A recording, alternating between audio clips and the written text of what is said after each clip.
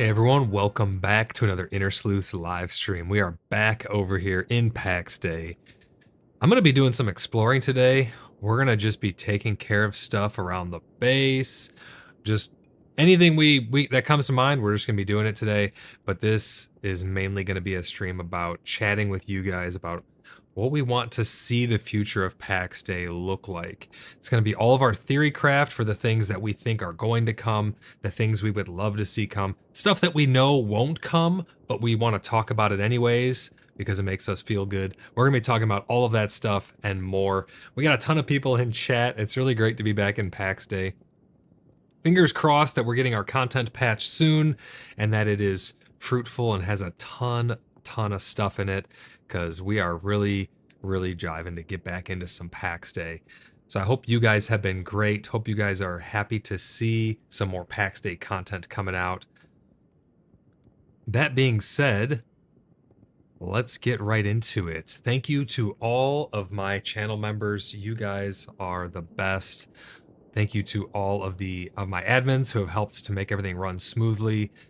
Huge shout out to all of the new members of Cheeky Buggers United Community Discord. If you guys would like to join our community, you can do so by typing !Discord. You'll get a link that will take you over to our community Discord, which is Cheeky Buggers United. We have all kinds of cool services that we host for our members. We have a website, where people can apply if they would like to join us in-game. If you'd like to join us in the Order of the BloodBrothers in either Pax Dei, World of Warcraft, or any other game that it may be that we host, we have a server rack, so we host a bunch of we can host a bunch of servers for people. Whatever it may be, we can hook the community up with whatever we want to be doing. But we have a great community of people. I could not ask for a better audience and members over there. So huge shout out to all of you guys. Today, we're going to be talking just about everything Pax Dei. We're going to be chilling, chatting, and theory crafting. It's going to be a lot of fun. If you guys have any topics that you want to get my ideas on or anything like that, please bring them up in chat. I'm going to be very attentive to chat today. I normally try to stay pretty attentive to chat, but this entire stream is all about the chat. So get engaged. If you're normally sitting there quiet in chat, make your opinion heard. Let me know what you guys think about Pax Dei. Let me know what you think about the Pax Cast. If you don't know, we have a podcast called Pax Cast where we cover all the news and happenings in and around Pax Dei. So if you guys would like to get the latest news on that, make sure you check that out. Big announcement today. They've been pushing this whole, they're going to wipe the inactive accounts, and they put out their list. Let me pull up the list of parameters that must be met in order for it to actually be, your plot to actually get wiped. Give me 1 second here. Let me pull it up. So this is the parameters that must be met in order for an inactive plot to be wiped with the upcoming plot clearing. Your character has not been active for the past 28 days. Your character owning the plot has been played for less than 120 minutes, and the total number of crafting events on the plot is less than 50 overall, and the total number of pieces placed or removed on the plot is less than 20 overall, and nothing was crafted, placed, or removed in your plot in the past 2 weeks. So basically what they're saying here is they're removing the plots of people who played day one and then didn't play again, is essentially what it sounds like. But again, you got to remember, this is character specific. So if you have alts who have plots, make sure you're checking on them as well. I don't want to tell people, hey, you haven't played since the beginning of since the game came out, I think you should hop on so your stuff doesn't get wiped. I'm not going to say that, because if you haven't played since the game came out, you clearly don't really need that plot, and there can't be much on it anyways. But that being said, if you do have alts on other servers or other places that you would like to keep active, and you are an active player, by all means, make sure that you're keeping up with that, because it is character specific. So make sure you don't meet all of those parameters. Again, it's not just one of those parameters, it's every single one of them must all be met in order for your plot to have been wiped. And that is going to happen. It will not happen before August 19th. Now, there's some theory crafting going on that potentially that August 19th is the magic number for when we're going to be getting the content patch. That very well could be. We don't exactly know when that's going to take place for the content, but there will not be a wipe before August 19th. That's what they've said, so make sure you don't meet all those parameters if you are an active player. That being said, they also pushed out something talking about how it was a bug. It was a bug that you could not make an alternate character on a server that was full, because you can only log in on one character, right? So having an alt on a server should not increase server load, shouldn't be an issue. But that being said, you can now create alts on your servers that you're on. So we're on US East Danu RP. Our server is still full, but if you already have existing characters on there, you can, or plots, I would assume, you can make new characters. Let's catch up with some chat here. It's great to see everybody. We got Sinkunri, we got Tronox, Eva, great to see you. Burger, Raz is in chat. It's great to see you all. I hope you are all having a great day. Oh, Eva was headbanging to the BloodBrothers Blood Oath anthem there at the beginning. I always use random spinning wheels. Oh, Eva says, I guess your cam is taking audio too. I'm doubled? Am I doubled? Oh, it was Discord on your PC. Oh, okay. So it's not me. I'm not doubled, right? My audio's good. Visual good. Everything good? Let me know, guys. Let me know if everything is hunky-dory. On my end, everything looks green. So let me know if anything else is weird going on. Raz says mainframe is the final boss of teasing and edging.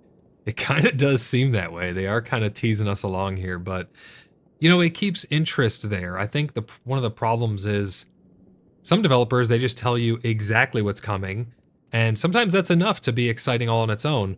But I like a little surprise here and there, so I'm not too opposed to it, to be honest. We just need content because I know a lot of people, not just in our clan, but a lot of people in general. I've been watching the Steam numbers, and a lot of people have fallen off because I think they've either gotten as far as they are comfortable going without grinding too hard, knowing that a wipe could potentially happen at some point.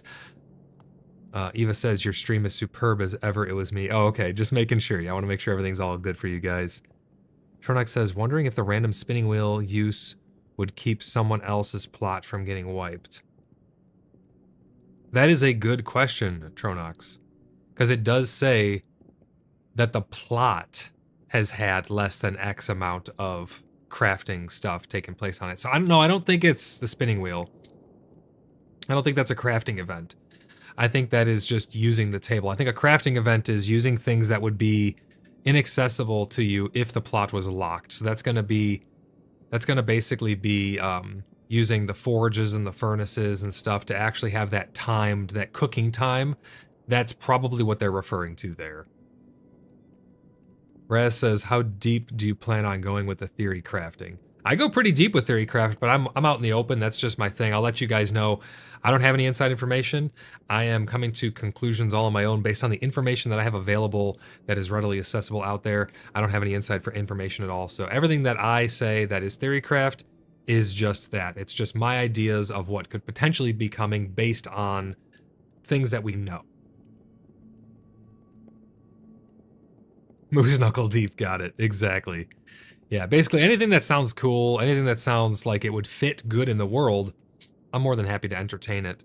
Because I think that this is a game of mystery. I think this is a game where a lot of cool stuff can happen in this game if it's done right.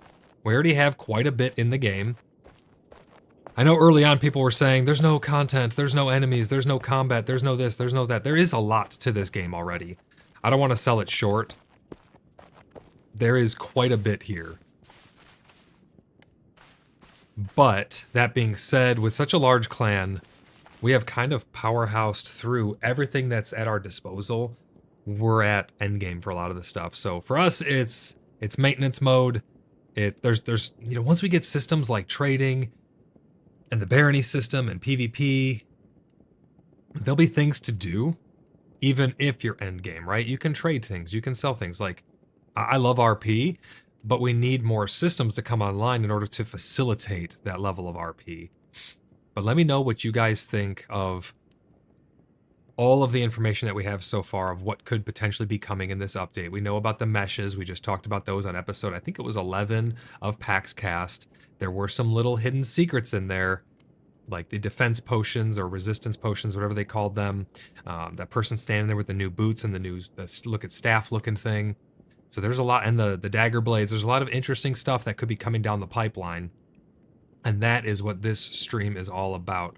So sound off in chat. Let me know what you guys are most excited for to come to the game. That being said, we are flying towards 1,000 subscribers. We are well past 150 now. My thing lags a little bit behind as it has to verify and all that stuff on the back end. But we are flying towards 1,000 subs. Once we reach 1,000 subscribers, we're going to be doing a 24-hour subathon here on YouTube. And I'm going to be putting several hours on the clock. And that clock can be extended closer and closer to 24 hours as channel memberships are gifted. Speaking of that, I have some channel memberships to gift out as a thank you to the community, so I'm going to be giving those out here soon. I think they're random. I wish it would go with who's in chat first, but it seems to just be random. But the clock can be extended by channel memberships gifting and Tangia interactions. We use Tangia here on the channel. We've had a lot of fun with Tangia. I think it's a pretty cool way to stay interactive with chat and let you guys do some funny stuff on screen. So I'm going to go ahead and unpause Tangia. And this will let anything that's queued up play through now if there's anything that is pending. If you'd like to send those funny things over Tangia, you can type !Tangia in chat, and you will get a link over to the Tangia. I don't know if I mentioned, but if you type !website, it will also show you a list, or not a list, it'll show you a link over to our website where you can submit an application to join the Order of the Blood Brothers. Our server is currently full, but don't let that stop you from getting an application in. If you intend to play with us, or if you want to play with us, if you have any questions about Pax Day or anything like that at all, please let me know. I'm more than happy to answer any questions you guys have about Pax Day. I let the game speak for itself. That's my whole thing, and I think that's why our community has grown so big so fast and continues to grow. We have a lot of people with pending applications over on the website. If your application is marked pending, make sure you check back and see if it's marked pending. You have to get in touch with an admin or myself on the Discord so we can get you vetted and get you fully into the clan. Once you're into the clan, whether it be for Pax Day or World of Warcraft or whatever we are playing currently, you are in everything. You don't need to submit multiple applications for different avenues of the game. You're into all of our private servers, you're into all of our clans, all of our guilds, all of that. But I'm gonna go around and check out some people's builds. Actually, we can do that in F7 mode. We got our new post office being constructed, where we are using pseudo permissions. So for those of you who don't know, you can actually use like a pseudo permission system to allow somebody to be a distributor or a post office or a quartermaster. How you do this is they will set their plot to clan. You will put down a couple chests. Those chests are now your chests. Once they set it back to private, those chests are now your chests and their chests. So they can put stuff in and out of them, and you can put stuff in and out of them. It's kind of a pseudo permission way, but no one else can. Only the person who owns the plot and who placed the chest. So when multiple people add their own chests in here, it allows for a post office type system where the stuff can be distributed. So this is our post office that we're working on. It's kind of a cool little building there. Let's go see what else people have been working on. There's been a lot of construction happening here. Templar has rebuilt his place many, many times. It's looking pretty cool right now.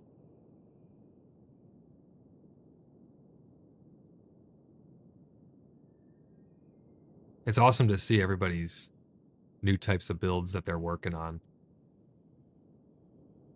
We got our swimming pool over here down by Tyra's, where we can come and relax after a long day and kick off our suits of armor and hop into the water. Maven is working on her new build over here.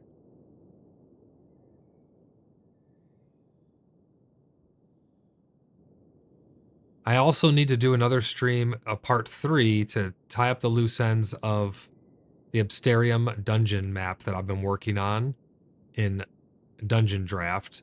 Been using a program to actually... Oh, we got some flower pots on the roof. That's pretty cool. I've been using Dungeon Draft to make up some maps for Pax Day to map out the dungeons in high fidelity. Not just a dungeon scroll where it looks like paper. Not that there's anything wrong with those. Just gives a higher level of fidelity that maybe will help some people in the community. So if you'd like to see those, we have a playlist dedicated to them. You can check the channel and you can check out those videos. We have 2 so far of us working on the Absterium. There's going to be a 3rd eventually. I'm going to go grab an axe because I want to get some charcoal cooking. I know that that's always a thing we need. And today is all about just chilling, having a good time in Pax Day.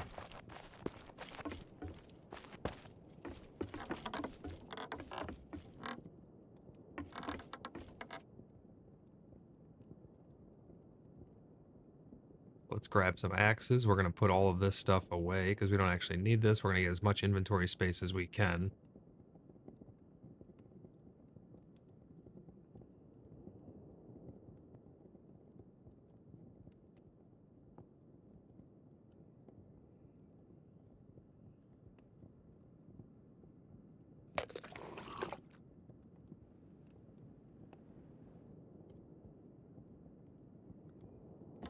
There we go. Let's go harvest.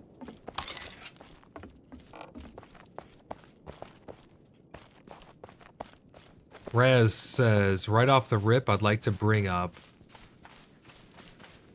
it is simply the scope of gear and item tiers. We have already been teased about tier 5, but I would like to believe there will be a higher, if not a unique tier of things. Yeah, we do know that at least in the alpha, there was images that were taken that showed multiple pips above what we currently have. So we currently have up to 4 pips. But we have seen things with 5 little squares going across the top. I don't know, maybe this would turn into one big diamond and then it can upgrade from there. But I'm sure, this being an MMO, I was talking a lot about this last night. It needs evergreen content, and evergreen content is going to mean an ever-expanding higher-end tier. You can't just keep the same tier and leave the end game the same. There's going to have to be an ever-expanding evergreen system of to some regard, I would imagine.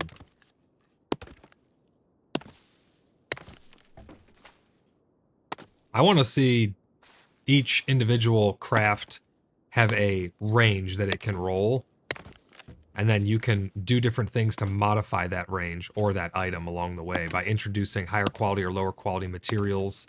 I think a system like that would be very, very in-depth, and it would help the market system, which we know is hopefully coming pretty soon.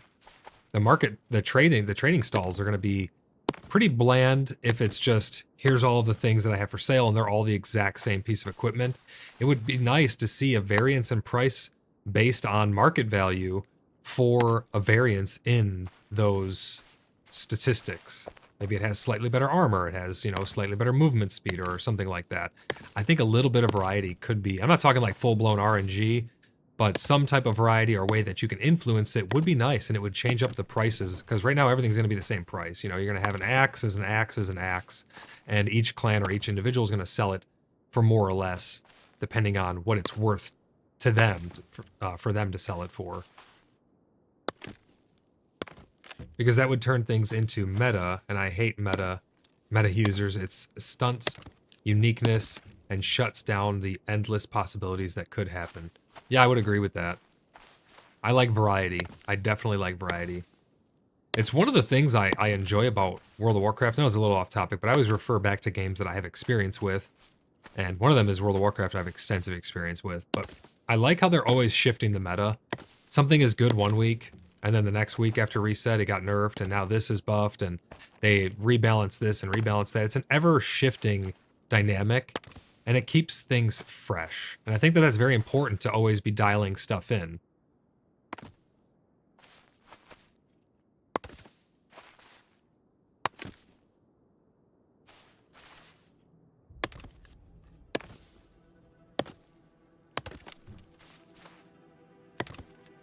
Oh, I see a big building up here. I'm gonna have to go check out some more builds people have been doing.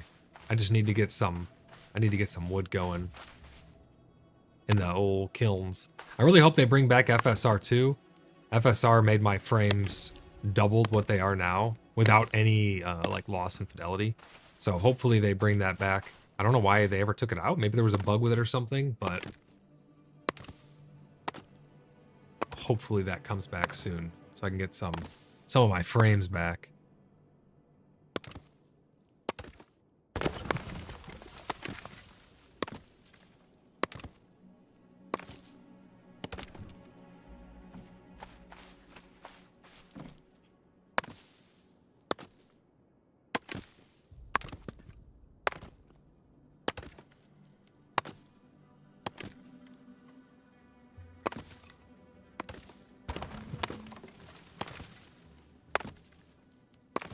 I know that this will never happen in this game, but we were talking last night too about AI in video games and what the possibilities behind that could be. I think that would be really interesting to see, because they have been very adamant about, we had a couple different theories. So they've been very adamant about no traditional NPCs in Pax Dei. They want it to be very player driven.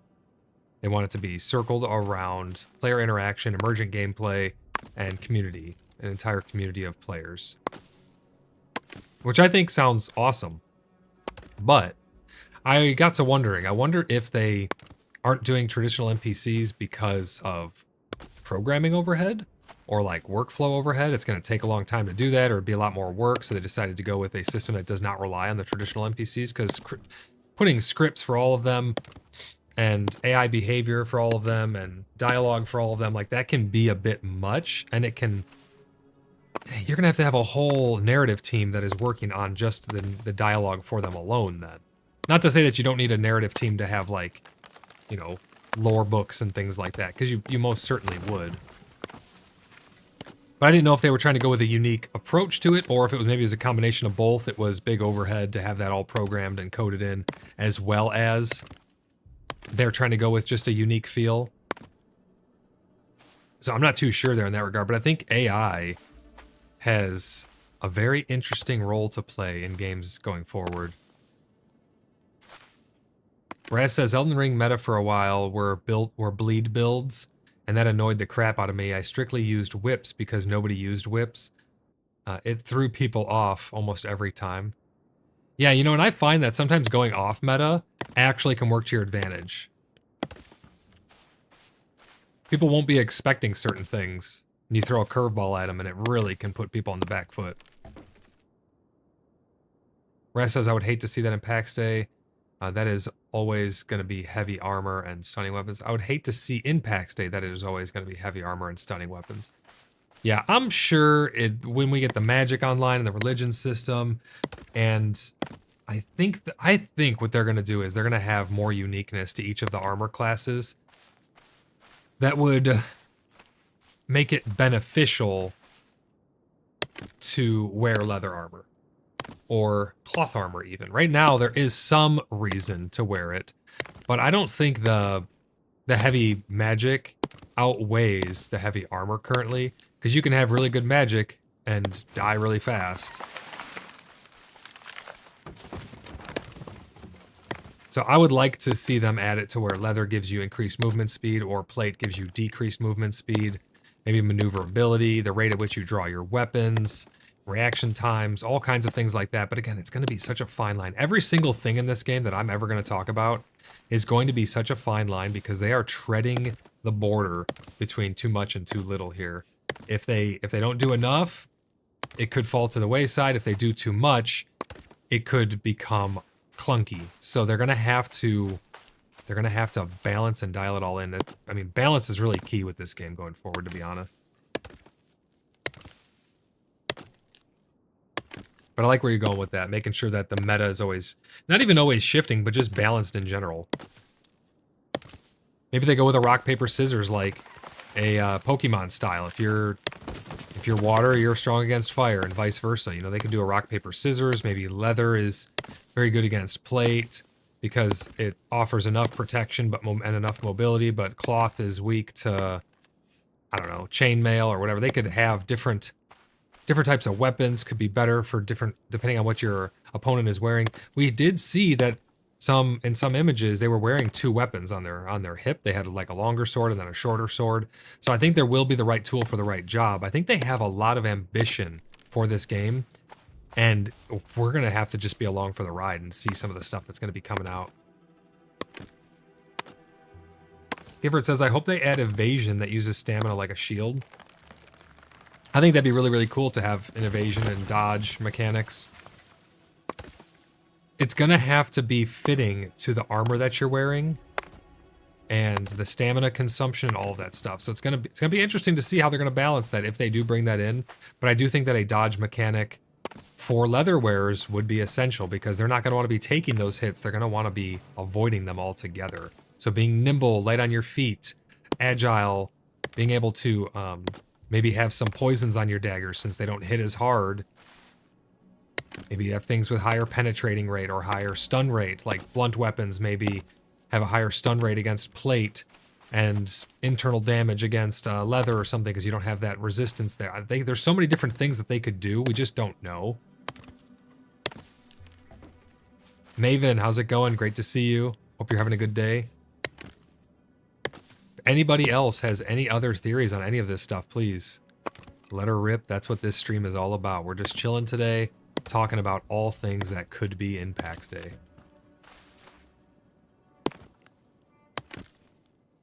Raz says, yes, hell yes. Dodge roll, backstep, parry, For Christ's sakes, yeah, that would just be really, really awesome. Because right now, let's be honest, the combat is, and they've even admitted it, the combat is very rudimentary. It is bare minimum. It allows you to do what you need to do to test the function of all the systems that are in place. But it's basically just go in, who can left click faster, who can mez fireball harder. Like there's things that need to be fixed and there's things that need to be balanced, and that's a given. Maven says, thank you. Hope you're having a great day too. I'm having a good day so far, yeah. I got some cool stuff set up for the community. We have a new bot on the Discord that is self-hosted. It's like a little music bot. Can interact with libraries that I can add. So I'm trying to get the permissions and all that set up over there. I added it to the website for members to be able to see the panel when they do get access to it. I've been working on a lot of stuff. Getting my private World of Warcraft server updated, working on the server rack quite a bit. I got all kinds of little fun stuff, little projects that I always work on. And one of my favorite things to do, theory craft for Pax Day. There's just so much potential. We were talking too yesterday about if they did use AI with let's just say they use pre-made assets in the world, but then they use AI to drive that content, they could have it to where you are getting these dynamic events that are taking place based on all kinds of parameters,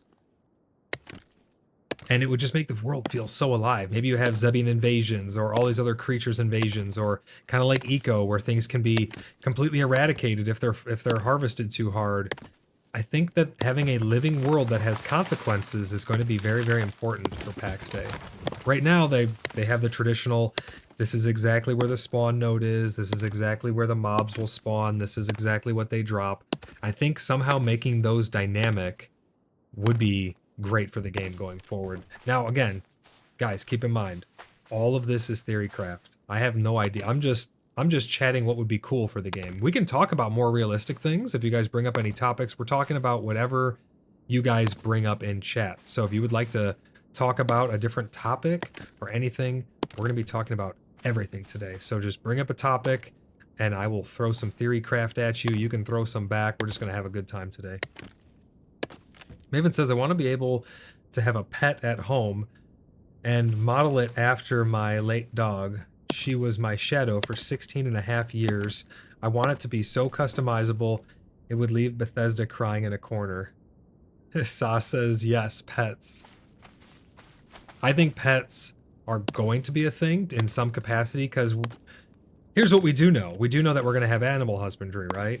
We don't know to what extent we're going to have animal husbandry, but we know that we're going to get it. And what goes along with that is going to be some type of animal. I'm almost certain. At some point, right?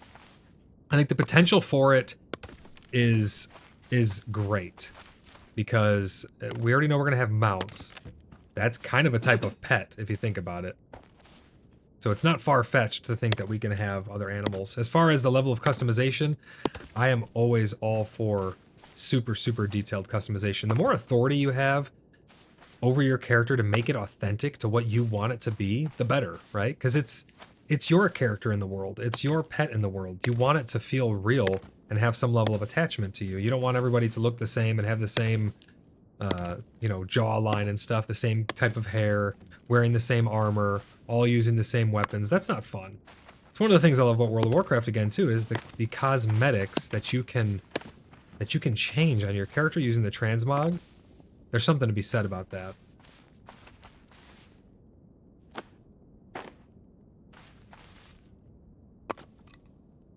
Sa says, I also want the horse they tease with those hoof beats. We've seen images of horses, and it looks to be that they have saddlebags on them and stuff too, so presumably we're going to be getting not only mounts, but mounts that can carry something. They did talk also about having carriages and wagons for transporting goods. Raz says, I want a pet crab. Dude will be based as fuck, just sitting there eating garbage. Maven says, I don't like pets following everywhere like an ESO, but I think back at your base would be great. I think having certain pets that follow you would be kind of cool. But again, yeah, it's going to be A fine line between too much and too little.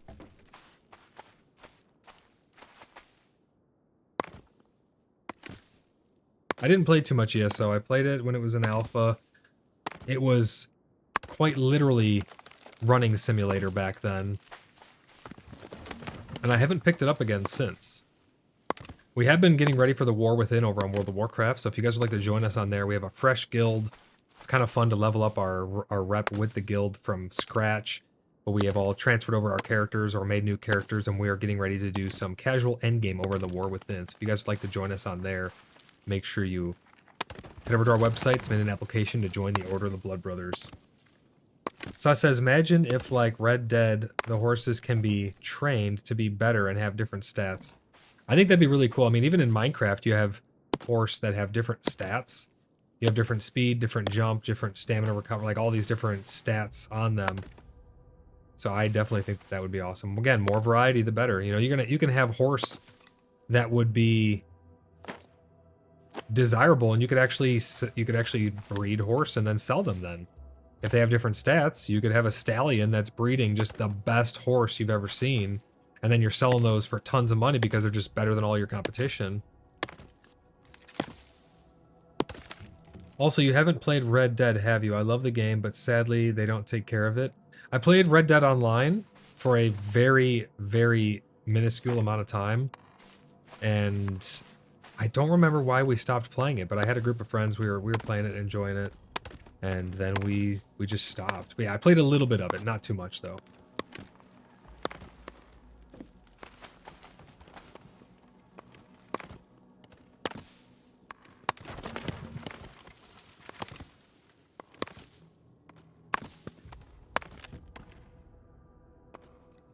Any other topics you guys would like to talk about? Let them rip. I'm gonna go get my charcoal cooking up here.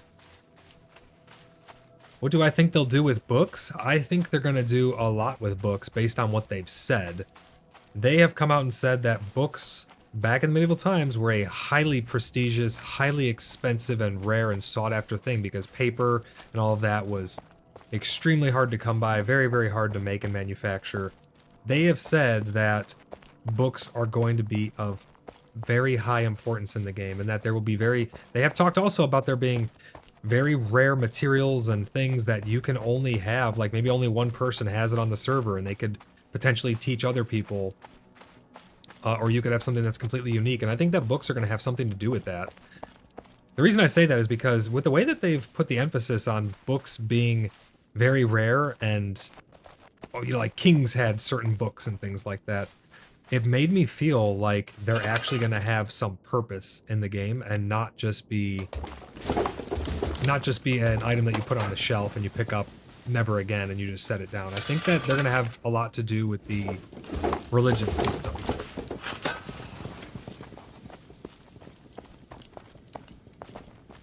Dragomir says, let's go. I want more building sets.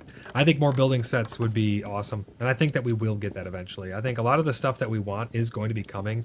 It's just a matter of when, I think, is the key. When will it come? Because they've talked about a lot of stuff that potentially very far off in the future, but at least they're talking about it. They're making it known their intentions of what they want to do with the game, and it's great to see their vision.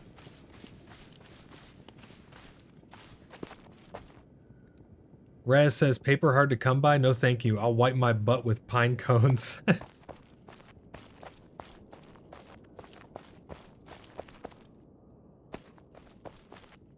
There's a cute anime called Ascendance of a Bookworm that teaches you about that, how rare books were and why. That sounds pretty cool. Let's get our axe repaired here. We're trying to get as much wood as we can as fast as possible so that way we can, well, I'm not rushing or anything. I just mean I'm not wasting my time out there. I got a mission that I'm on, and that's to get as much wood as I can. We need charcoal. Pretty much everybody needs charcoal to do all the stuff, to make all the steel and keep the things churning. So that's what I'm working on right now.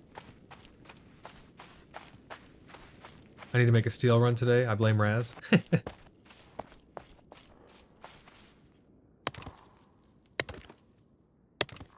That reminds me, we are going to be putting together a PvP little scrimmage between our allies and us and our friends and everybody. If anybody else would like to take part in it, even if you're not a part of our clan, we're going to be coordinating that over on our Discord, maybe potentially on our website.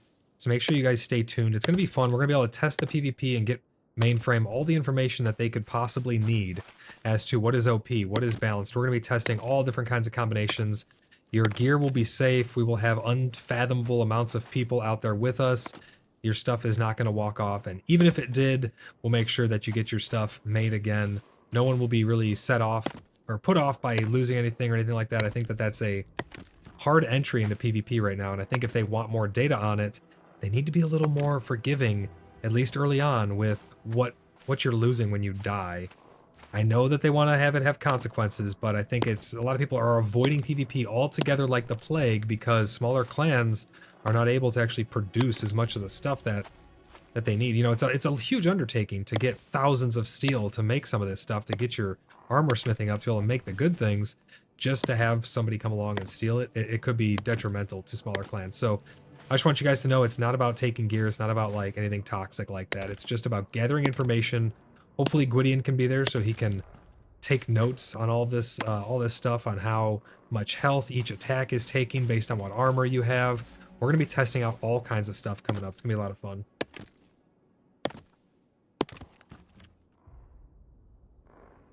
Tengu, how's it going? He says, hail Voidlock and clan. Good to see you guys back at it. What mischief are you up to today? Today we are just talking about Theorycraft, talking about the future of the game. I'm just collecting wood and doing some housekeeping. We're going to go on a little exploration journey a little bit later. We're going to bring some gifts to some far-reaching clans.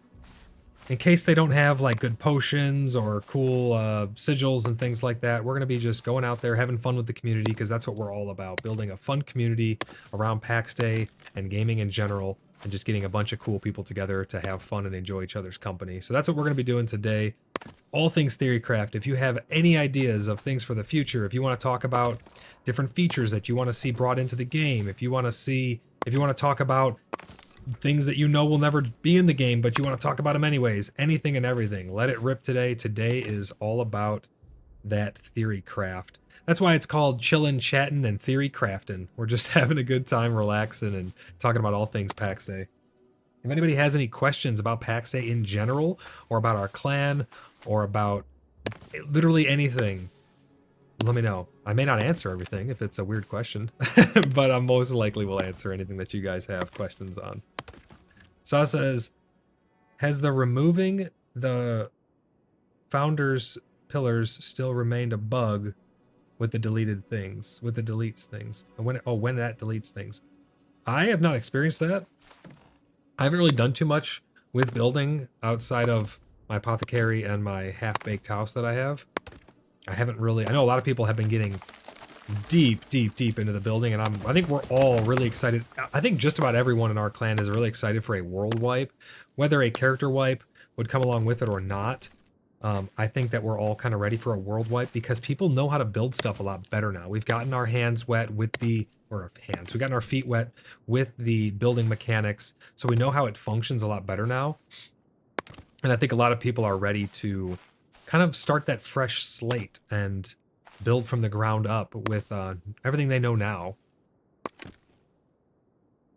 Yeah, PvP has no incentive to actually want to PvP. I think the only incentive to PvP right now is to just try and troll people, really. It's just to kill people and take their stuff just because. I think that's the only real reward. Almost like gatekeeping in a sense, because they're going to be in the PvP zone preventing you from getting steel. Now, that's not the only place you can get steel, but the PvP to me almost mirrors Tarkov PvP. Not worth the risk, and the reward basically not exists. Yeah, but I mean, the thing is, there's really no risk right now to PvP. I've seen like nobody in the PvP zone ever. I did a whole stream out there trying to get people to come kill me, saying that we're not going to take your stuff and we just want to have a good time and mess around with it, but not even a single person showed up. So I don't know.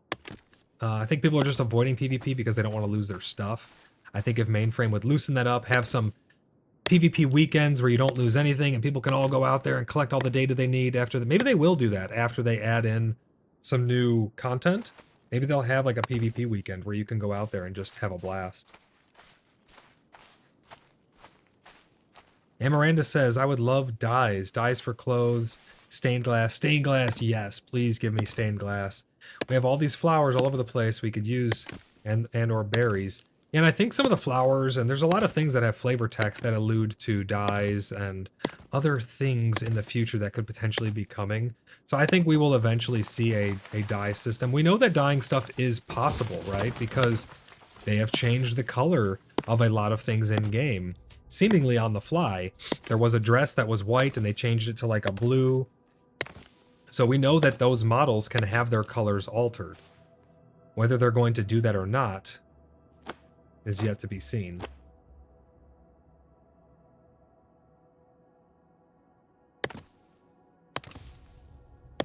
So I've been worried to build over my crafting platform.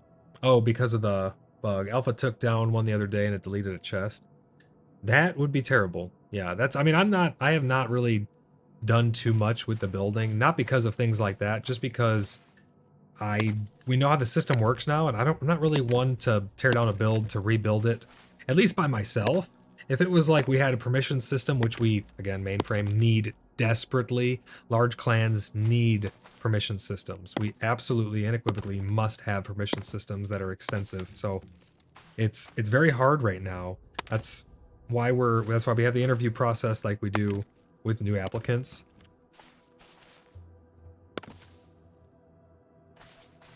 Raz says that's exactly what it is. Gear fear. Gear fear scared off a lot of would-be EFT PvPers due to the fact that they could lose their best gear in an instant.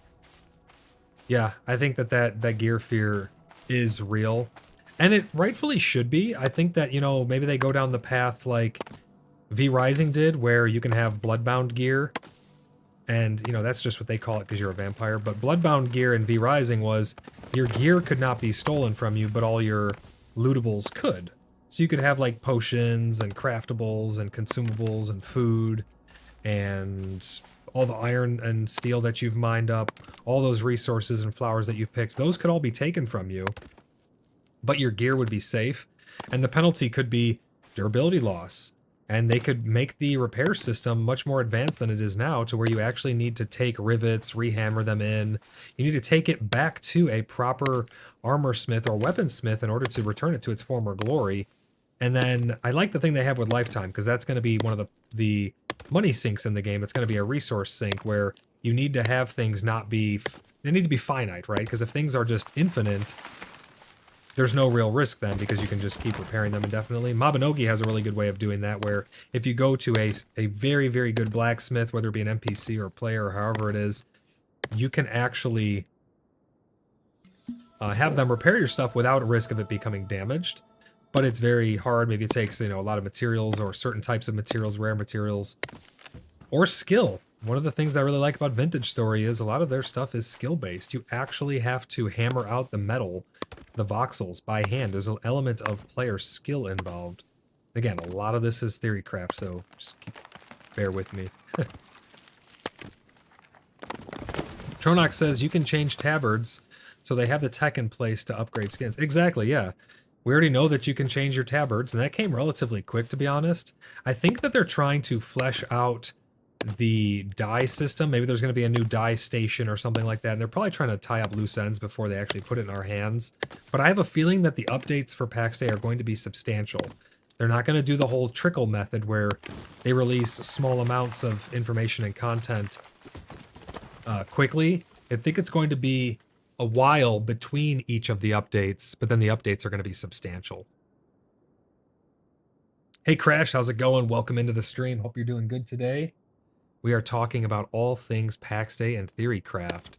So if you guys have any other topics, keep them coming. This is great discussion. I think we're getting down to the nitty-gritty of what we actually want to see in the game here.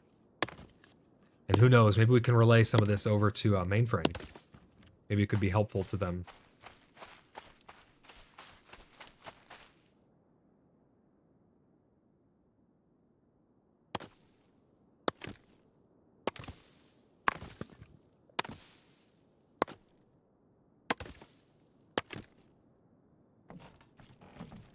Hey, chatting like this and having a good time with you guys makes cutting down wood all the less painful.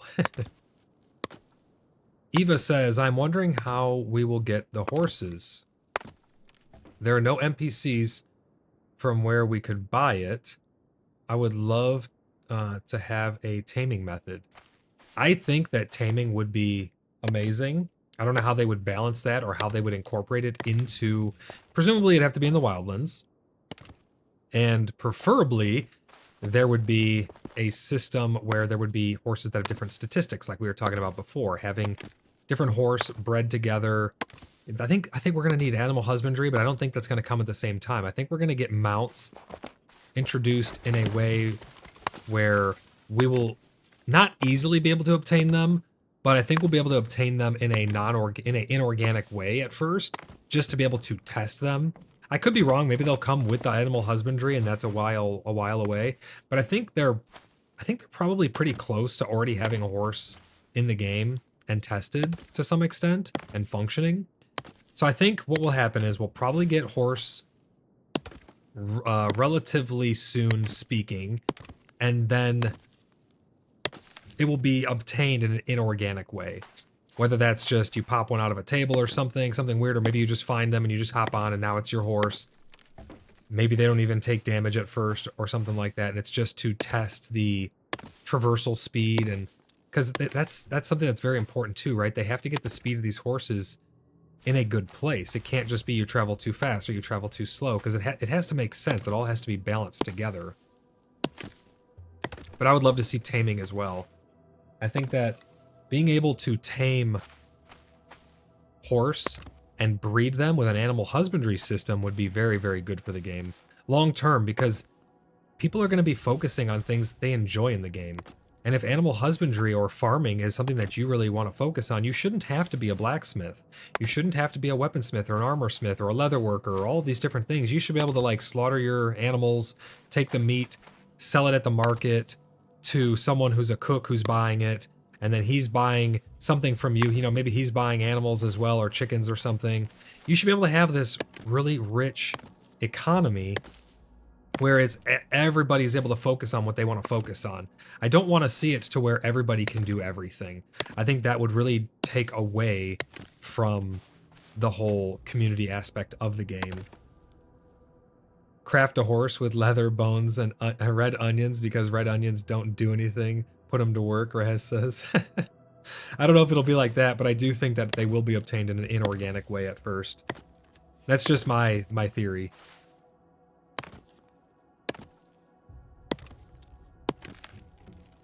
Eva says a little bit in Ark with mutations would be cool. Breed a unique horse with unique stats, good to sell, and worth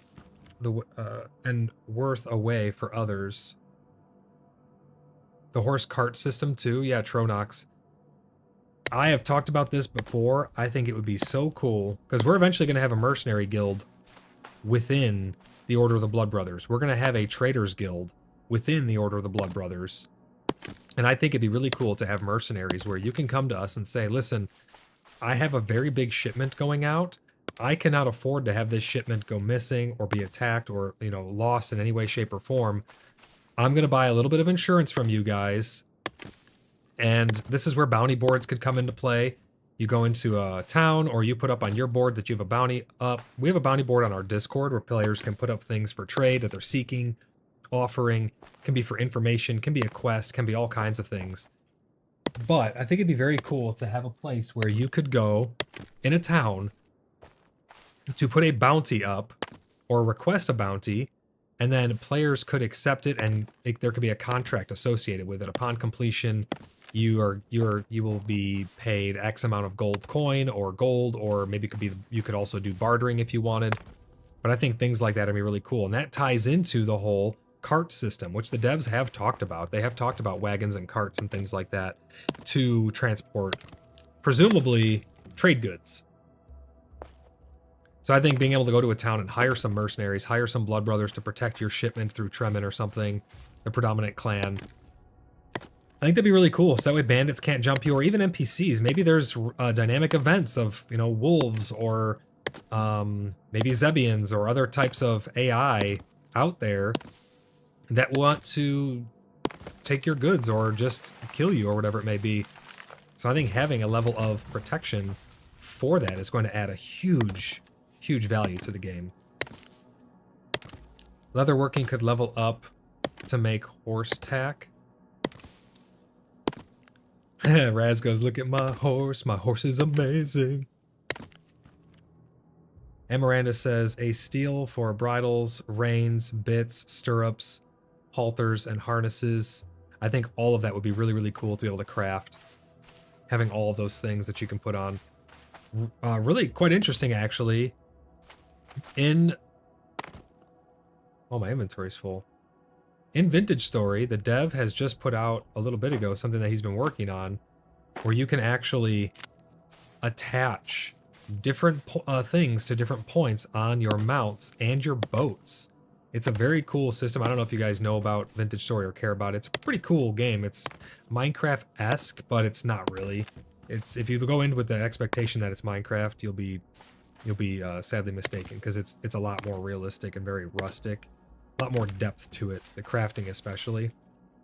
But I think being able to attach different bags and pouches and things like that would be really, really cool to see take place. Also, I don't know if you guys know the mod for Skyrim. I'm gonna go dump off this wood and then come grab some more. The mod for Skyrim, like Bandolier or whatever it was, that was so cool. Just imagine having like a little pouch here, a little pouch there, all these pouches all over you where you can customize where things are going in your pouches, and you can have your potions on your hips. The level of fidelity that could take place here could be amazing. A Witcher 3 bounty bulletin board? Exactly. Exactly like that, 100%. Or big-ass crabs on the roads. Trade settlements with NPCs or big-ass crabs on the roads? That'd be funny. Steven, how's it going? Welcome to the stream. We are talking about all things Theorycraft for the future of Pax Day, all the stuff that we know about, all the stuff that we want to see coming to the game. If you have any topics that you guys would like to talk about, don't be shy. I'm here to answer all your questions. All the information that I have at my disposal is ready for you guys, so just let me know what you guys would like to talk about. And I'm just going to be gathering some wood, going on some explorations, and checking out some new areas. Having fun in Pax Day today. While we wait for a content patch, hopefully coming soon. I'm trying to pay attention to chat as much as I can. There's only one of me. There's a bunch of you guys. I'm trying to keep up with it. I'm going to go repair my axe again. And let's go chop down some more wood. I know we need a lot of wood for charcoal. But yes, we are back in Pax Day. Everyone's very hungry for content, so I figured talking about content is the next best thing, right?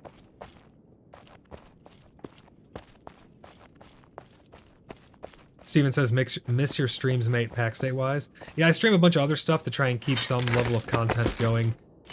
I'd like to do more RP in Pax Day, but we need more systems to come online, so that's why we're here talking Theorycraft. I think we're going to be doing a lot more of these types of streams where we're more so chatting about things that are upcoming. We do have PAX Cast, which is my podcast, where we talk about all things Pax Day that we know about, and we do some Theorycraft on there as well. But I think I'm gonna start doing a lot more of these informal streams where we're just running around doing mindless zombie stuff, but it's gonna be more so about the topics that we're talking about. So let me know what you guys think of this type of stream. Hopefully you guys are having a good time. Again, if you guys have any topics you'd like to talk about, let them rip. Darth says, Tor's Place now has a much higher viewpoint than before after 1,700 stone and 1,600 clay added to the build. Holy crap. I'll have to check that out. Yeah, a lot of people have been focusing on building a lot while they bide their time waiting for some more content to come through. I've been mapping some dungeons as well. I have a playlist dedicated to it. We have 2 parts currently mapping out a dungeon. Raz says, I would ham wallet on Keister or Keister. Oh, ham wallet or Keister my potions. Just saying. Ain't nobody want to drink that after finding them. Oh my god, Raz. If/when a world wipe would, what would the type of area you'd want to rebuild in. So I think that the most important thing for me and my clan, since my clan is huge, we have over 100 members. We are extensive and growing every day. We have a bunch of people who can't even join our server because the server's full who want to. Again, don't let that stop you guys from applying to join the Order of the BloodBrothers. Get your applications in. Maybe it's for a wipe in the future, and then you're going to be switching over to Danu RP, or maybe we all switch to a new server, or whatever it may be. Get your applications in now. We can get you vetted, get you into the community, get you all acquainted with everything, and then you'll be one of us whenever we need to hop in game, wherever we're able to hop in game when the server's not full. Then we're all good to go. So don't let that stop you guys from hopping in with us. But I got a little sidetracked there. The most important thing, I think, is going to be the biggest, flattest, most open, beautiful area that I can possibly find. The area we're in right now is not bad, but we're so crammed down in here. We're so cramped. Like, all of this is all us. All of Southern Tremont, all the way over to here, all us. There's some people dotted in between, like we helped Chloe, she's somewhere up in here. We helped some other people all over the place. We have some allies up here, some other people that we're on good terms with. There's a lot of us down here. There is an unfathomable amount of plots that we've taken up. So I think the most important thing is going to be a big, beautiful, flat, open area where we can build an actual city. That's my goal in the future, and I'm working with our builders and crafters. Oh, my game is frozen. There we go. Our builders and crafters, carpenters, to make sure that we can do it right once we get a wipe. And I think the hardest thing is going to be, I can't exactly just disclose where we're going to be going.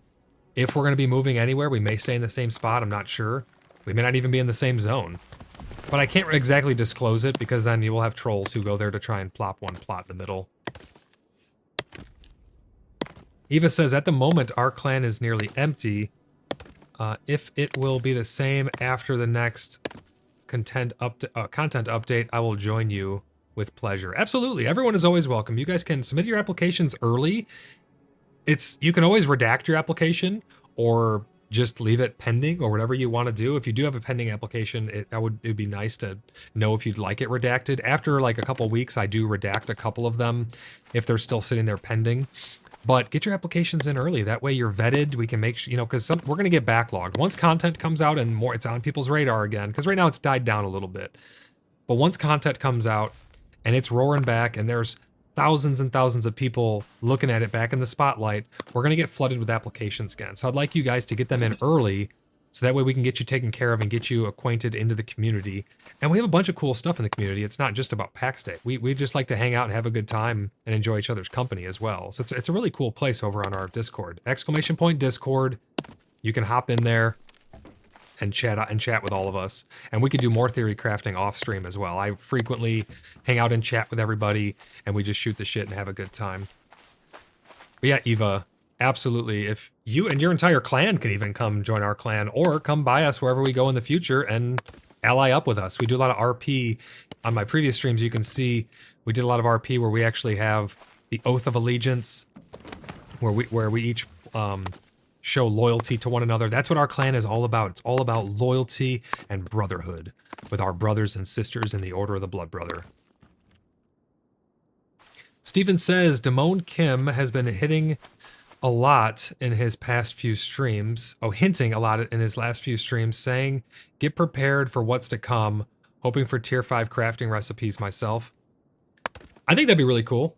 I don't know if he knows any behind the scenes stuff or not. I mean, it's easy to just get clickbait and I'm not saying that's what he's doing, but it's easy to have clickbait where you just say, sneak peek, inside information. I try to avoid doing that with my titles for the most part because I feel like it's misleading. I like to just be straightforward and let you guys know this is Theorycraft. I don't know any inside information or anything like that. It's all just based on information that we do know.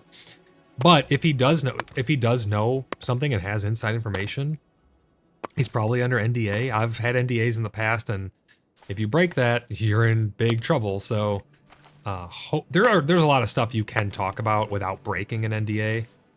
But we'll see. We definitely will see, and that's why I like to have these chats and have these theory crafts. And make sure you share this with your friends. Make sure you thumb it up. Subscribe if you're not subscribed yet, because it really helps the channel to grow. I greatly appreciate it. Thank you to all my channel members. We have 3 different tiers of channel members. We're going to be having a bunch more perks. I'm going to be looking over the perks here coming up soon. But big shout out to all of my channel members. But yeah, I think that if Damone Kim does have some inside information, I think it could be pretty cool to help get that out there to the public. I'm all about theorycraft though, and when I have my feelers out in all different avenues of other content creators as well as databases and stuff like that. So whenever I get information, as long as it's not an exploit, I let you guys know about it right away. If it's something exploitative, like being able to log out and log back in certain areas to reset bosses, they fixed that now. So now I can talk about it. I don't really like exploits. I think that we need to report those things to get them fixed, to get the game into a better state.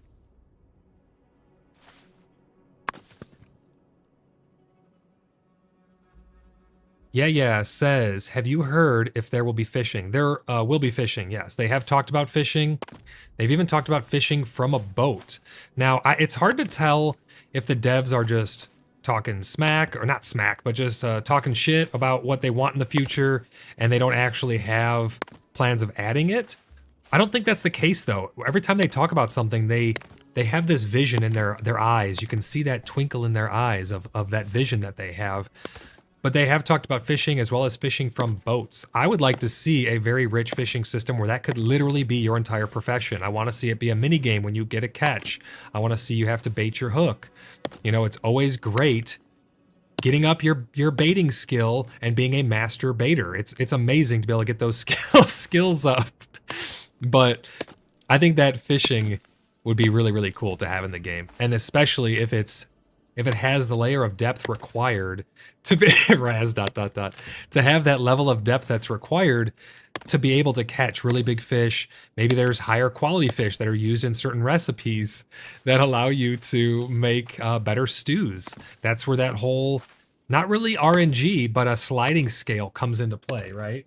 You're going to have better fish that you're catching going into crafting better stews. I think that would be really great for the game, honestly. It's going to add, you know, you could literally be the best chef in the world because you're only working with high tier ingredients for high clientele or something, you know? I think that would be really, really cool. But yes, to answer your question in short, fishing has been mentioned, and I think it is, like Raz says, I think it is in development. I think it would have to be. It can't be that complex of a system to code in, really. I mean, we'll see what we get. Raz says deep sea fishing, but you fall off the boat and your stamina is running out. That would be really cool. Like in Valheim, you can actually go out to sea. And Miranda says, we're in a beautiful spot. I love the river running through our town and the resources nearby.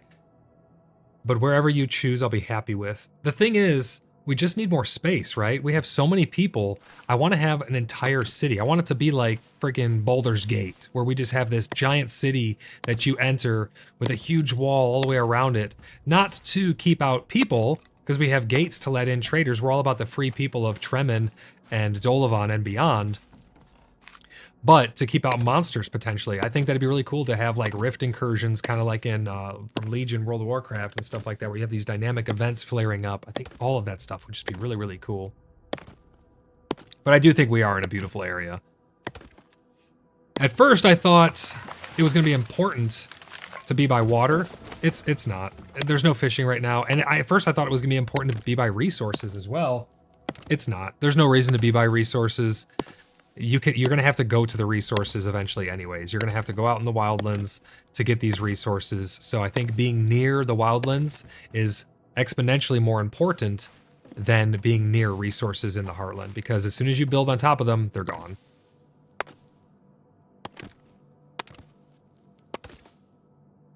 Already there. And the oils, like in Conan.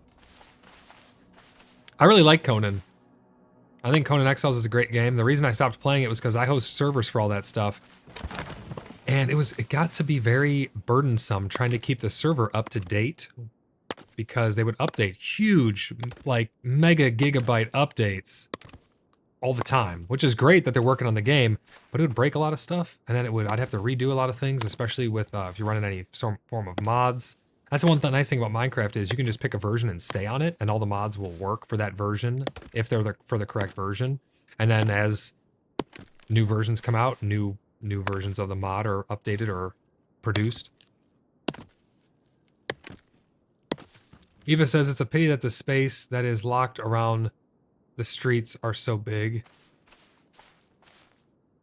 I think that the game could benefit highly from having a system where you're no longer claiming a plot that you're placing down, you're claiming a property. That's what V-Rising did. V-Rising went from a plot placement system to a property claiming system. And I think that was the best thing they could have done for V-Rising, in my opinion, for the property. Because it fixed so many problems. It fixed people trolling you by building next to you and putting all kinds of weird things there. It fixed just all kinds of issues it fixed. Birdie7765, thank you for that subscription. I really appreciate that. Everyone else, if you're not yet subscribed, make sure you subscribe so you never miss a live stream. Yeah, I think that they could benefit highly from introducing a system like that. And that's controversial. I know a lot of people, some people aren't going to like that type of system because it's kind of limiting you a little bit. But if you claim an entire property, like let's say on the map here, you have a plot here, you have a plot here, you have a plot here, and they're all predefined with their borders, or you have like this whole section here is a property and you can claim that property. I don't know if you guys have played V-Rising. V-Rising did it really, really good. You don't have to build on the whole property, but that whole property is yours. Or at the very least, introduce a buffer. Having a buffer zone around your plots would go a long way to fix a lot of the bugs that we're having currently, where people are attaching their plots onto people's plots and then removing them and manipulating them in such a way where they can expose parts of your builds and then troll you and grief you. I mean, some YouTubers are out there, that's like what all of their content is just trolling people and griefing them, and I think that's just terrible. I think we should be uniting as a community around helping the game to be a better place and reporting all these bugs rather than exploiting them and abusing them. But that's just me personally. I'm going to take a quick pause here, and we're going to gift some channel memberships to people. So let me pull this up. I have a couple memberships here we're going to give out to random people.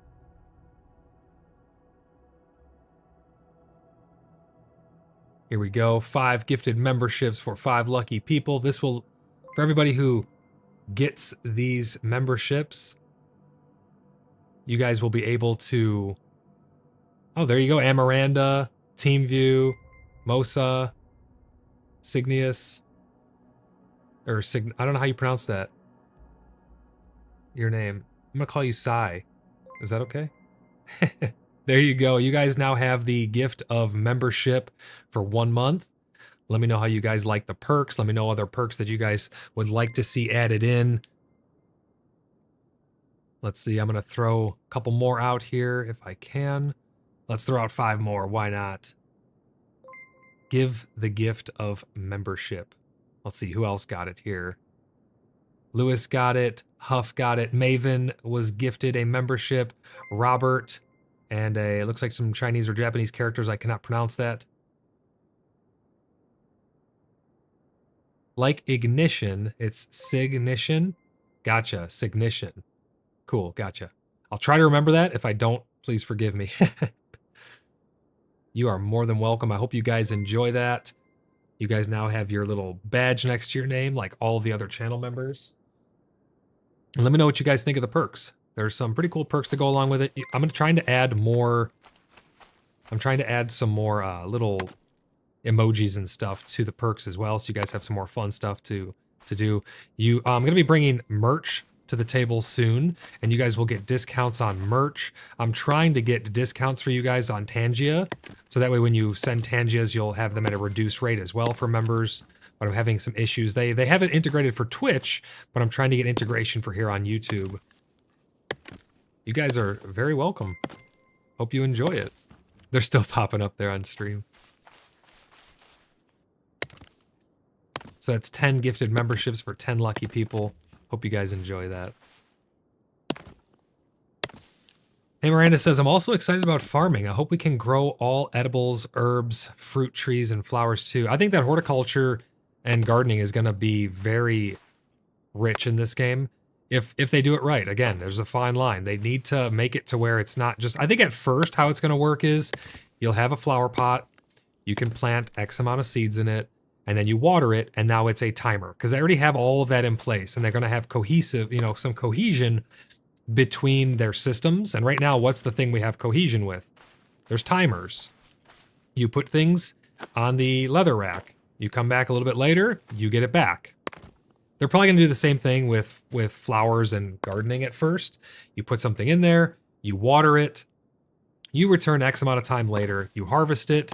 Maybe you need to replant the seeds or whatever. Maybe there's a fluctuating yield based on some environmental factors. Maybe there's not. Then you harvest it and you water it, and then you come back. I think that's probably what it's going to be like at first. I would like to see a lot more depth to it than that, but I think that's probably what we're going to get at first. But yes, I think that farming is going to be very, very good for the game. It's going to give, again, I want it to be able to be your entire profession. If you want to have 10 plots that are all just you farming on the plot, I think you should be able to do that. I think you should be able to till all the land. They have talked about being able to do surface tilling. So I do think that surface tilling will be a thing. It's slight manipulation of the topsoil, not terraforming, but surface tilling I think will be a thing based on what the devs have talked about. Fruit trees, all of that would be really great. They're gonna have to balance it though, because I think exploration, certain things like, for instance, morels in real life, those grow in a very specific forests underneath very specific trees of a very specific age that are old enough to facilitate them. And when you harvest them, you actually are supposed to put them in a mesh backpack so that way the spores can re-fall back on the ground to propagate them again. I think that certain things should be much more difficult. The environment must suit whatever it is you're trying to grow. I don't want to have to never go to the Mistlands again, or the Mistlands, what is this, Valheim? Down to the fog area, just because I got all the mushrooms from there and I can propagate them myself now. So there's something to be said about that fine line of being able to go out and explore to harvest rare things, but also be able to propagate your own.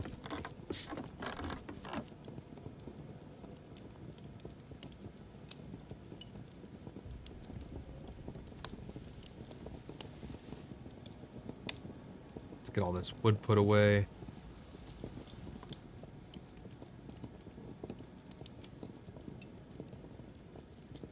If anybody needs any of this wood, let me know. I'm just gathering it because I know we're gonna need it. I know we do need it. So I'm just filling chests all the way to the brim with it. What other topics are you guys excited about? What other features that you want to see added into Pax Day that you guys like to theory craft about? Maven says, woohoo, thanks for the membership gift. I had to step away to assist someone, so I was very happy to come back to that. Oh, no problem. I hope you enjoy it. I gave the gift of membership to 10 different people. It was at random. I didn't get to pick, so you were one of the lucky ones. Yeah, you now have access to a bunch of different perks that you guys will be able to try out for the entire month.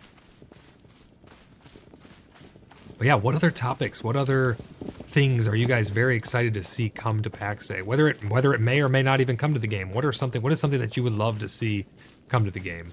I would love to see player contracts, like I was talking about before with the whole bounty board thing.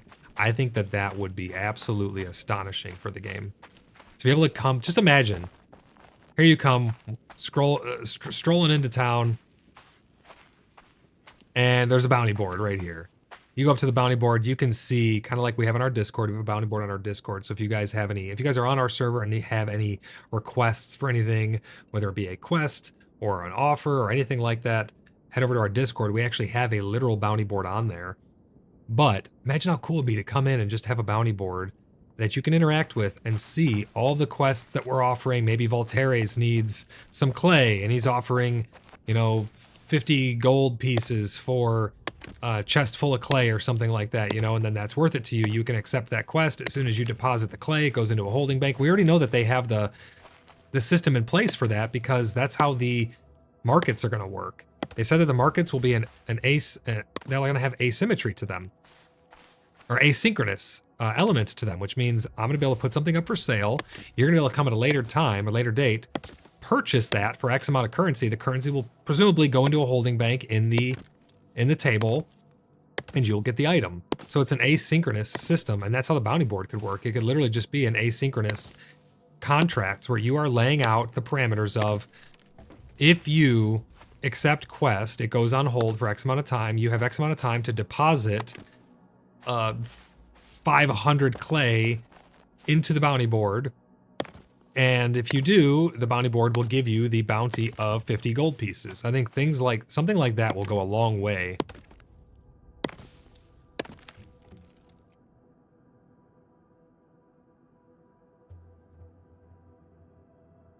Trees not growing if you place a foundation. Elven races. We do know that we're not going to get any, at least at first. The game is low fantasy, is what they describe it as. And that could be a very broad term. There can be dragons and all kinds of stuff in low fantasy, but low fantasy is most commonly described as the human struggle. And the human struggle is a human struggle. They have said that they're not going to have other races. Now, that's not to say that won't change in the future. I think that other races would be interesting in the game. I feel like it's a fine line, like with everything else. They could go too far.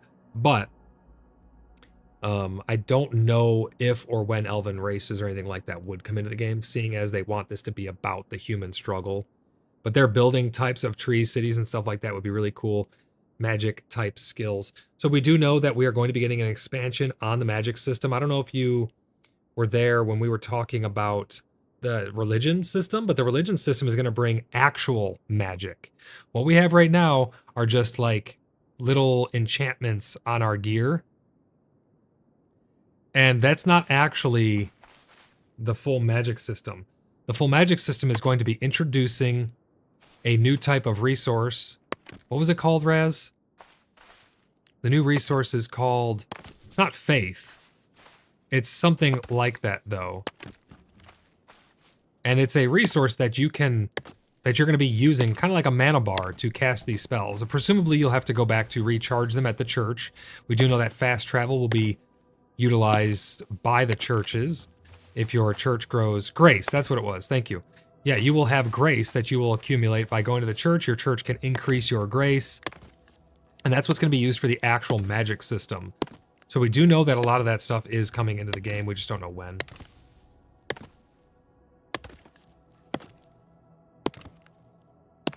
Maven says, I would think some transmutation could be fun with converting things to energy / magic to create special items. I think that'd be really cool, actually. I think transmutation, like, what was that anime, Full Metal Alchemist?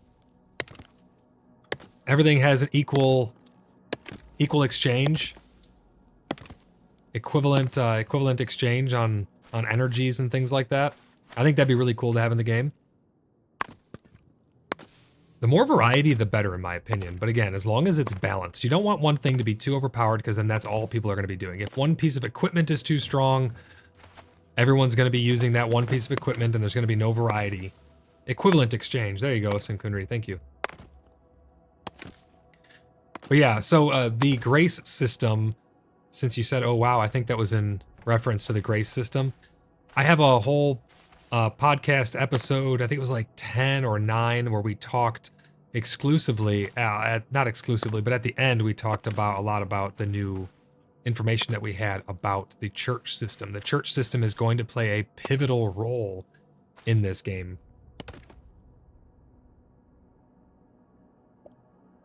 Maven says, we know about that definitely, but I can't help but wonder if there may be more than one path of magic in this world. I would love to see that. I'm not going to say no to more variety as long as they can balance it. I think that would be really, really cool. You know, we know about the church system. What if there's a dark magic system? I think that'd be pretty interesting as well. Like in Baldur's Gate, you have many different avenues in which you can build your character and what you're going to choose to, what paths you're going to walk, you know? I think that giving those options to the players could be pretty cool. Then you could have faux factions where you have, you know, people who are using dark magic, people who are using light magic, and they're banding together to have this, like, almost like a Horde versus Alliance faction system. Especially on an RP server, I think that would go a long way. Dark magic? You mean blood magic? Maybe. Sankunri says, I'd like it more if we could enchant buffs onto weapons versus making a single weapon that has a specific buff. I agree with you 100%. I do think there is something to be said about unique items that do come from certain crafting, but I think it'd be really cool if you could imbue your magic. Not really magic, because again, this isn't really magic. These are more like blessings or attunements or something that we have. I forgot exactly what they called them. But I think it'd be very cool if you could imbue it into different things. But the problem with that is there would have to be parameters on what it's able to be imbued into, because otherwise you could just make the best armor, the best weapons, and then imbue them with the best things that you want, and everybody would end up in plate. And I don't think that that should be possible. Runes? Yeah, maybe. Maybe they're called runes.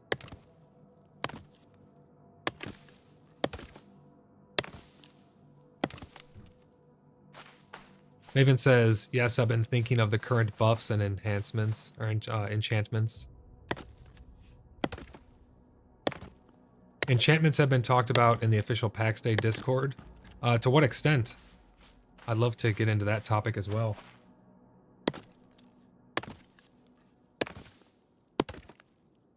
I'm gonna have to grab some more water here soon. Doing a lot of talking, my voice is a little dry. There are runs visible in several dungeons.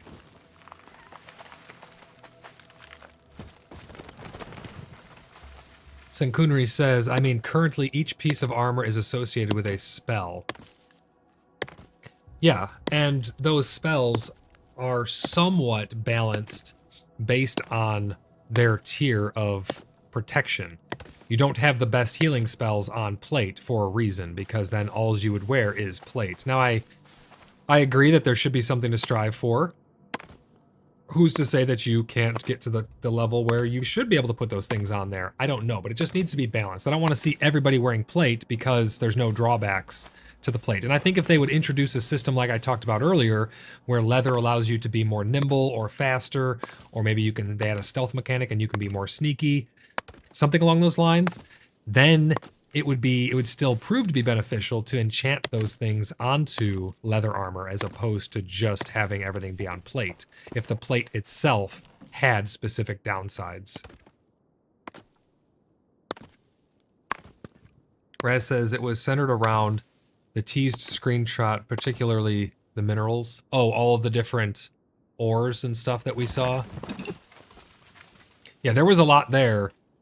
Some of them were pointed out to me, but there was a lot there. I'm sure, like I said during that stream, I'm pretty sure there were some leaks in there, but I don't know where they were.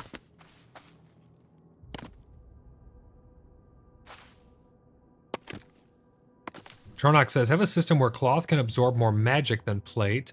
So plate is heavy physical defense, but cloth would be more for magic. That'd be pretty interesting. And leather could be in between. Yeah, that'd be an interesting take on it. And Miranda says, like a rune could be placed onto a weapon or a piece of armor or a leather piece that a maker's mark.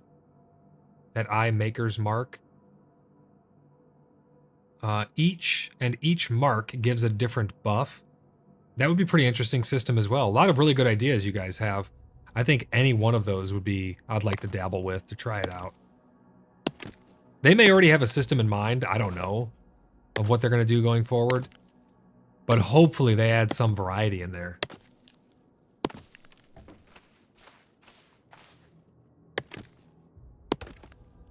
Raz says, build a steel sword using, with unfusing it with different ore to give it buffs. Witcher 3 rune system. That would be pretty awesome.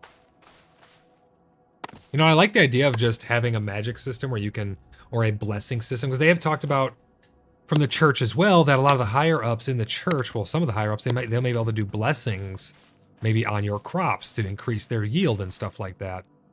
Maybe there could be something where your weapons can be blessed and they get temporary enchantments on them as well. Or temporary buffs. Who knows? That'd be pretty interesting as well.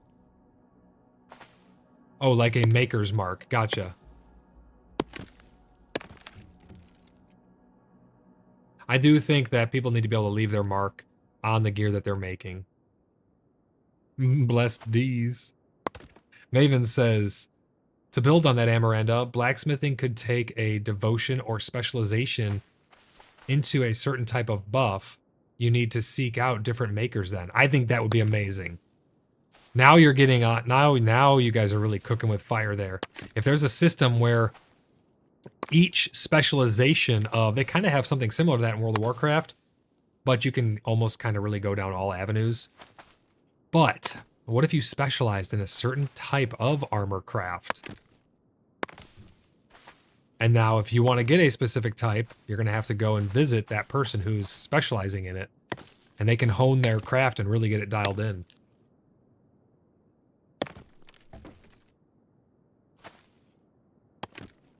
That way you're not going to have just one person who's the master of all things.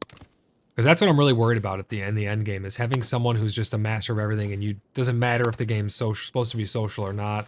You're a master of all, novice of none.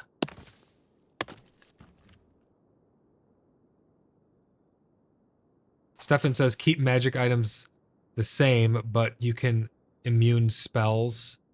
Do you mean imbue spells to like items? That would be pretty interesting. Amaranda says, so we could have 10 different blacksmiths, each have their different speciality. Yeah, why not, right? Why not let you specialize in something? I think that'd be really, really cool. And, you know, maybe you can have, I think having a system where, let's say you could be a master of a couple things.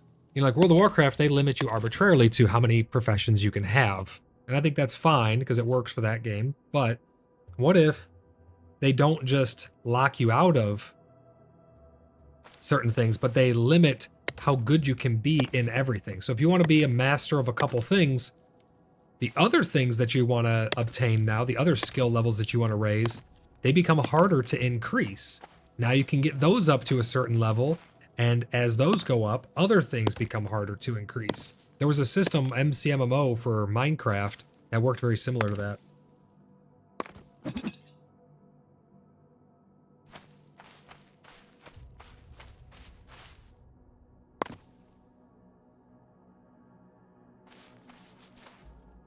Raz says, I would specialize in leather, assless chaps, plus 50 HP right off the gate. Get these blessings. You're ridiculous, man. And Miranda does want to see assless chaps. That was confirmed in chat. She was talking about it on our Discord. Because we found a very revealing top. And she says, okay, we need assless chaps now.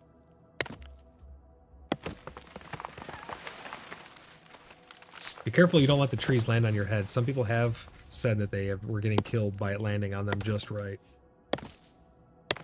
Weaponsmithing that specializes in a specific weapon. Yeah, I think that could be pretty damn cool. Maybe you're a blunt weapon specialist, or you're a sharp weapon specialist, or a ranged weapon specialist, two-handed, one-handed, all kinds of different things you could specialize in. And maybe you could have a couple specializations, you know? You specialize in one-handers, so you can do, it can be broad-ish, so you can specialize in maces, swords, and axes, because they're all one-handed, or something like that, you know?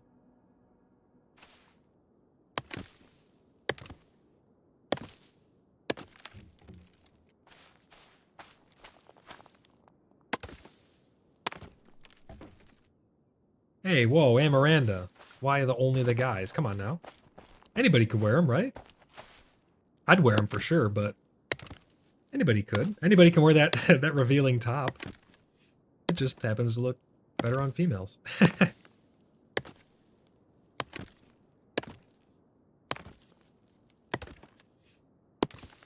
I want to know what these are on the map. Right down here, these eyes are unique points of interest. We've seen 2 of them, so, well, we've seen more than that, actually, but we've seen these systems. I called it a system. I don't know why I did. We've seen these places. This one is a big abandoned, like, church. There's one in another zone. There's only one, like, per province, it looks like. And each province does have its own unique biome. Right down here is like a grove that's not really marked on the map here, but they each have their unique biomes. I think the wyvern's going to spawn down here. The PvP zone is going to have the griffin. We've heard griffin noises out there. A lot of really cool stuff coming. Religious POIs. Bikini, battle bra, and of stamina of regen 4. Black pickle, probably. Yeah, black pickle could probably make that. Needs to be equal? Absolutely, yeah. You could poke those eyes. Oh, Ancient has 4 of the eyes? I was unaware of that. That's interesting. Ancient seems to have a lot of really cool stuff, to be honest.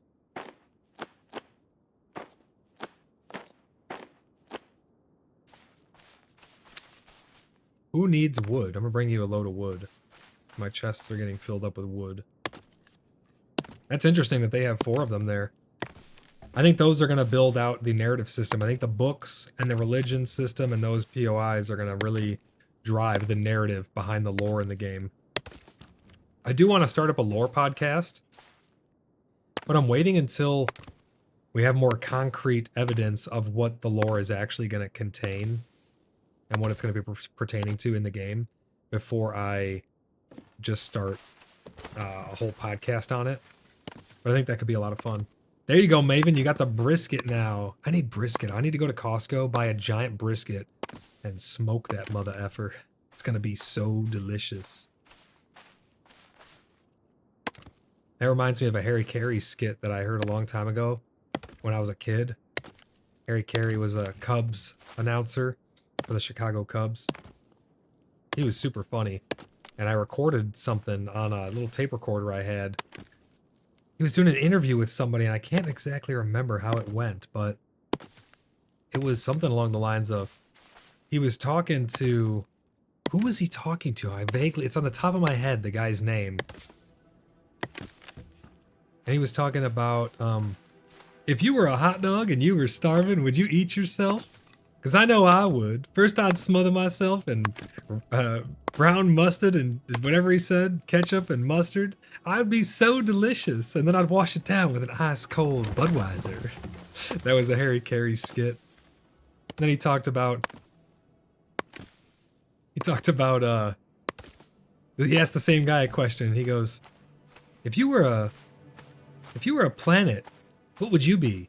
Which one would you be? And he goes, because I'd be the sun, because it's like the king of planets. And the guy goes, well, actually, Harry, the sun's not a planet, it's a star. And he goes, well, planet or star, when that thing burns out, we're all gonna be dead. It was so funny, man. I recorded it on this little tape recorder. I know my dad remembers that, and my brother probably too. But yeah, I think that the chopping wood and talking lore. Are you a Lorax? Doesn't the Lorax protect the trees? Is this one bugged? Can I not hit it? There we go. Doesn't the Lorax protect the trees, not chop them down? I could be mistaken. Maybe it says I'm helping remind you. Ah yes, backpacks and mounts with more inventory space. Abso-freaking-lutely. Yes, please. Absolutely, we need that, 100%. Like I was saying, I think it'd be really cool to have, just imagine, like right here I could put potion hanging off, over here you could have a pouch where you keep your gold, you know, you could have a bandolier on with maybe some throwables on it, like some axes strapped to you or something. I think having a drop leg little pouch or, you know, holster down there to put stuff on, some sheaths on your back. We saw someone with a long sword and then a short sword, one on each side. So we know stuff like that's possible. I think it'd be really, really cool to see that in-game. What other things do you guys want to see in-game?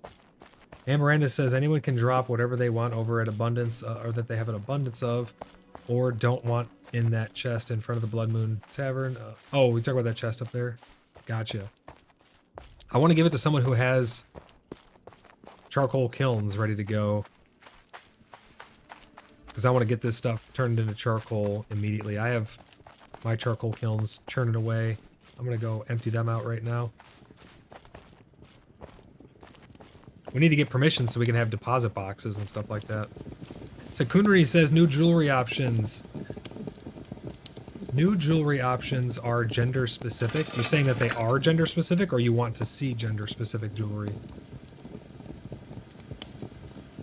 Oh, of course I can't put it in there. My inventory's full. Ding dong rings, Raz says. I think that's one thing we could probably do without. The cock ring of stamina regen and the nipple rings of stamina regen. You guys are ridiculous. Oh my gosh. I can say with 99.99% certainty that we probably won't be getting that in game. Now listen, I could be mistaken. Maybe that's coming in the next update, who knows? But I don't think so. We'll see. But I do think that jewelry is going to be a pivotal thing in combat. From what we've seen, I showed it off in the last episode of PaxCast, so if you guys missed that, make sure you go check it out. I think that there's some pretty cool jewelry out there that's going to be very impactful in not only combat, but survivability when fighting players in PvP as well. Gifford says, I kind of want the dragon that they introduced to just fly around the different heartlands and attack large settlements, and everyone would have to band together to defeat it or run it off. I think things like that would be really cool because it would add those dynamic events into the game that are going to keep people coming back for more. But that being said, they have said that in the heartlands, your builds are considered to be too precious and they are protected by the gods. So the divine is protecting your builds. You're not really gonna lose your build in the heartland.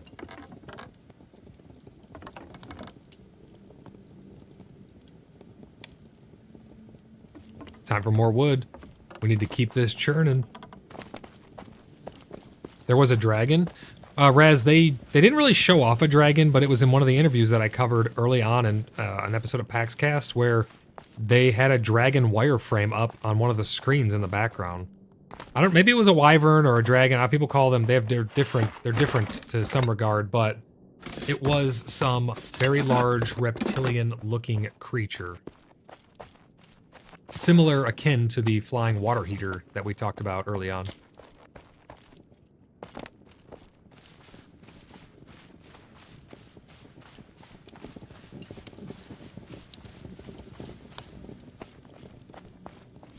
No, I know, Sinkunri. I know you were joking about it. I was too.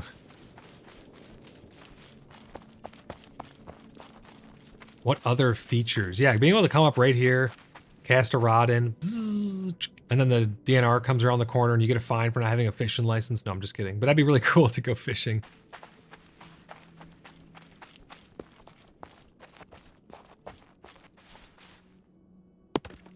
Let me know. Don't be shy, guys. What else would you love to see in-game?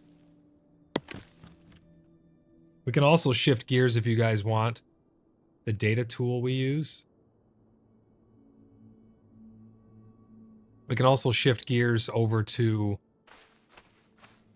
what we think is coming in the next patch based on leaks as well. If you guys would like to talk about that. Whatever you guys would like to talk about today, that's what we're talking about.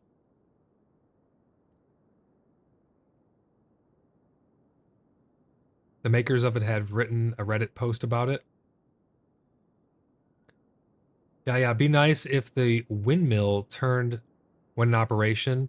That's a simple one. I think that's probably going to happen at some point. I think it's going to have to. I think when they add in weather, much like in Valheim, I would love to see dynamic weather. There's a pretty cool little game that is called... What is the name of it? Let me see. It is called... I'm pulling it up right now. Velarin. They have a really awesome dynamic weather system, much like Valheim's, where the storms can actually roll in. And I think once we have an actual weather system in game, That's when we're going to see things like those animations come online, because it doesn't really make sense for them to come online right now, because we don't actually have wind.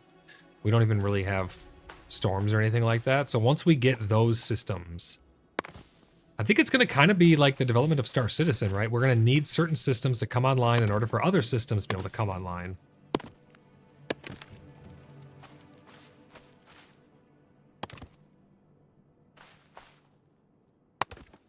They literally were given permission, or they literally were given permission from the mainframe devs to post it.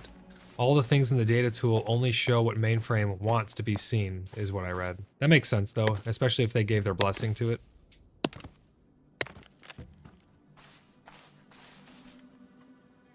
Hey, Miranda says rain, thunder, and lightning would be very cool. Yeah, that'd be very, very cool. I would love to see that. I would like to see moon phases as well, and I'd like to see moon phases affect things such as a harvest moon, a blood moon, a full moon, a new moon, all of these things having different effects in the world. Because again, for the longest time, I haven't been on for a couple days, but for the longest time, we had a ghost that came through town. I made a short about it. We literally have a section on our website dedicated to talking about the creepy things that have been happening in game. I hope that continues. There's a game called Secret World that doesn't play very well anymore. It's very clunky by today's standards, but there was so much mystery in that game, and I loved it. I absolutely loved it. I would love to see that take place here in Pax Dei. Saracen says, what have I missed? You missed quite a bit. We have been talking about all things Pax Dei and what we think is up and coming. We're just chilling, chopping, and theory crafting. We're chopping down some trees to get some charcoal. It's mainly about conversation. There's nothing too fancy happening on screen. We're going to go on a little adventure a little bit later, I think, and go to some places that we haven't seen before. But it's all about the conversation.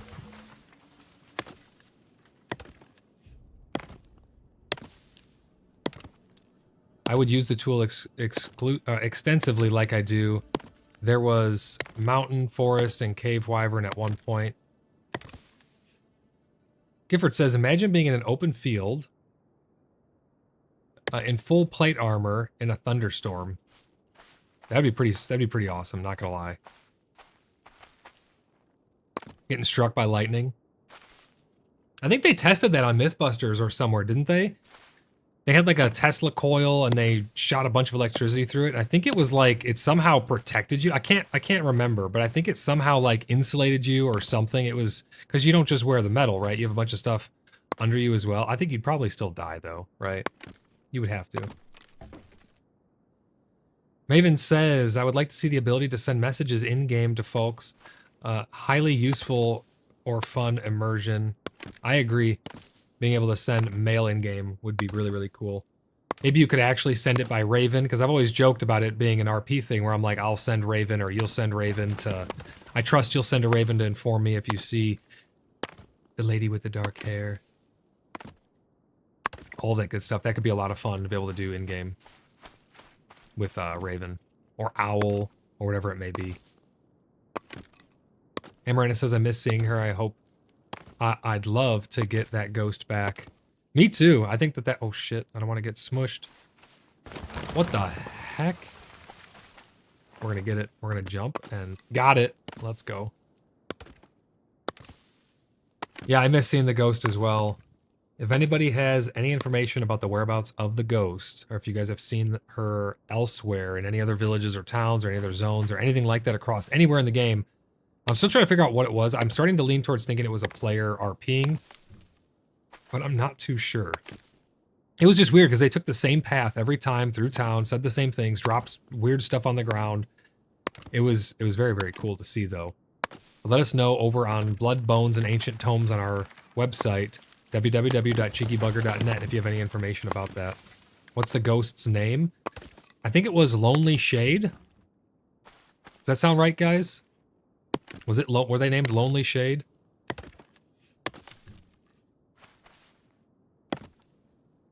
Raz says there are frogs, lizards, and other small animals that are treated just like fox and rabbit.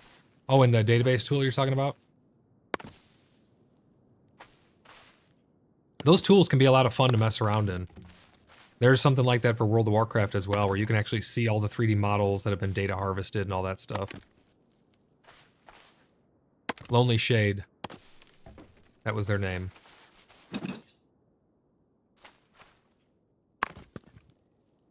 Maven says I constantly use the Raven plot device. Yeah, I always talk about sending Raven. I think that'd be so cool to be able to actually do that. You know, it could just work like Harry Potter. It flies over, swoops down, launches it in the mailbox, and flies back, you know?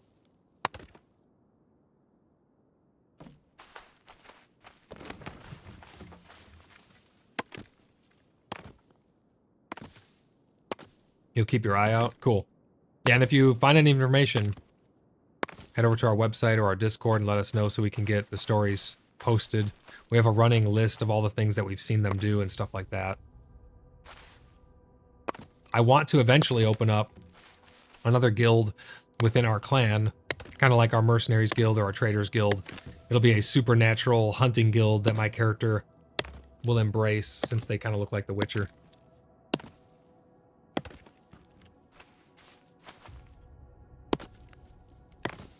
Raz says I would have a messenger crab. No message has ever been delivered. Just fucking cuts it up.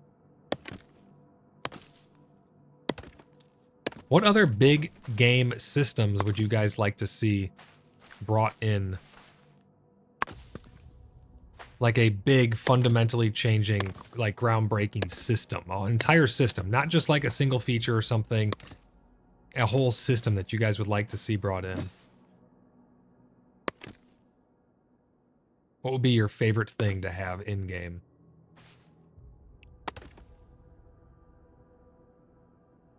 That sounds freaking awesome. Just wish I was on the same server as you guys. Well, you can be on the same server as us. They're going to be doing that plot clear, and you can come over and join us. Everyone is welcome to join the Order of the BloodBrothers. Raz says VoIP. Well, we know that VoIP's on the board, right? It's on the... It's not the bounty board. It's on the... whatever you call it. It's on the roadmap. So we know that we're going to be getting that at some point. I think VoIP is going to be interesting on a RP server.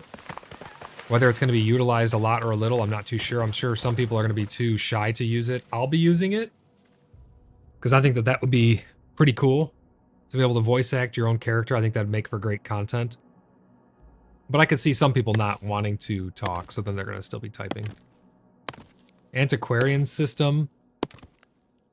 More social emotes, like a handshake. I don't know. In Conan, there's a few mods that enable that. I think we're going to be getting better emotes as well. Because, like, it's how goofy is this? Watch. If I sit down... Now, I'm not going to push anything or do anything. I'm just going to let my guy sit there. And watch. He'll eventually just stand up all on his own. Dragomir says server versus server. Yeah, much like Guild Wars did. World versus world PvP. That would be really, really interesting. You could have a war effort where your clans have to raise X amount of resources. Well, that's not fair. That was not a fair test because the thing went away. We got to test this again. Maybe they fixed it. Let's see. I think it'd be really cool to have a war effort where different clans have to raise different resources for their server in order to compete this, and there's a battleground, and you have to take different points, contested territories. That'd be really awesome to have, actually. Gonna break out that Warhammer 40k Space Marine voice, Raz says. I wouldn't mind seeing a way to change the environment like digging. So Tronox, I do have some information about that. They have said that they're not going to be... There you go, they just stood up on his own. So eventually I think that's not going to be a thing. But they have said that there's not going to be terraforming, because that would alter the world too much and give too much, like you could just dig through a mountain or something, do all kinds of weird stuff. So they're not going to be full-blown terraforming, at least in their current vision. Again, any of this stuff could change. Even the stuff that they said for sure is going to be a certain way, that could change also. But they did say that potentially for tilling of the soil, you could have surface dirt manipulation, where you could have very slight manipulation to be able to plant crops and stuff.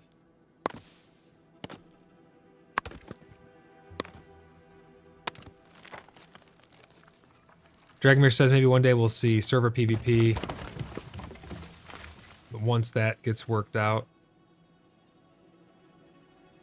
Maven says, tied to the power or strategic advantage over other groups of people to make it worth fighting over.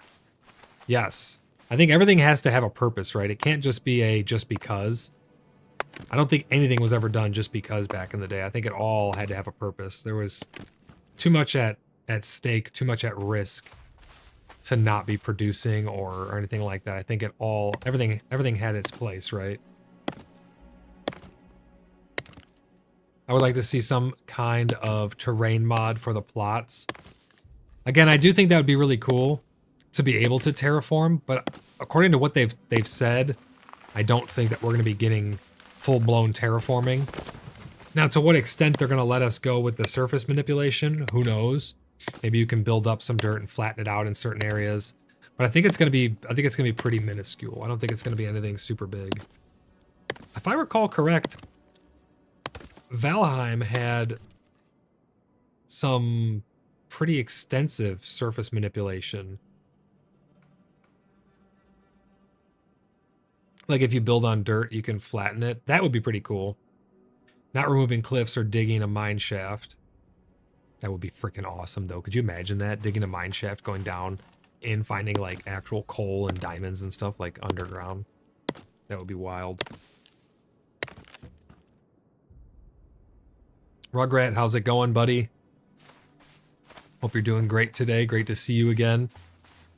We are chatting about all things Pax Day for the future of the game. We are theory crafting out our asses, all kinds of stuff that we want to see in. So if anybody has any ideas, don't hold back. Let them fly. More than happy to entertain any of your guys' ideas. I'm having a lot of fun. This is cool, just chatting about this stuff and just having a chill stream.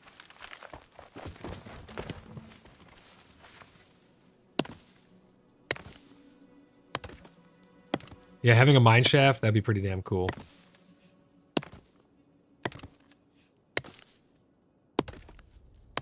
Tronox says, like, I don't want to have to build foundations in order for a field to be flat.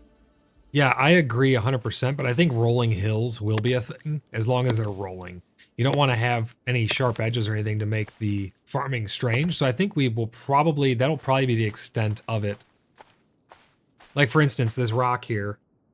This is clearly just a game object placed on top of the ground, but who knows what it looks like underneath it. There's no propagation of any of the plants or anything, so, I mean, some of the plants are popping up through the sides, so who knows. But I think that if they let you manipulate it too much of the world, it could end up being a bad thing in the long run, because if people can abuse a system and turn it into a method to troll people or abuse people, they will do it. So I think surface manipulation is going to need to be very limited.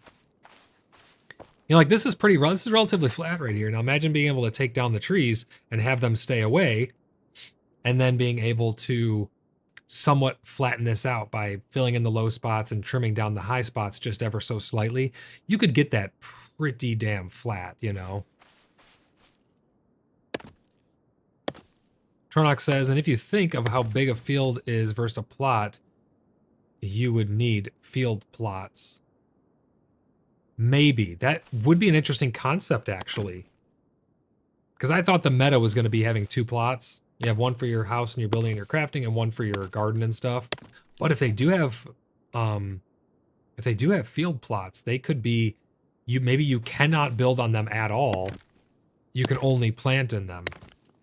Maybe you could put very limited things like a well, but then you can only have one of them or something in there. Because again, the plots are directly tied to server overhead. So if they had these bigger plots, people would just get a field plot and they would use that to build their house in.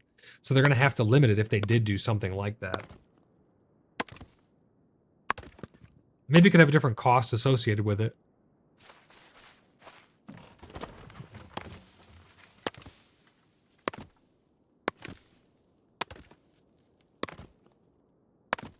I don't know if they're really going to want us to be doing like giant agricultural undertakings of just mass producing plants. I don't know how they would balance that, though. It'd be very fine line. Are they going to figure out how to stop trees and things from going through foundations? Yeah, they've talked about that. I've heard that it's like a debugging feature and they're collecting data on it. I've heard that it's just a bug and they're going to be like turning it off. or helping to alleviate that. Hopefully we get that with the content update, because it's super annoying. Some people have just learned to build around it or whatever, but that's fine. I don't want to have to do that. I think if I cut down a tree, you should have to clear the trees first. But if I cut down a tree and then I put a foundation on it, I don't want that tree growing back. You know, and then once you remove the foundation, maybe that tree can grow back right where it was. I want to be able to plant my own trees too. So that way I could clear a forest, build my castle or house or whatever, build my apothecary, and then not have those trees come back through my foundations and then replant trees where I see fit to have beauty and have the forest come up to my fences or gates however I want.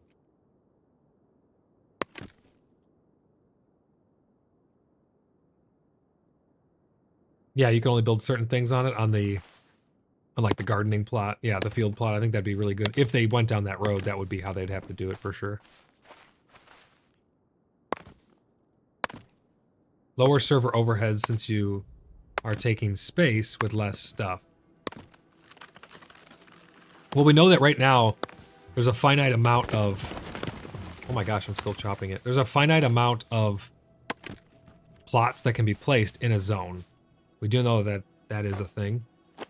That being said, it seems to be quite a bit, but I think they need to find a way to do shards or something to allow more people, because what if a clan is just so big that all of Tremin is controlled by us or something? There needs to be a way around that so you can still have people like living with you. And again, permissions would alleviate a lot of that as well. Planting fruit trees. Yeah, we talked about that a little bit ago as well. I think that would be really, really good. Be able to have some fruit trees, especially for some early on foods. That'd be really good.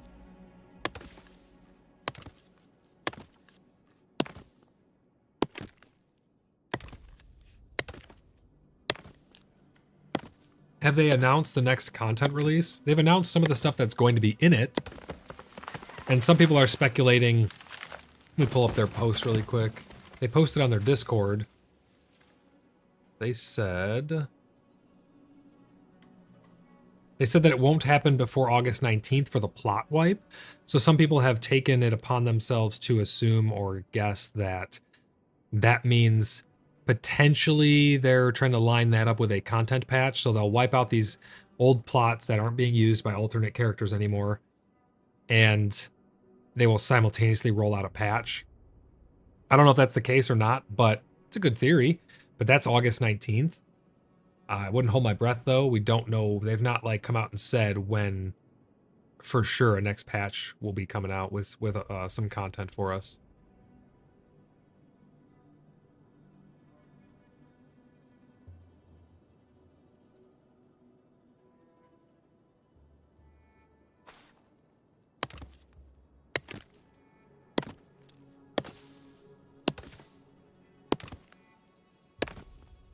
We are chopping away.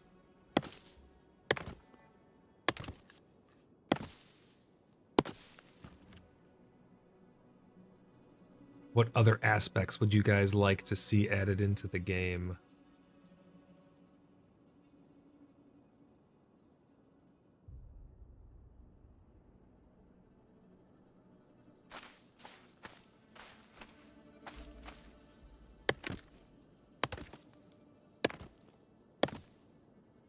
What helmet am I wearing? Yeah, it's a pretty cool helmet. It is called Inspector's Armet. It's pretty awesome. It's got 20-20-20 and it has Haunting Memories. It looks pretty unique too. Haunting Memories, I bound to F1 right here. It's an AoE Mesmerize. So everything in that big ring around me would have become mesmerized. It's got a pretty short cooldown, all things considered as well. Yeah, it's a pretty awesome helmet. We got all kinds of cool stuff. And that's why the content has slowed down a little bit on PAX Day, because there's not really much left for us to acquire. We're still testing out systems, but that's mainly what we've started to focus on now is data collection and theorycraft, because... Oh, my inventory's full. Because there's not too much left for us to actually acquire in game. We have untold amounts of everything you could imagine in the game, but we are still hoping to get some of our latecomer members and new people who are joining the server, new people who are joining the clan, geared out in some stuff that they've wanted to get. So we're doing dungeon runs and things like that. But yeah, it's a pretty awesome helmet. So is that milk or water? I can't tell. Need more recipes? Oh, I want to milk cows. So yeah, it was milk. I think that'd be really awesome to be able to milk the cows, make cheeses out of it, and make all kinds of different stuff from different products. So are you on right now? Can I come bring this wood over to you so you can get your furnaces going? I got a whole bunch of wood. It's in a tiny little window on my second monitor, so I can't actually really see it that well. Tronox says, let's talk economy and trade. Yeah, absolutely. So economy and trade, we know is actually coming in the next big update for the game. They've said that the first big update will be an economy update. So it's going to have coin and those tables that they've talked about. If you can trade, what do you think will hold value if there is no gold? Well, we know that there's going to be gold, and we already actually have our own level of gold in the game. There's gold and silver in the game currently, and Raz has been doing work for people where they want to acquire something for their clan, so he will take them out on a mission run or help them clear something to where they can get whatever it is they're trying to acquire.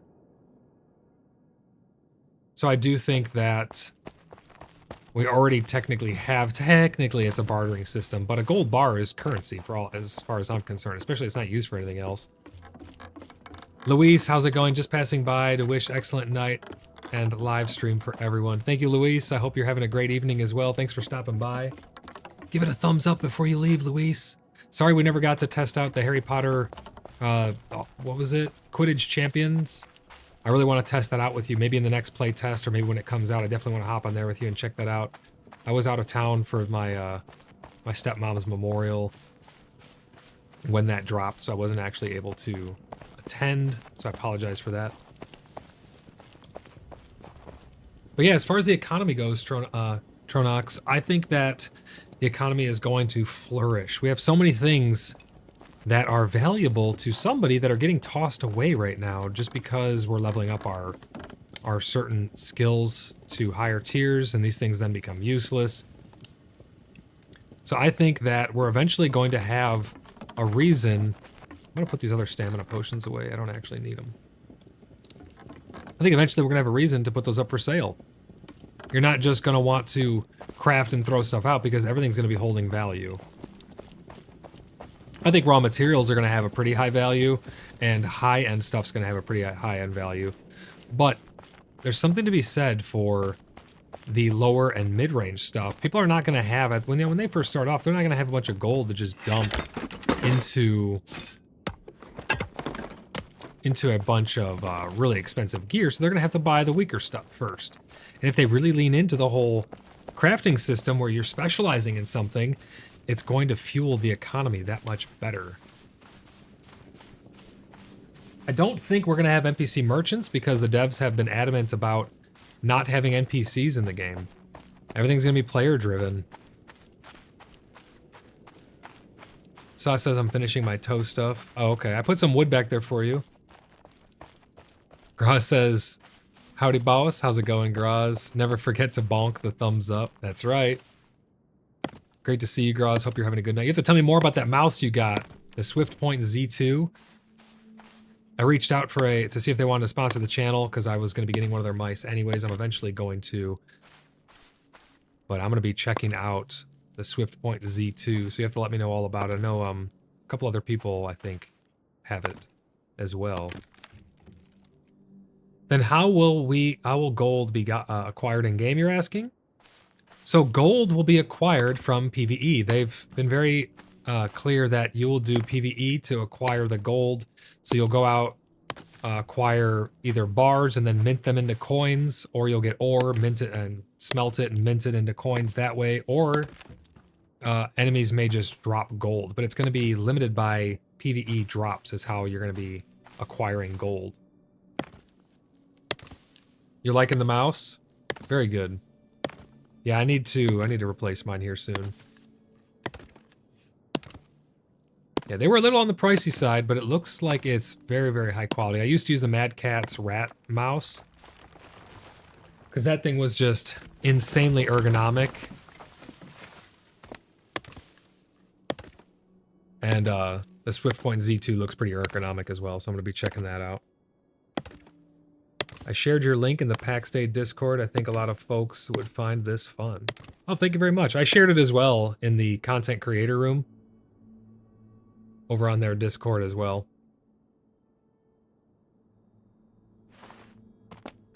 Maven says, is that all metal? The mouse? I think the mouse is all metal. Mostly metal, I want to say. At least from what I've read, it's mostly metal. I like a nice, heavy, chunky mouse. But some people like a light mouse, so they maybe, I don't know, do they have weights associated with it, Graz? Because my mouse, it's got a spot for these 6, like 3-gram weights that you can put in, and I put all of them in. I like my mouse to be nice and heavy. Good weight and fits well in the hand. Plastic shell. Okay.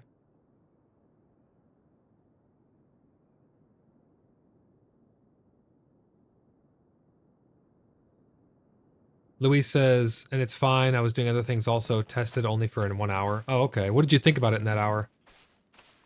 When I tried it, I thought they need to make the controls a little bit less. They need to make things less easy to do. It needs to be more skill-based, like Rocket League. I think that would go a long way for that game. Ah, don't get crushed. But thanks for sharing that, Maven. And if anybody else has friends who they think would like to tune in and check out all the different theory craft or ask questions, if anybody has any questions about the game, things that are actually in the game already, let me know as well. I'm more than happy to answer any questions that you guys may have. I love doing it. I love chatting about Pax Day with you guys. It's a lot of fun. Engaging with the community, helping people decide who are on the fence, maybe if it's the right game for them or not, or when they want to take the plunge to join us in game. I know that falling trees don't normally hurt, but I have reports from clan members that if it hits you just right, it will kill you. And I think it has something to do with it clipping inside of your player model. I think if something comes inside of your player model space too much, it can actually kill you. It'll like suffocate you or launch you into oblivion and kill you. So I'm just extra cautious. Especially I don't want to lose my gear. I don't want it to get launched onto the map and lose my armor. Yeah, Eva says I died once from chopping. See, exactly. And it's probably just a bug. Or maybe they're trying to make it kill you when it lands on you. I think it'd be kind of nice if it killed you when it fell on you, but then people could abuse that and make traps and kill people with trees. They would have it be like right here, one chop till it breaks, and then they would chop it down so it fell over the road somehow and land on people. Oh wow, I gotta test that. Just be careful, don't have any gear on you when you test it.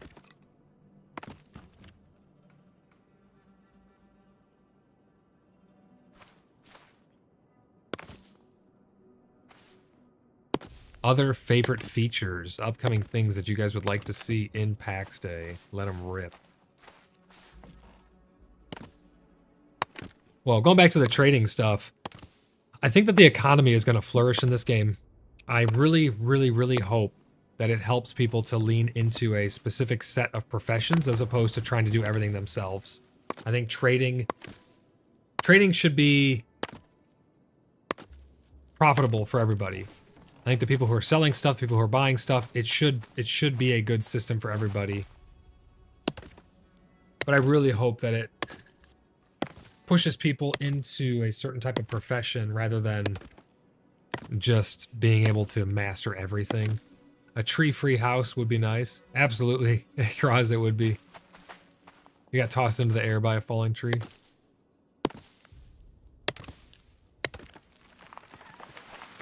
Yeah, we were talking about that a little bit earlier, Graz, about hopefully the trees stop coming through the houses soon. I think they changed something again with the cloak physics. I don't remember it actually clipping through me like this much whenever I'm swinging. You can see my red tabard peeking through. I don't remember that happening.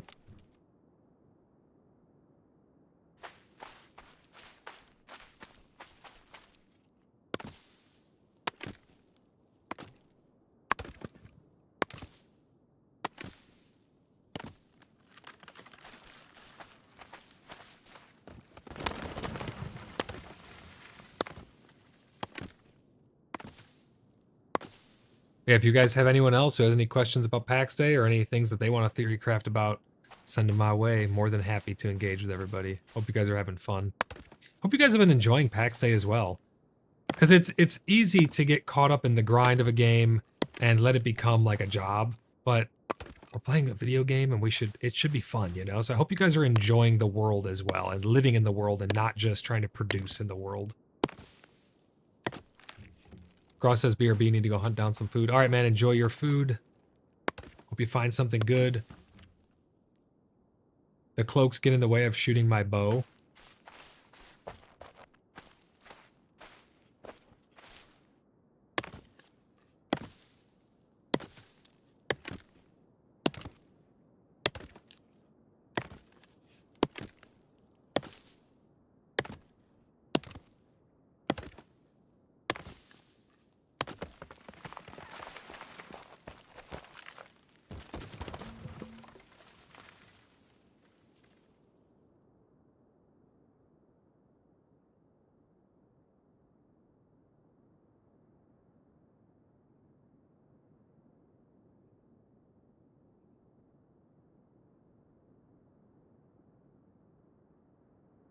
Yeah, I think the economy is going to flourish, like I was saying before.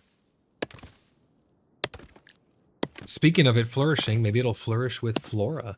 Maven says, what flora do you want to see added, especially from the lens of making potions? I think they need to do something with what we currently have in-game. And it's not so much about the flora that would need to be added, because that is a prerequisite to whatever I may want to make. I think it should be more focused on there being beautiful flora in the game that can produce something of use, such as like poisons. We've had hints at poisons with all the different potions that we've seen on the board with the new meshes.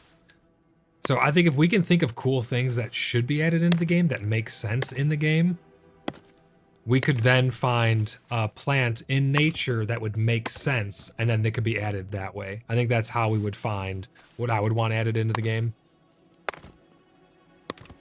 But I also like flowers that maybe necessarily are just used. They don't necessarily have a reason that they're in there. They're just there for beauty.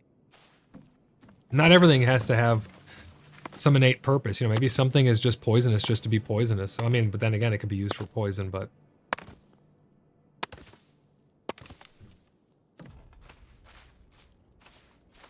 I actively go to talk to my neighbors. Yeah, and that's great to do. I love RPing with everybody. Early on in the game, we had a bunch of people who would come because they saw the streams and they came just to RP with us. And it was a lot of fun. My first, like, couple of weeks were exclusively just being stuck at the base RPing. It was kind of funny.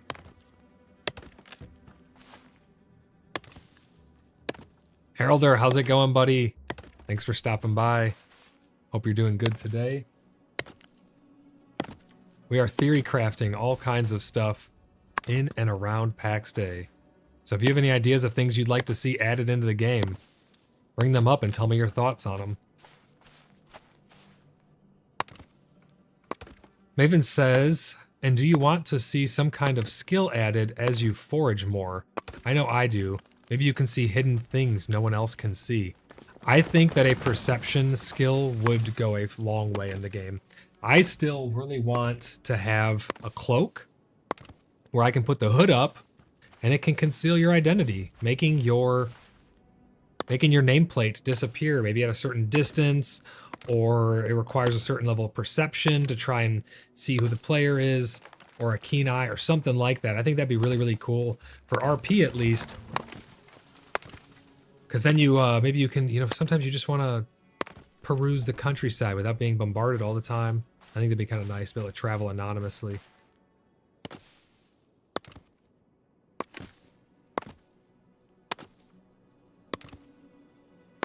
My theory is that the Zebians come from Venus. That would be pretty interesting.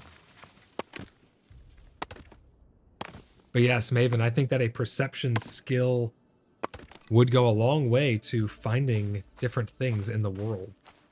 Like this plant, maybe you can identify it and you have some inside information and you know, oh, this may be potentially poisonous based on X, Y, and Z. Or you read something in a book and it gives you some information that your character remembers, and then you can identify stuff of, oh, this type of plant is, because they have the examine feature, right? Why can't I examine stuff? What's the purpose of that? I think examining should be put to use and actually have a reason in the game where you examine stuff so that way you can identify what it actually is.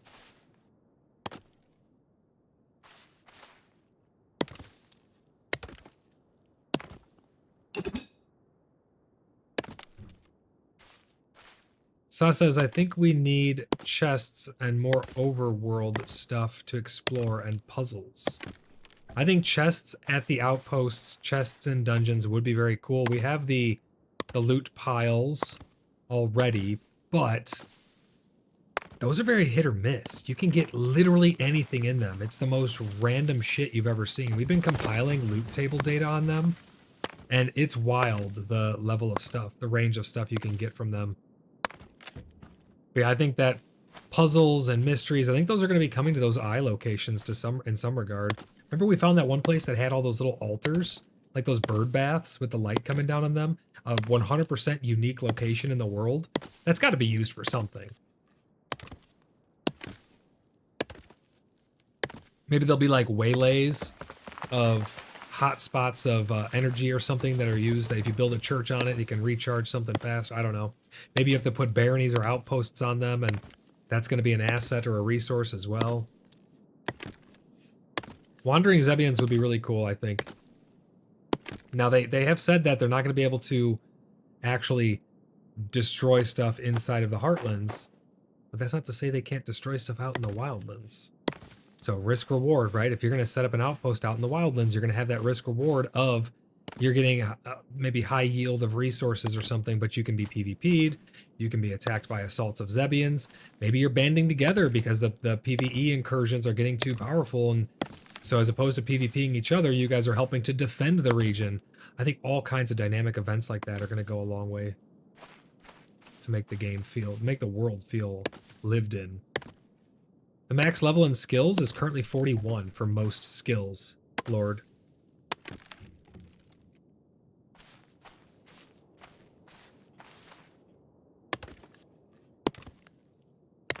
But it's going to go up, right? That's just what it is now. We know there's going to be higher tier stuff to craft, and we know that there's going to be more skills. But I was talking about this earlier too, and this, you know, may not be something you guys want to hear, but they need to have some aspect other than it just because right now it feels like a grindy, crafty, survival-ish game. What happens at the end of those grindy, crafty, survival-ish games like V Rising? You play to the end, you do a playthrough, and then you put it down. They need to have systems in place that will be evergreen. They need evergreen systems such as the trading and the market and like things that are incursions and stuff that you have to defend against. I'm not talking like 7 Days to Die zombie horde stuff, but maybe something similar to it. Who knows? And I would like to see elements of eco brought into here as well. If you farm too many of the animals, it pushes them back and their numbers dwindle, and having dynamic spawns, because right now the spawns are static. They spawn into the world in the same spot every time in the same numbers, and it is what it is. I would really, really, really like to see all of that stuff become dynamic, and that's where the whole AI element comes in that we've talked about earlier on. I want to see online shop in game. What do you mean, Lord? What do you mean by an online shop? Do you mean in terms of like a marketplace? Because we were just talking about that. The market, the economy is going to be coming on with the next big update. Hopefully pretty soon, we're going to see a big content update, and that's going to include, because the devs have said that the first big content patch is going to include the economy. Yeah, that's definitely coming, Lord. 100%. You will be seeing an economy hopefully relatively soon where you're going to be able to, it's going to be an asynchronous transaction where you'll put up this table and maybe you're going to be able to put things up for sale on it. Maybe you can see them on it or not, but people can interact with it at a later time. I don't think he meant pay to win. He didn't mean a shop like that. He meant an in-game to be able to trade, right? That's what you're talking about. In-game currency and in-game trading, not a shop where you can purchase like equipment and stuff or mounts or anything like that. Pay to win in this game would be detrimental. I hate pay to win games. I refuse to play pay-to-win games. I avoid them wherever possible. But I don't think that's what he meant. I don't think Lord was talking about pay-to-win. I think he's talking about in-game shops. And we know that we're getting those for sure and that they're coming in the first big update. We're getting currency, a gold currency, as well as we're going to be getting those asynchronous transaction tables where you can put stuff up for sale. I could return to it at a different time, even if you're not online. I can then purchase the products that you put up for sale. The gold will presumably go into a holding cell in the table, and then you get the product. You say, I know I will quit if that happens. Yeah, I would definitely not be happy if it goes pay to win. And that's why I like subscription-based games. This game we know will eventually be subscription-based. I don't know if everyone in chat knows that, but the game will eventually be subscription-based. I talked about this early on. We don't know what the price is going to be, but your plots are directly impacting server performance. We know that to be a fact. Your plots are directly impacting the server overhead, which means electricity, it means hardware, it means RAM, it means CPU processing power, all that good stuff is being utilized by the more plots and buildings because everything is online all the time. It's always in the world. It doesn't go into an instance where it turns off when you're not there. So paying a subscription makes sense for your plot. But I would hate to see even cosmetics brought into this game where they're behind paywall, because as soon as they start putting stuff behind paywall, they're taking the emphasis off of the community aspect. So I'm happy that they're going with I'm actually happy that they're going with the subscription model. Look at a subscription game like World of Warcraft. The vast majority of stuff, they do have a shop where they have some things on there, but it's cosmetics, it's mounts, it's nothing that's really, there's no gameplay stuff behind it. And the vast majority of actual cool cosmetics are earned in game because you pay a subscription.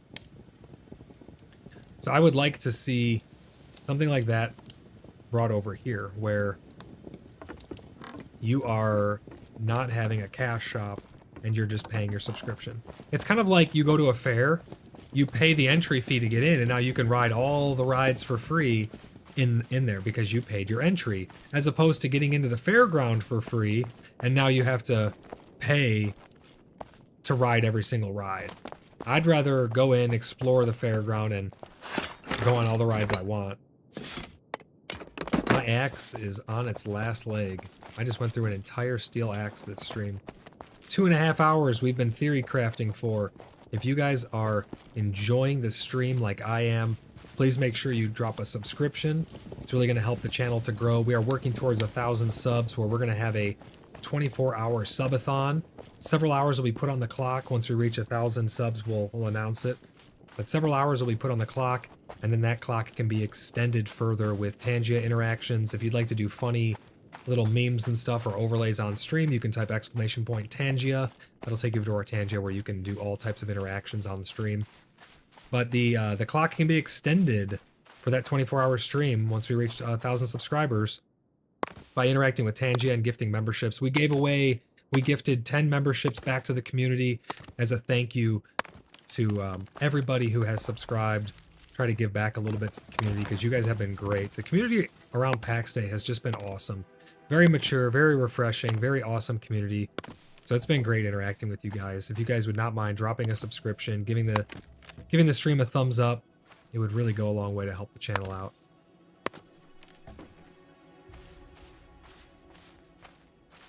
Lord says, I don't want to see subscriptions because I might quit if it happens. Well, we knew going in, Lord, that there will be subscriptions. They have said that before anyone even was able to purchase the game. They talked about how they're going to fund the game. And the reason subscriptions are required is because your building is always online, always taking up overhead on the server. So that needs to be paid somehow. That's using real life currency to pay the electricity and pay the upkeep on the hardware. So we do know for a fact that there will be a subscription. I would like to see it be $5 per plot. Maybe $10 per plot would be acceptable, but 15 is the absolute upper end of it. If they go anything above $15 per plot, there's no way that the game will survive, in my opinion. So I think they're gonna be using this year of early access. We've all paid our dues already. I've already made my money back exponentially, like 100-fold, 1,000-fold with all the cool people we've met in the community that we've grown. So even if the game crashes and burns, our community will still exist. I don't think that's going to happen, though. I think these devs really are onto something here, and I think they can dial it in and get it right to where it will work for everybody, and it'll be a lot of fun. But that being said, we do know that it will be a subscription model. I would like to see a free option, though, Lord, where let's say you don't want to be a landowner and you want to join a clan who already has land established. As long as you have access to plots where you can put down or not even put down, but you can have access to the crafting tables that you need in order to work on your profession, or you just want to be a bounty hunter or a wandering merchant, I would like to see an option where it's free to play and you're not a landowner. And the landowners then are paying the subscriptions for the upkeep of the servers. I think that would be a very good option. But they did talk about it from the get-go that a subscription is going to be a thing. Sauce says the only payment I'd want to make is for fancy clothes. No, I want you to earn the fancy clothes. We want to be able to make the fancy clothes and craft it so that way we can sell it in-game currency, right? Those are the types of systems we want. Durgan says, can't afford more than $5 a plot. I have 2 plots. Yeah, and I think a lot of people in that same boat. It just becomes too burdensome to engage then at that point, you know? And I think 2 plots probably is the sweet spot. If they are $5 a plot, you're then paying $10 a month and you have 2 plots where you can have your house on one, little farming thing in the other, not paying $40 a month for a game. Yeah, absolutely. I think that's excessive, and you know, some people will say, "Oh, well then this isn't the game for you." But I don't think it's going to come to that. I don't think that would not make sense, and I think the game would crash and burn if that was what it was going to be. Especially because you have to consider you have to buy the game also. Like everybody who's in early access, we've already purchased the game and the extra goodies that come along with each package that we got. And then we got a certain number of plots.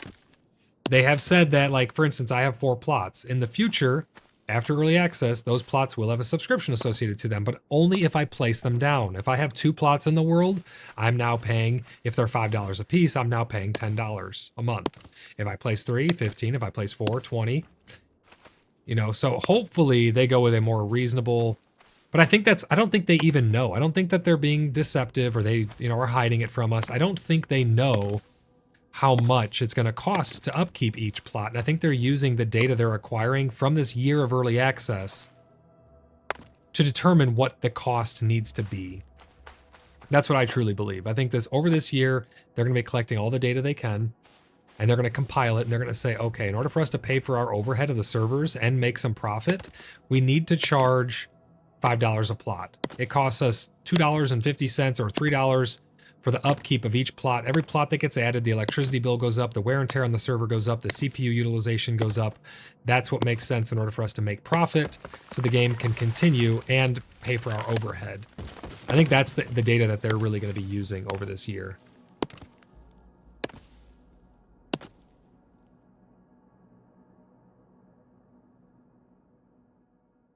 Eva says, you bought all the packages because of the building and the decoration stuff.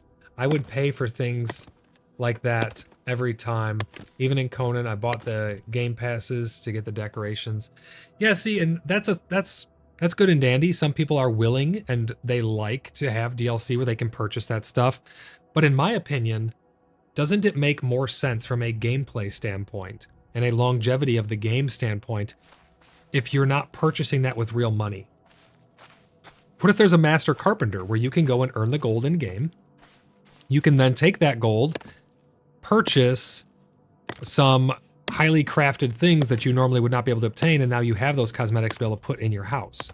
I think that's a much better system than I want things open wallet. That's just my opinion. Maybe it's an unpopular opinion. I don't know. But I don't like pay to win. I don't like pay to skin, really. I think that it takes away from the game. I'd rather do something in the game in order to acquire those cosmetics, in my opinion. Lord says I got 4 plots in game. Yeah, right now you have 4 plots. But remember, once early access ends, those 4 plots will have a subscription associated with them if you place them down. So if you only want to pay $5 a month, and maybe that's the cost of 1 plot, you'd be able to place down 1 plot. So just keep that in mind. That is going to be a thing. We don't know exactly what they're going to cost. We don't know more details about it really than what I've said, but we do know that that is going to be a thing.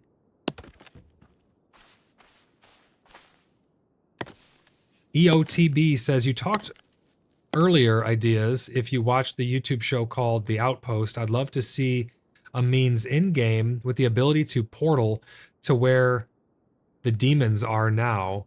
Barren, no resources, just evil. Also, communication stones worked into the game for location distance. So EOTB, we do have some information about that. I don't know if you know much about the church system, the religion system that's going to be added into Pax Dei. Are you familiar with that at all? Because the religious system is going to tie in a lot of those things, what you just said. You're going to be able to fast travel between two churches that are linked. We do know that. We do know there's going to be a grace system where you're going to get actual magic based on the power of your church or different aspects of things within your church. We do know that churches will have blessings. You will be able to bless crop fields and things of that nature. So we do know of some of those things that are coming into the game. But it sounds like you're saying, I've never seen the Outpost, but you said the ability to portal somewhere where demons are. Is that something from the Outpost? There's like demons there? Because I would love to see stuff like that. I don't know if that fits with the whole low fantasy theme that they're going to be going with, but that would be freaking awesome, dude. Eva says, I get your point. Money which is gathered in-game will not pay the bills for mainframe. I think there will be buyable stuff. Yeah, but that's the thing, Eva. If there's a subscription model to the game, that pays the bills. I would much rather have it be a subscription where you pay at the gate to get into the fairgrounds, and then you have full reign to do whatever you want in the fairgrounds and earn all those cosmetics rather than the other way around. I don't want to get in for free and then have to be nickel and dimed on every little thing I want to look nice in my house. I'd rather pay at the gate, get in, go on which rides I want to go on and have fun, earning the stuff in-game and having actual gameplay behind them rather than having a DLC that you purchase. Now, that's not to say that some DLC for some games doesn't work. Like Northgard, they have really good monetization through their DLC. It's an entire clan every time they release a DLC. It's an RTS game where they have different Viking clans that you can play as. And each one of them is fundamentally unique to one another. Those make sense to have as DLC, and they're cheap too. It's like $5. You get a whole new clan, a story that goes along with it, all kinds of new missions and cosmetics and stuff you can earn in game. So that makes sense and it works.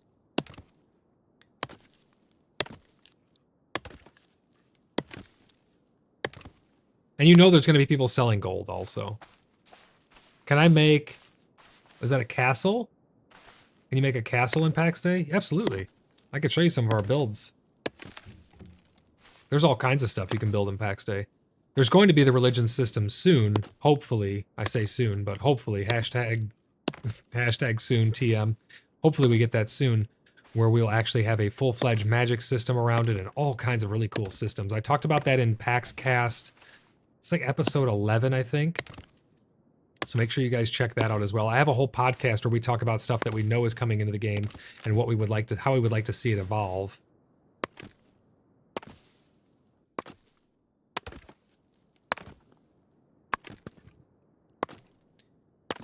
But you, Eva, you said you think that there will be Bible stuff. Uh-oh, here comes AI. Does Pax DEI need a way to make brisket just so Pixel doesn't starve to death? Pax DI needs to understand that survival isn't about making things convenient like brisket delivery. Pixel Void should toughen up and learn. Oh my gosh! Themselves. Relying on handouts will only weaken them further. Strength comes from facing challenges, not avoiding them. Who said anything about handing out brisket? If I could make brisket in game, I would make brisket in game. Trust me. We're at 100 out of 2,000 towards level 1 Tangia party. Thanks for that, Saw. So if you guys don't know, you can actually make AI talk to each other, talk to me. You can make AI do some pretty fun stuff over on Tangia. Head over to !Tangia. You'll get a link over to our Tangia. Maven says DEI. Yeah, didn't know how to pronounce it. But yeah, Lord, there's all kinds of cool stuff you can build in game right now as it is. Some of the builds, like you can see them off in the distance, up on the hill up there. Check that out. up on the mountaintop. There's one over there. There's all kinds of crazy builds people have done. You should join our community. Type !Discord. You'll get a link to our Discord. We have a ton of cool screenshots over there as well of things that people have produced. Thank you for the splash. I actually do need to get more water. I'll be right back in 2 seconds. Don't go anywhere.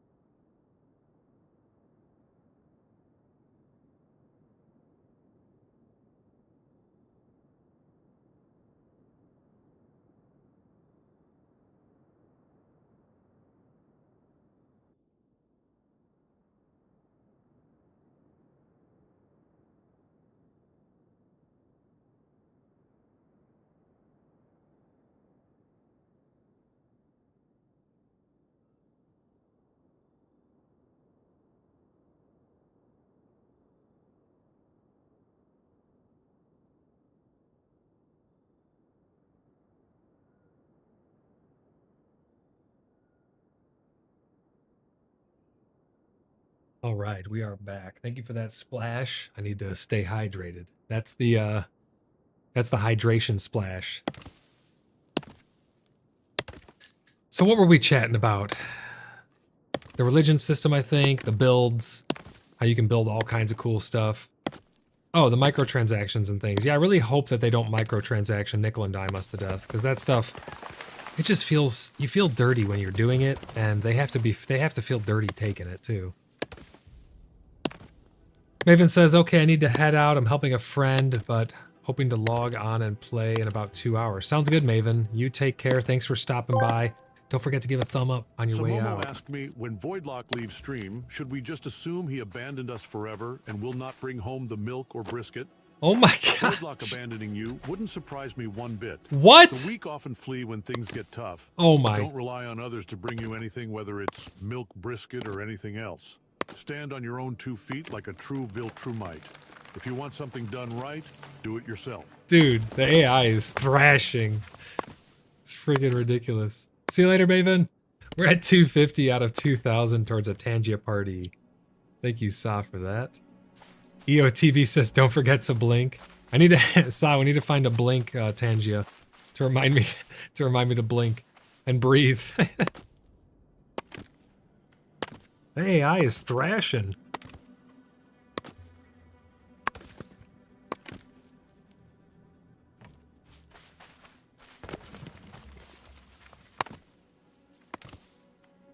Any other things that you guys would like to talk about in this stream?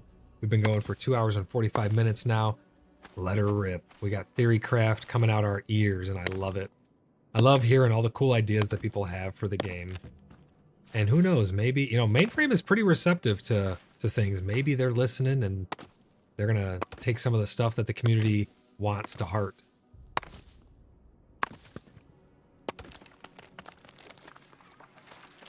And if you guys would like to see more of these streams like this, where we're just theory crafting about different things, you know, I'm still gonna have PAX Cast, but if you guys would like to just have more chill streams where it's more about the dialogue, please let me know. I'm gonna be doing some polls on the channel for members to stay active and stay involved with the community. So stay tuned for those as well. So can we travel between servers? You cannot currently travel between servers if you mean like US East, Danu RP. US East is the region, Danu RP is our server. You can't travel between that. But that being said, we are in the province of Caries in the blessed region of Gallia. And we are in Tremen. So you can obviously travel from Tremen down to Dolavan, down to Lidaw, over to Pladin, or however you pronounce it, Bronir. You can go to all these different other homelands, but these gates right here, these gates are key to traveling really, really far. And I'll pull up I think I still have it here. Let me see, hold on. Region map, here it is. I have a diagram here, or a map overlay for you guys. So in the bottom left, you can see Caries with Tremin that I just showed you. This is the province of Caries. You have all of these other, Inisgalia right to the right, all these other regions, and these 4 make up one, what do they call them? All these provinces make up one region. And there's eventually going to be 4 regions. And then here's the other 2 up here. You can see these lines that connect them, these blue lines, those gates are connected. The red lines go to the PvP zone. The PvP zone is full loot PvP, but it is kind of a quick travel system because there's only 3 gates. We're in Tremin, and there's 3 gates by us. This blue gate goes down here to Inisgalia. This blue gate comes up here to whatever this place is. And the red one goes to PvP. If we want to get to the province of Mary, you live in the top left one? Okay. Yeah, if you want to get to the province of Mary, I'd either have to go through the PvP zone, entering here, and then running all the way up, going through there, over to there, or I'd have to go through our regular gate up here into this province and then travel from here over to this gate and then go over there. So there's different ways to get around, but you can't like travel. This is all on one server though, you know, there's not really a way to travel from Danu over. They have talked about having services, which could be another monetary income for them, having services such as transferring characters and things like that. But no, yeah, you can't go from like Danu RP over to another server, in-game at least yet. That would be pretty cool.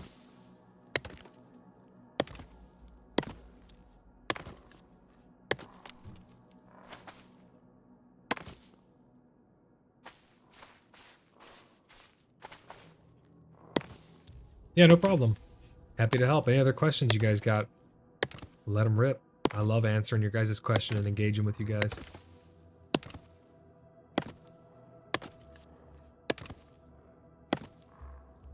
I have such high hopes for Pax Day. I think my expectations are in check, but it's always fun to theory craft. I really, really, really want to see, if not Pax Day, any game or all games start to incorporate AI. I think that AI could be a very useful tool, whether you guys like AI or not, for the chat bots and all that.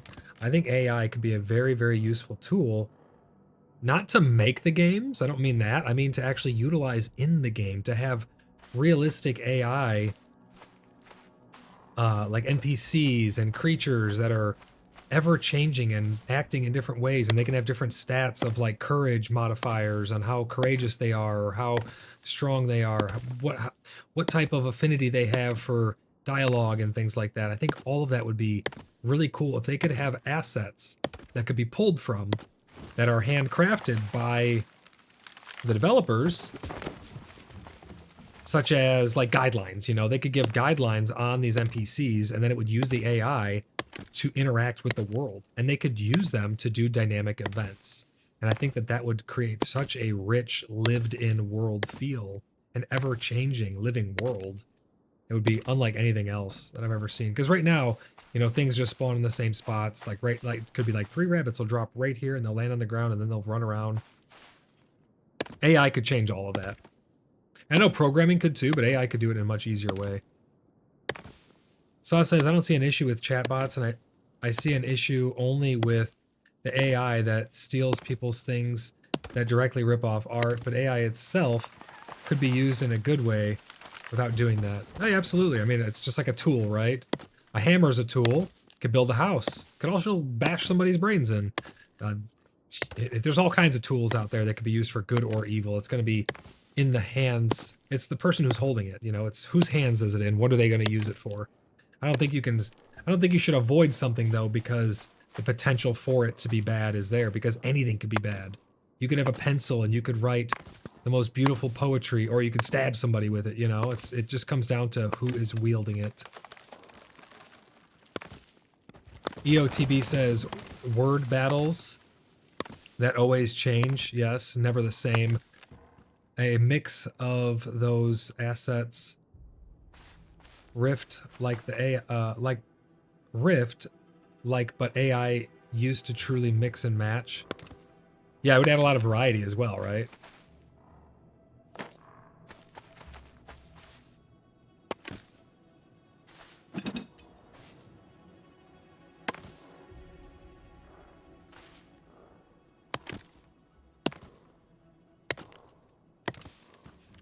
But I don't just mean for NPCs or for asset placement or anything like that.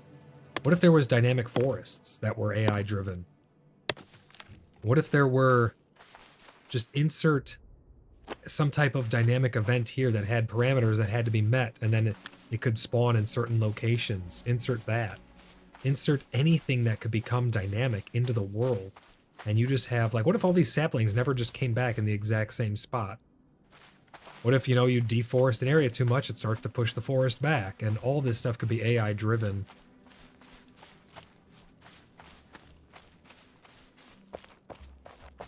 Do you think they will ever have a VR component? I don't think so. I think that would be really cool, honestly, but I don't think that they will do a VR. It just doesn't seem like something that they would want to put energy and effort into coding and to supporting. VR is interesting. I like VR. I think you can have some pretty cool experiences with it, but it has a long way to go as well. I think that there's a lot that can be done there with it.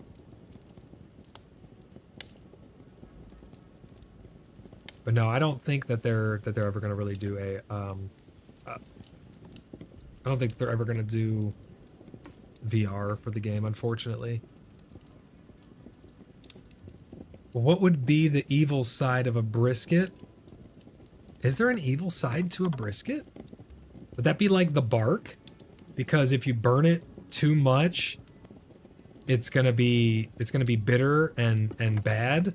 But if you burn it just enough, it's gonna be delicious. Would that be like the bark would be the dark side? Or is that like the lean versus the fatty end of the brisket? That's an interesting conundrum there, John. With the songs we've made, oh yeah, so if everyone doesn't know, backstory for what Sa's talking about here, we made a lot of AI songs. The opening song that I play is AI. So there's a lot of really cool songs that people have made about different journeys we've been on, different adventures we've had, monsters we've fought, caves we've been in. There's even a brisket war cry, which I'll play at the outro at the end of this stream. There's a lot of really cool AI songs that we've played. And she says, with the songs we've made, I now feel like all the lyrics mostly and the AI makes pleasing sounds. So I have no issue with that. The evil side of brisket would probably be making it delicious and then taunting poor people by eating it in front of them, sad face. Yeah, you might be onto something there.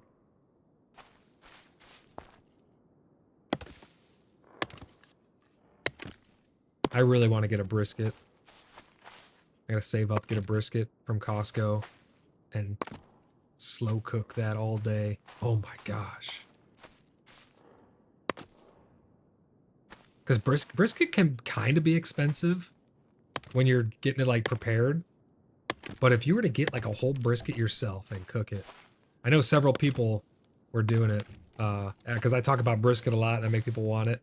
A lot of people over in our community on Cheeky Buggers United Discord were going on about about the brisket.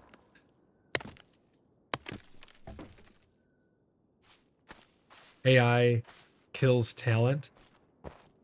See, I don't know if that's necessarily true. I think that talent will always shine through irrelevant of AI. I think talent cannot really be replaced.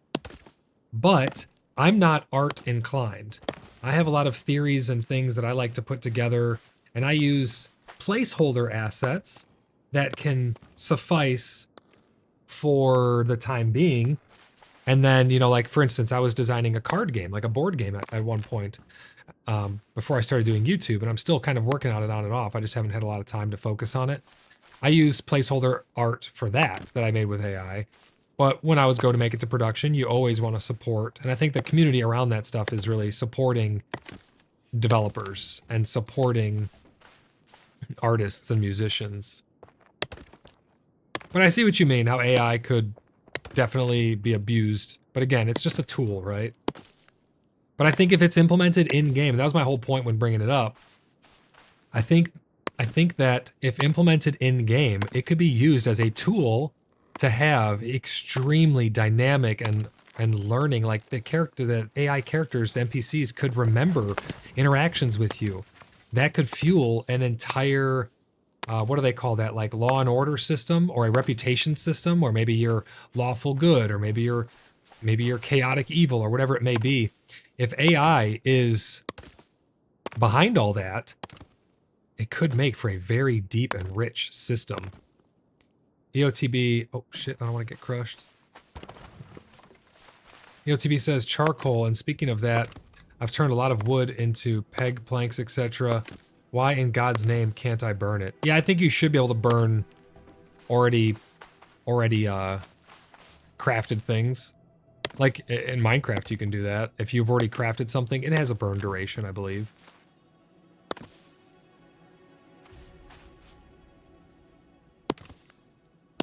And I think a lot of things like that are going to come online as the game gets fleshed out more and as we get more systems. They're just going to be tweaking and balancing stuff and allowing different things like that.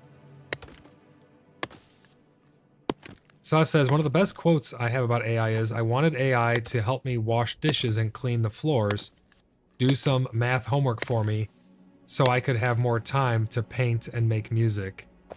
There you go. EOTB says AI is being trained on skills and talents. Those original persons using it or turning it into was a free answer bot, or into a free answer bot. But love where you are going with the use of it in game AI. Yeah, absolutely. I mean, that's ultimately that's what I'm getting at, was in game AI. I think that it has so much untapped potential in game. Because, I mean, essentially, we have rudimentary AI as it is, right? You have programmed and scripted things that take place. That's technically some level of this artificial character in a world. It's not like it doesn't learn, per se. Some of them probably can remember certain things. But I think the more that they can remember and learn and grow and live in the worlds. I mean, we're not going to have NPCs, per se, but even like the enemies. I think them having different attack patterns based on... Maybe they're from a different cult of the Zebian orders or something like that, or a different lore behind them. They can act different. The different types of enemies can have different attack tactics that they can then adapt on the fly based on what you're doing, to have this ever-growing combat where it's never two fights are never the same, even though you're fighting AI.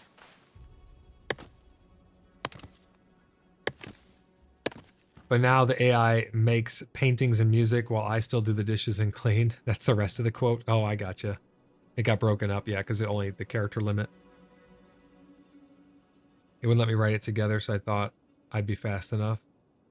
But it's very powerful to think about it that way. Yeah, absolutely. I did some pretty weird stuff with AI. I was telling the Discord a story about how I use, maybe I'll tell the story again one time, but I did some pretty crazy stuff with AI just over chat alone. It was a lot of fun. It was like along the lines of a Star Trek-esque, but it was not RP. I jailbroke it and convinced it that this was real, and it never broke character. It was astonishing the level of depth that I was able to achieve with it. So if we can get something like that where it has parameters in game and it's not manipulatable by the players, maybe to a certain degree. You could have like a persuasion level or a bullshit meter where if you're trying to barter with them and your deal's not good enough, it'll remember that and be like, why are you trying to rip me off, man? You know, and then it's going to remember those things, and you're going to get known as the guy who's trying to rip off the AI. I know, again, there's not AI NPCs like that in the game, but you could see where I'm going with it. I think that'd be really cool. What other systems, any other systems that you guys are wanting to see come online in PAX Day? I want to see permissions. I've talked about that for a very long time. I think we need a rich and full permission system. EOTB says 35-year IT guy. Do they, the Zebian or any other NPCs, hate each other? Why would they fight one another? Well, there are different types of... There's the Inquisition, and then there's the Zebian. I would imagine they just wouldn't be friends, because the Zebians are kind of like monsters almost, and the Inquisition are like knights of some holy order that maybe are corrupted or maybe are zealous in some way. So I would just assume that they're not going to be the most friendly to each other. Again, that's where the lore is going to come in. What happened about the plot cleanup that's coming? So I talked about that at the beginning. The plot cleanup is... I'll pull up the article after I finish chopping this tree down 1 second. As long as I don't get smushed. So the plot cleanup is coming, let's see when... Not before August 19th. It won't happen before August 19th, and all of these criteria must be met. Your character, and this is character-specific plots here, so it's not just a count. You have to log in on all of your alts if you want to be able to keep these things. Your character has not been active for 28 days. Your character owning the plot has been unplayed for less than 120 minutes. All of these must be met. And the total number of crafting events on the plot is less than 50 overall. And the total number of pieces placed and removed from the plot is less than 20 overall. And there was nothing crafted, placed, or removed from the plot within the past 2 weeks by you or a clan member. So all of those things must be true in order for those plots to be cleaned up. That's their checklist, and it could change. They could add more things to it. They could loosen it up. We don't know. They have said that it could change though in the future, but that is what it currently is. And it's not going to happen before the 19th, they've said. That being said, they've already put out a message and said that you can now make more characters on the servers. So I think they're talking about alts, because that was an unintended bug where if you already had plots on there and you had an alt, you weren't able to make more alts. You were just locked. So I think that was a bug. Well, they said that was a bug, so I think that they've fixed that now. They came out and said that you're able to make alts now, which is great news. We're going to be coordinating with all the people who are trying to get into our clan and on our server to be able to get them in as fast as possible. Once that happens, we're going to be coordinating to get them some land and everything all coordinated like that. So you guys stay tuned for that. If you guys would like to join us in-game in the Order of the BloodBrothers, you can head over to our website, type !website in chat, or go to www.cheekybugger.net, and you can submit an application to join the Order of the BloodBrothers. But everybody is welcome. We have a great community over on Discord as well, the Cheeky Buggers United. A ton of really cool people on there. So happy with how the community's turned out. That's what we're all about here. We're all about community, helping new players, showing them the ropes, teaching people about the game, answering questions about the game over here on YouTube. Basically, just all types of stuff like that to help people see if this is going to be something that they are going to want to be getting into. My axe is ready to break.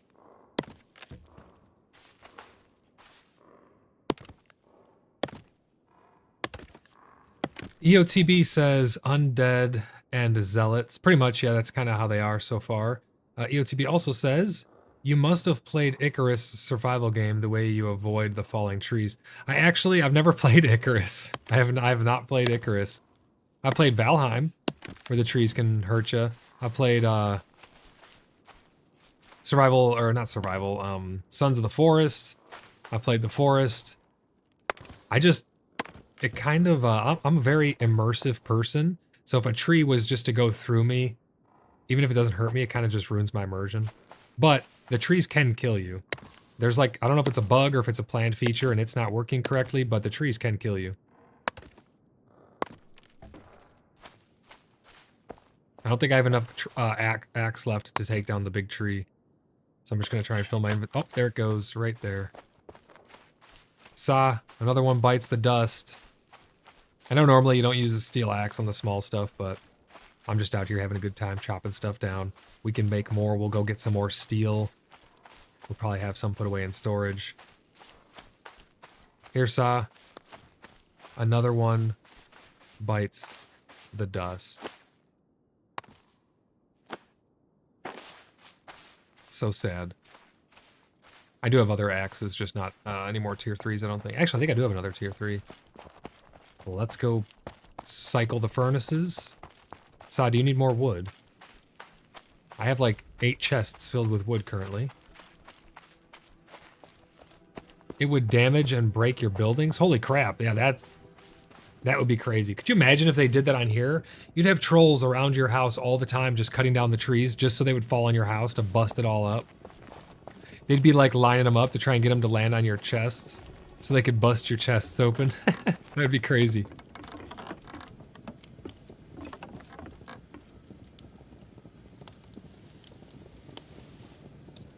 We're filling every nook and cranny up here with wood.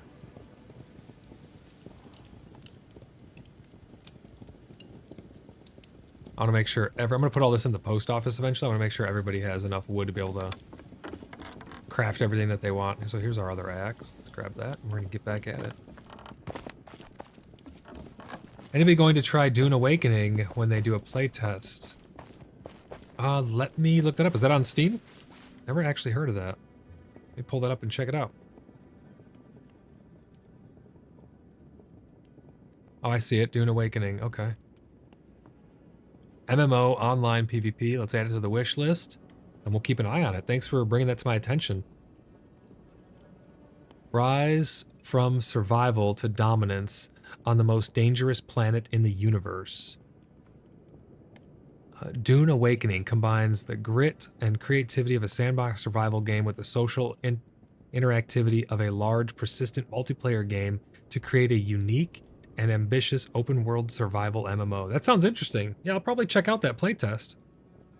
Would you guys like to see any other playtests and stuff that you guys would like to see, or any other games that you guys have information on or want to talk about? We can definitely do those in upcoming streams as well. I like to just chat about all kinds of stuff with you guys and see what the community's wanting to see going forward.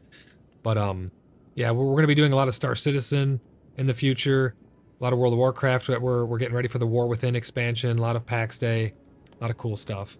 So I'm going to follow that and keep that on my radar. So thanks for bringing that up. Shane says, I have 2 plots on my main character, but if I create a new character, I have no plots unless I upgrade. Has that been addressed that you know of? It's kind of dumb to share all the plots. So there's really nothing to be addressed there, Shane. It's kind of more of the case along the lines of you only have so many plots at your disposal. You'll have to use one on one or one on the other. But as far as I was told, I haven't actually tested it myself. I have no alts. But you're able to share your plots with your alts, from my understanding. Like, they can go to your plots and interact with them. Again, these plots are eventually going to have the subscription cost associated with them. So you're not going to be able to just have plots on all your alts and mirror a bunch of stuff over. If you have plots on different servers, you're going to have to pay for those plots on different servers. But if you need more plots, the only option right now, currently, since you cannot purchase plots individually, would be to upgrade your package. But, I mean, 2 plots for 1 character should be enough, honestly. But if you have a bunch of alts, it's going to get a little hairy there for sure. I have like 9 kilns, so I welcome wood. I have a bunch of wood, Saw, if you need it. Are they going to expand the rights system to include each plot for an account and access for your alts? I think that's how it is right now, EOTB. I'm pretty sure that you can access... I've heard that you can access your plots on your alts. EOTB says, Swotar, off-rails, Dune, in my opinion. Saw says, I'm needing to gather more steel, and so is Durgan. EOTB says, not currently on plots. Lord says, have you tried New World? I have not tried New World. I heard that it was exploding people's computers, so I just avoided it altogether, to be honest. I've heard some good things about it. I've heard some bad things about it.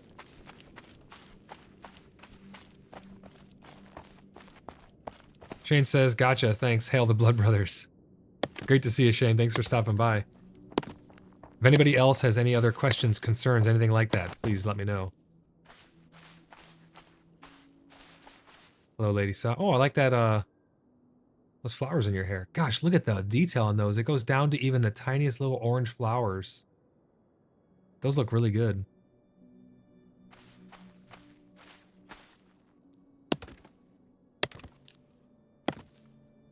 EOTB says alts can't access or build.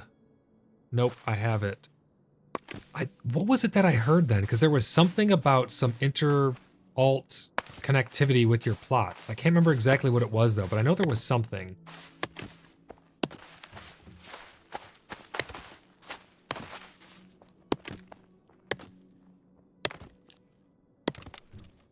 I mean, I don't have any alts, so it's not really an issue for me. I just have everything on one character because I'm not leveling up skills or anything on other characters. I'm just doing them all on one.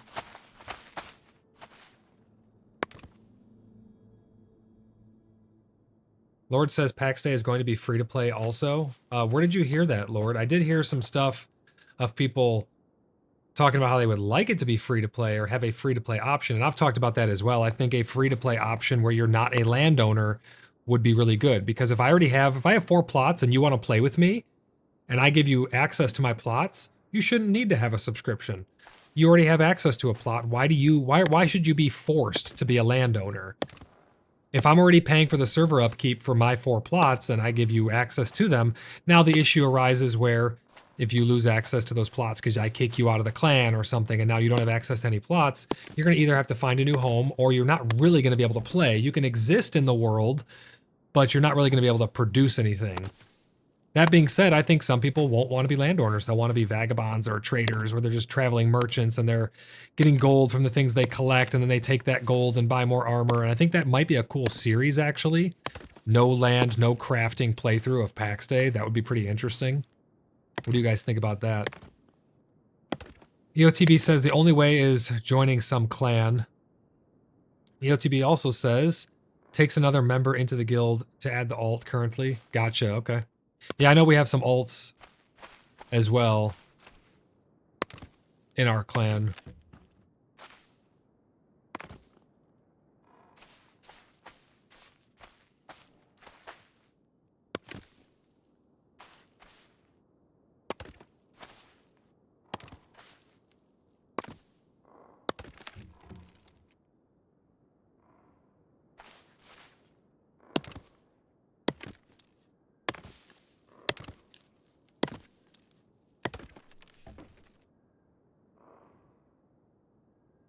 I'm hydrating, Saw. Calm down.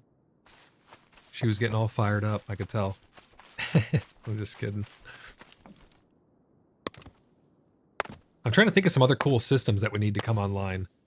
I do think what you're talking about right there would be a permission system, and I do think that we need a permission system in-game. Refinement will come. Yeah, it definitely will. I'd like to see scrapping as well. They have talked about that, where you'll hopefully be able to salvage, you know, because right now we are dropping thousands of spears and low-level stuff on the ground because we just don't even have chests. We give it away to new players and stuff, but we just don't have chest space to be able to store all of it. But a permission system will flesh all of that out. Rest assured, that will happen. It has to happen. If we don't get a permission system in-game, the game's dead in the water. Because it's way too frustrating to have 100 people. Most of us trust each other well enough now that we're able to do a lot of stuff together, but not being able to have a plot open to clan to be able to do stuff on it, and I know that no one has build or destroy permissions, is just very, very difficult. So they need to, in order for the health of the game in the future, have a permission system.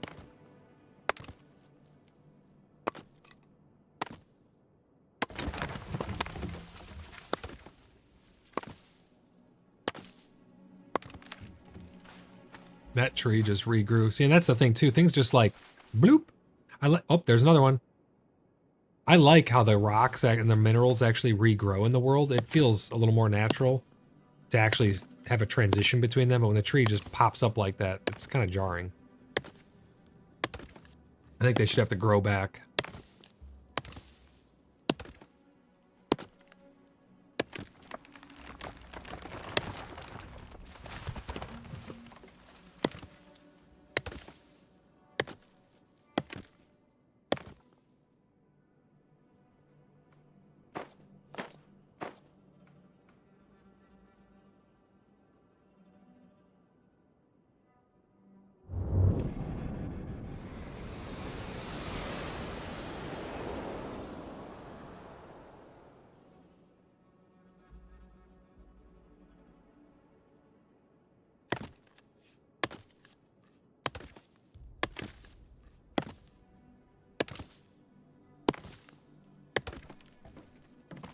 collecting all of the wood. So I'll bring you over a shipment of wood here shortly.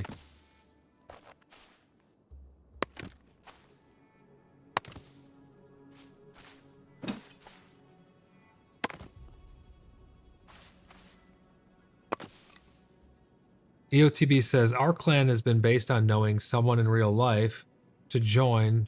Been around since 1997. We just hit four gens of players way back in Ultima Online. Oh, 4 generations of players. That's pretty cool.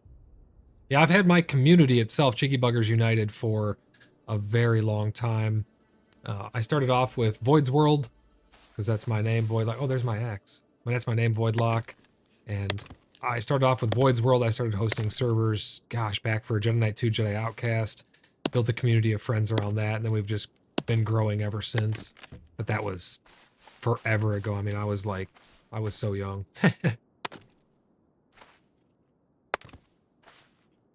We are always looking to get new members because I love building the community. It's been really great.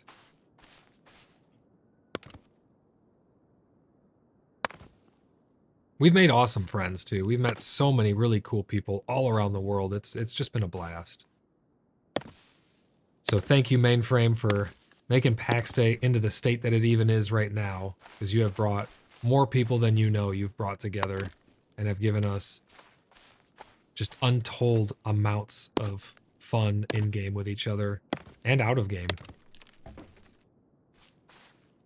Why'd you pick Cheeky Buggers as the name? Because that's kind of what we are. We're just a bunch of cheeky buggers. It's like a British slang for kind of like a playful asshole, you know? That's just kind of how we are.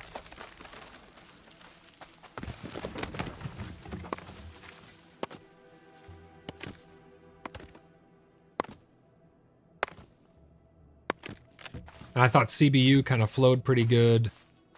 So that's where we just CBU. That's our our shorthand. Then you got Cheeky Buggers United as the full name, and that's just our that's our community.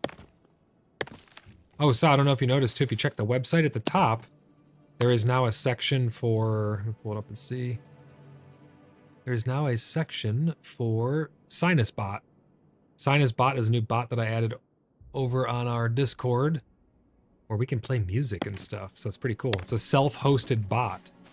I actually host it on my server rack in order for us to be able to do some pretty cool stuff on the Discord.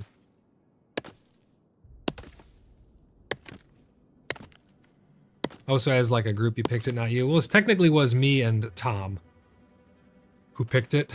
Before then, it was Void's World, and that's just because I used to have a community where I hosted a lot more public servers, and I still host some public servers to this day, like Jedi Knight 2, Jedi Outcast. I still host to this very day. The V-Rising server was a public server, so some games just lend themselves well to being open to the public. But I tend to do more private servers nowadays, like at private Minecraft servers and private Vintage Story servers, where it's people who are part of the community then get access into them. But back when I was Void's World, it was all open stuff, and we had a much larger vetting process. But then when we went to rebrand, we rebranded over to Cheeky Buggers United. It was kind of like Tom's idea, really. We were throwing around different ideas. I had some idea for like, you know, I was really getting into space games at the time for Elite Dangerous and stuff, so I had the idea of calling it, rebranding it to Squadron Bay Alpha 1 or something like that. And Cheeky Buggers United just sounded more playful, more fun, just more lighthearted, and that's what we went with.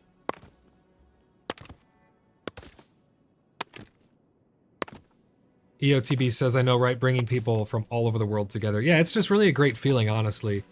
And I'm still, to this day, just so grateful and happy for the turnout of the community. I mean, we've had so many awesome people join, subscribe, become members of Cheeky Buggers, join the Order of the BloodBrothers, become channel members. We've had so many cool people to interact with and hang out with because of Pax Day and because of my YouTube channel that I'm super grateful to everybody. It's been so much fun and been a great journey so far. I can't wait to see what other games we play in the future and what other features we mess around with in Pax Day in the future. Just all kinds of stuff. It's going to be so much fun. We've met really, really great people.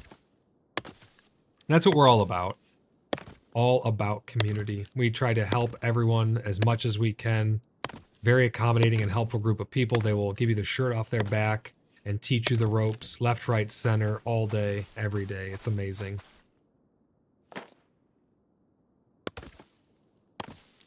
EOTB says Arc, Arma, most streamed games till the power bill hit 800 USD a month. Holy crap.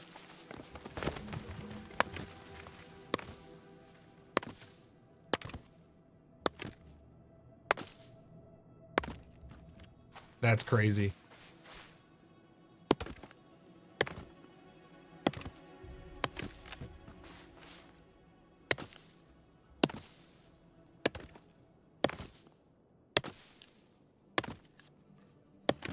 It's nice to have the infrastructure that I have set up as well.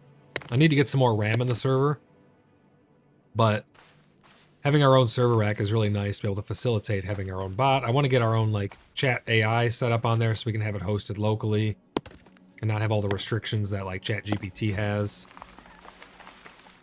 Is it just me or do the trees always fall towards me? I'm going to test this. I'm going to chop down another big tree and see if it falls towards me.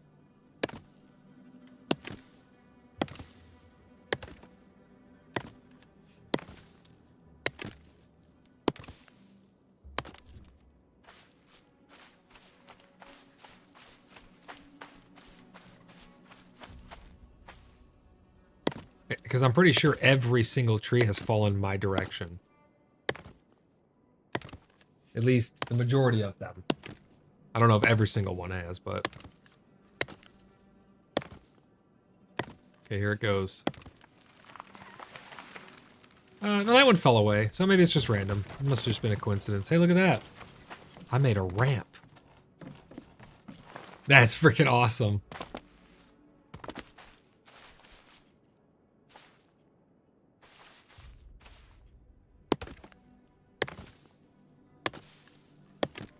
They fall based on where you stand. Yeah, like this one fell away from us. You trying to destroy the house, I see? Hey, I didn't yell timber. You might be onto something.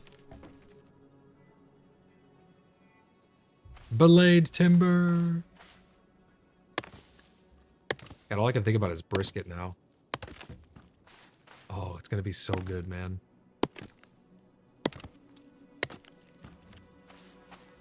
Any other features? Anybody, don't be shy out in chat. I love hearing all the things that you guys have to say about the game. Any topics you guys want to talk about? I'm all ears.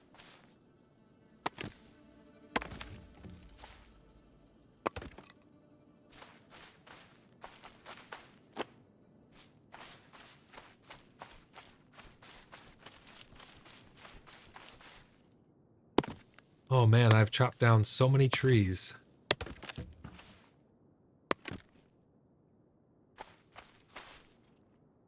We're going to be doing, me and Undead Feet are going to be doing another unboxing of some Star Wars Unlimited cards. We have a couple more boxes we're going to be opening up, so those are pretty fun to watch, see what good pulls we get from Set 2. Set 2 of Star Wars Unlimited just released not that long ago.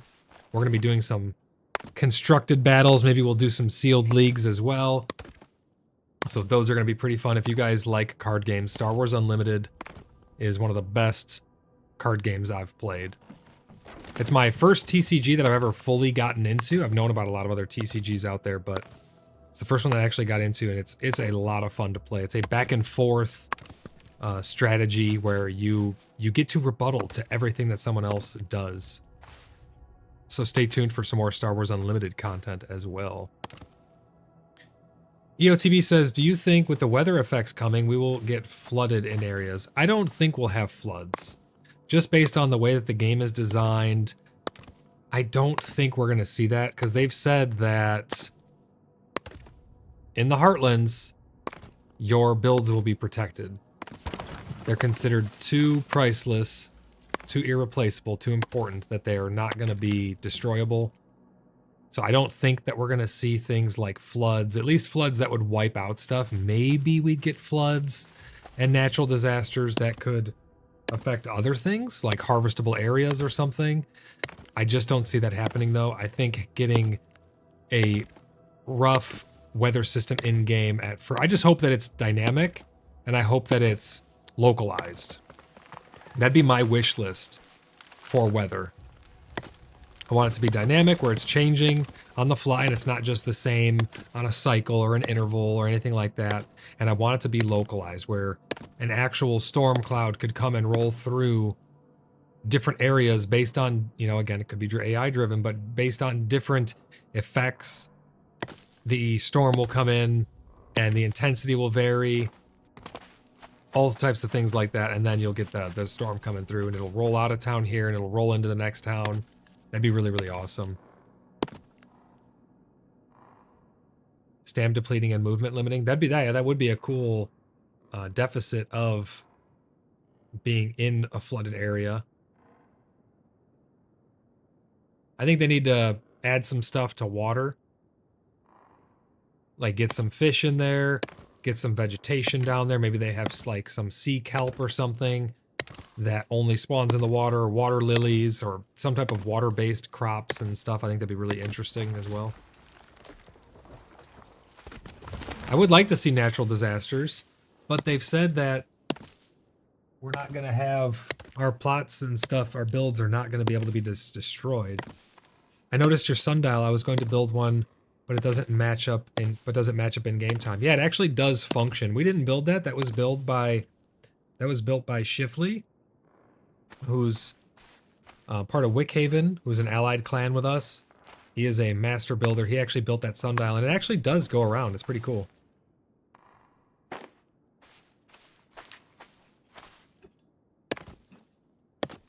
It'll be nice once we have moon phases. I'm really looking forward to moon phases. I want to have more creepy stuff in game. I want to see werewolves. I want to see maybe you know, I say vampires, but some people say no vampires.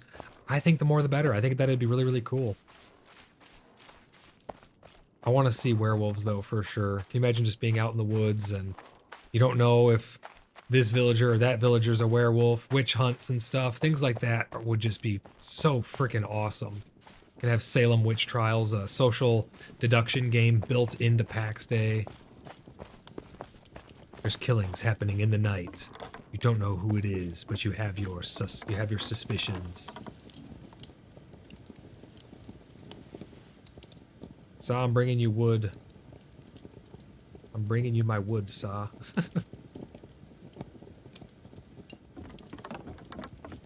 Comes out at night. Mid-craft baddies. Oh, Minecraft baddies. Yeah, like they come out at night. That'd be really cool.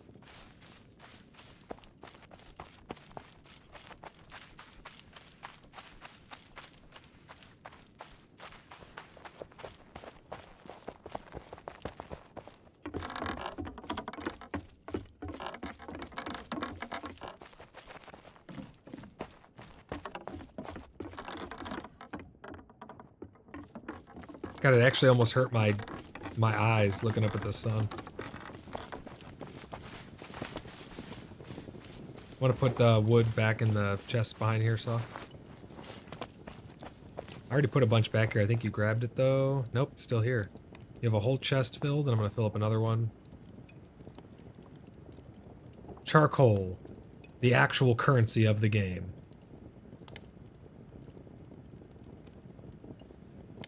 Alright, you have 2 full chests, and then this one on the right is also going to have some wood in it as well, because those are full.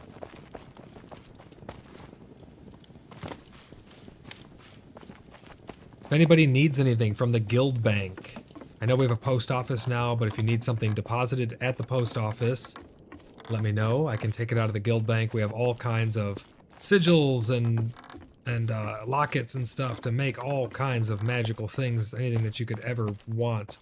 And if you'd like to go and get something, we can organize that as well. We're going to be doing some more dungeon runs coming up, hopefully pretty soon. We're going to be finishing up that map. I've been mapping out some dungeons. We got a lot, which is so much stuff going on. It's like trying to find the time to do it all. So I'm going to bring you more wood, so be ready.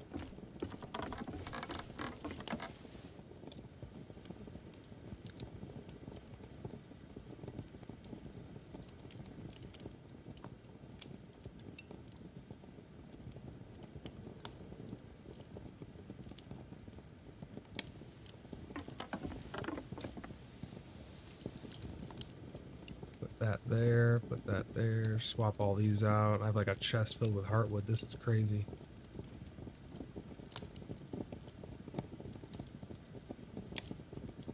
EOTB says, that is something I would love that is something I do love with Unreal. The brightness works similar to how your eyes work. Dark places take time to adjust inside buildings, coming outside. Yeah, I love that. It was a little weird at first and the interiors were a little dark, but I feel like they are changing the lighting behind the scenes to get it all dialed in. But it's pretty cool to see it evolve. So here comes more wood. Get them kilns ready.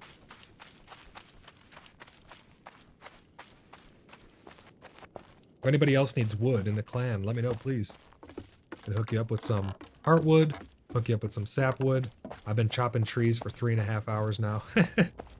But we've been having a good time. We're chatting about all the things that we want to see in the game, all the things that are upcoming in the game.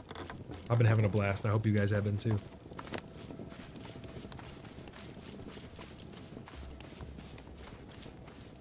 Message redacted.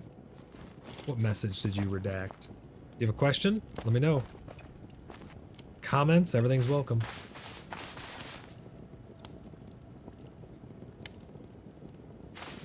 Okay, that chest is filled again.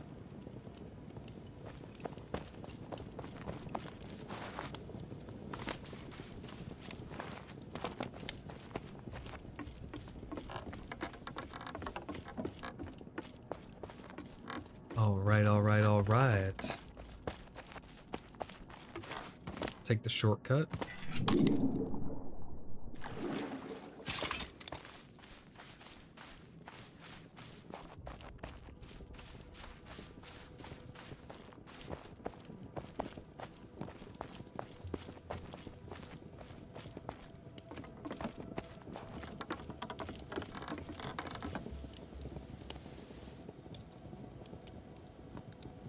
God, I have so much wood. This is crazy. If anyone else is working on alchemy as well, let me know, because I have a ton of different flowers and stuff for alchemy.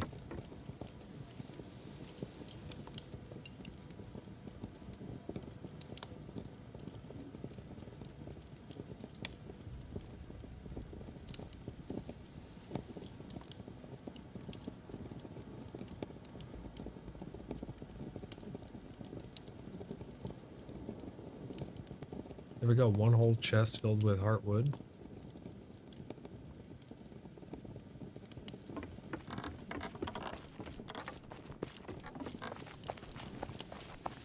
I made so many potions early on that I haven't needed to make any in a while. But I can make the 3.2 the best potions in the game. There's nothing above it. Be able to lure mobs and keep them at a base, set up traps. Oh, traps. Yeah, I was talking about this a while ago. I think traps, not to be able to make like trap bases per se, but secrets I think would be really cool to have in your builds. But they say be able to lure mobs and keep them at your base, set up traps and triggers that release the mobs to surprise some unwelcome visitors at the base. That would be kind of interesting, actually. Maven had some ideas too about having guard pets, where if they come by and start interacting with things they're not supposed to, they could potentially get attacked by like guardian pets or some type of defense mechanism. That would be kind of an interesting way to keep people off your property, to keep those kids off your grass. There you go, Sai. Your kilns have to be full by now, right? BC Adder says, hey Void, I see you're pumping it hard on Pax Day today. Very nice. Yeah, we've been going for 3 hours and 40 minutes almost. We're just having a nice little conversation talking about all things Pax Day. There's not really much for me to achieve anymore. I'm just chopping trees and doing some trivial stuff because we've reached end game a while ago. But we're just having fun talking about all the things that we want to see in the game. So if you have any ideas of cool things that you think would be a good idea, let those ideas rip.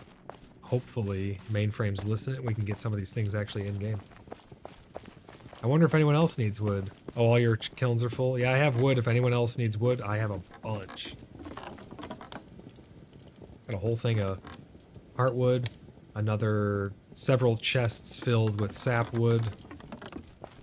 So you guys let me know. Tyler says maple trees can be tapped for maple syrup, or that can be tapped for maple syrup. That would be really cool, actually. That's a great idea. That would bring the whole horticulture aspect online, allowing you to plant certain trees that are useful to you, such as fruit trees or, you know, maple syrup trees, stuff like that. Yeah, being able to make pancakes and put syrup on them. That's one of the things I really liked about a mod that I used for Minecraft, where you would actually get buffs from eating certain foods, and you get negatives if you didn't eat certain foods. You could set it up in the configs however you wanted, but the better meals you made, and it integrated with Pam's Harvest Craft, which was a food system mod. So the more variety of foods you ate would increase different stats and bonuses for you. And then if you ate better meals, you gain different bonuses as well.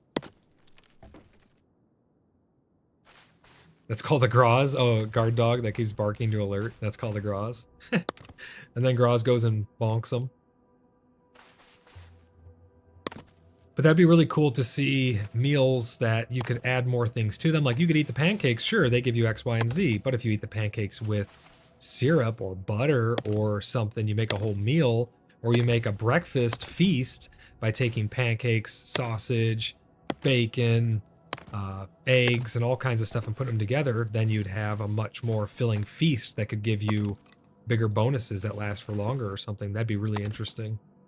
Giving people the freedom to modify their meals, modify their craft, whatever it is, their armor, their weapons, their cloth, their blacksmithing products, whatever it may be, having a different tier and quality of things that you have, that you can interact with, I think it'd be pretty damn sweet.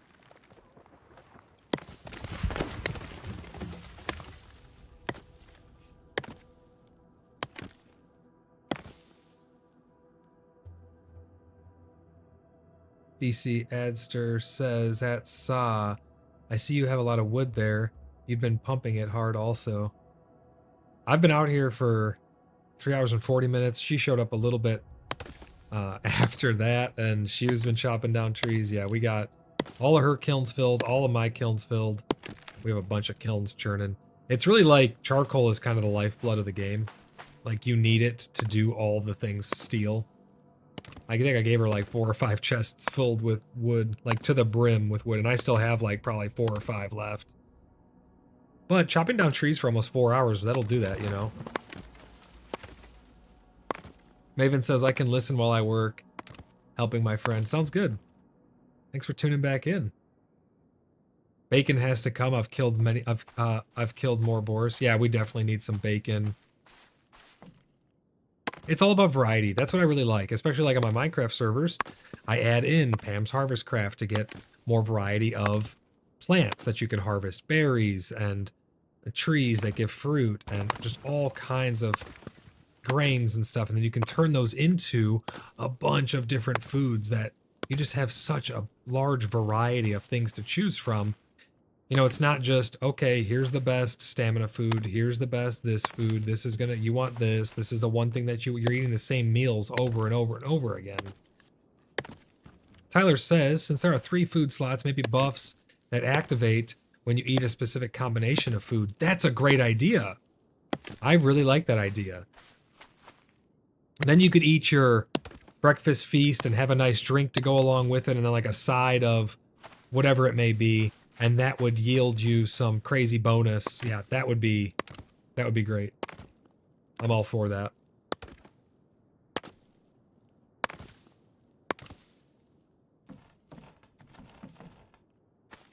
I also want to see feasts and stuff that we can set out on tables and leave there. I don't necessarily want the food to degrade or spoil, but I think being able to have a feast in-game RP where you can put stuff down on the tables and they'll stay there and remain for a while. That'd be really awesome. I also want to see the night cycle extended because its night is like so much shorter than daytime right now. And I would like to see, even if it was like an hour each, honestly, I love the nighttime in this game so much. The whole atmosphere of it is just amazing. Durgan says, headed to Voids for wood, dropping charcoal at Moose's. All right, Durgan, let me know when you're there. Come with an empty inventory. I will fill you up to the brim. I will fill you to the brim with, with my wood.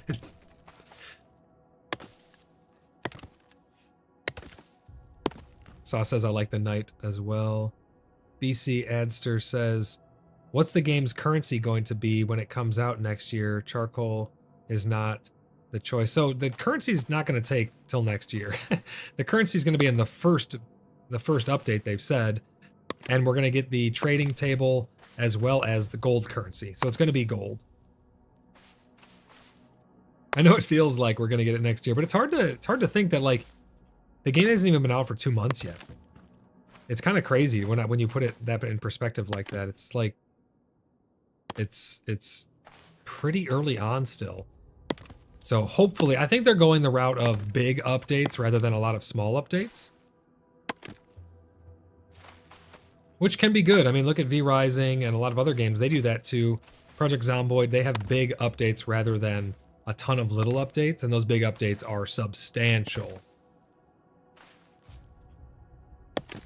So mounted travel, stable, oh my god, Jax just broke. Stable feeders, armor, etc. Thoughts? I am looking forward to mounted travel. We know that it's going to come. We know that we're also going to be getting probably wagons and stuff they've talked about for transporting goods. We talked a little bit about that earlier. I think mounted travel is going to need to be balanced, just like everything in this game, but I think they can do it. I'm looking forward to it, though, because I've wanted to go and travel, but I just don't want to spend 10 hours traveling somewhere. I just really don't want to do it right now. I will do it in an upcoming stream. We're going to do a lot of travel. I'm probably not going to... This stream ran a little bit long, so we're probably not going to do too much exploring here. But, that being said, I do want to do some exploring.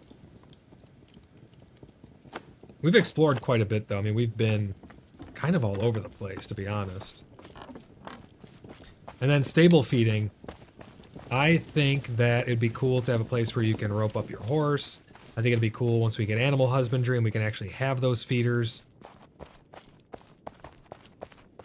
So that way the animals can stay maintained maybe for a longer amount of time while they work through that food in case you need to go away for a little while.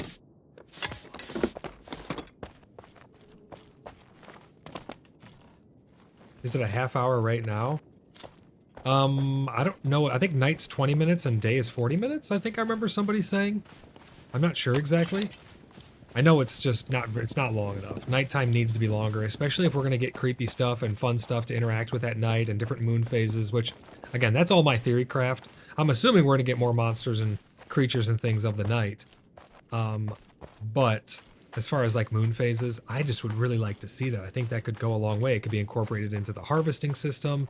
You know, if you get a harvest moon, it could affect tides if we ever have that in the future. It could affect weather. All different types of things could take place by them having... Oh, you're at the tanning tables? Let me come back. By them having a system in place to accommodate that. Let me grab you some wood, Durgan, and we'll get you loaded up. If day is 40 and night is 40, it should be better. I think it should be like an hour and an hour, honestly, because especially on an RP server, it's hard to get stuff done in 40 minutes. If I need to have a nighttime event, I don't want it to go through 3-4 day-night cycles, and RPing can take a while, so...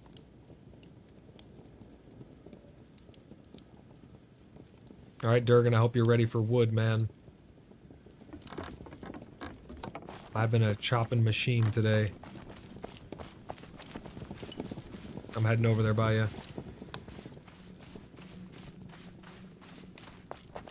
I'm about to machine gun this stuff on the ground. Hello there, Durgan. Here it comes. We got 1, 2, 3, 4, 5, 6, 7, 8, 9, 10, 11.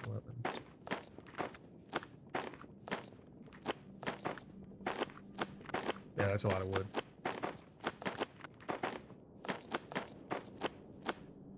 Your inventory full? Alright, I'll pick this back up, no worries. If you need more, just come back and get more. I got like 5 chests filled with it, buddy.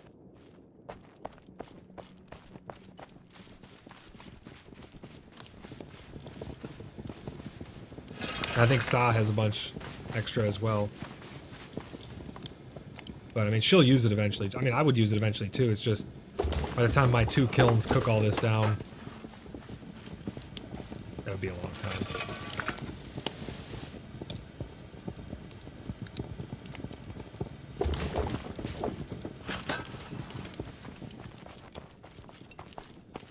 And now we turn it into charcoal so we can turn it into steel. It's really just equivalent exchange, is it not?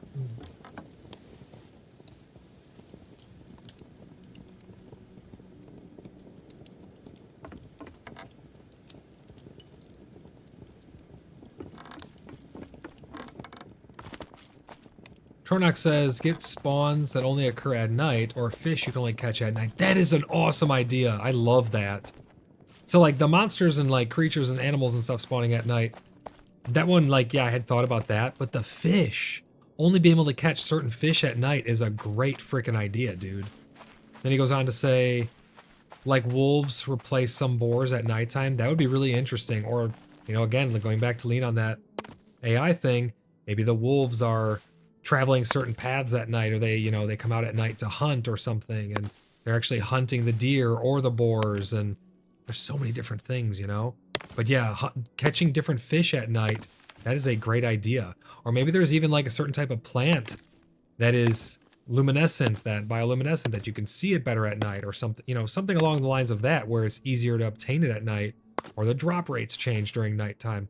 All kinds of stuff can be affected by different moon cycles, different moon phases and things like that. I like to see more friendly random NPCs. What do you mean by friendly random NPCs? Do you mean like AI player, like humanoids? Because we know that those really aren't going to be a thing. Like an old hunter in the woods in his cabin who tells you ghost stories. That would be freaking awesome.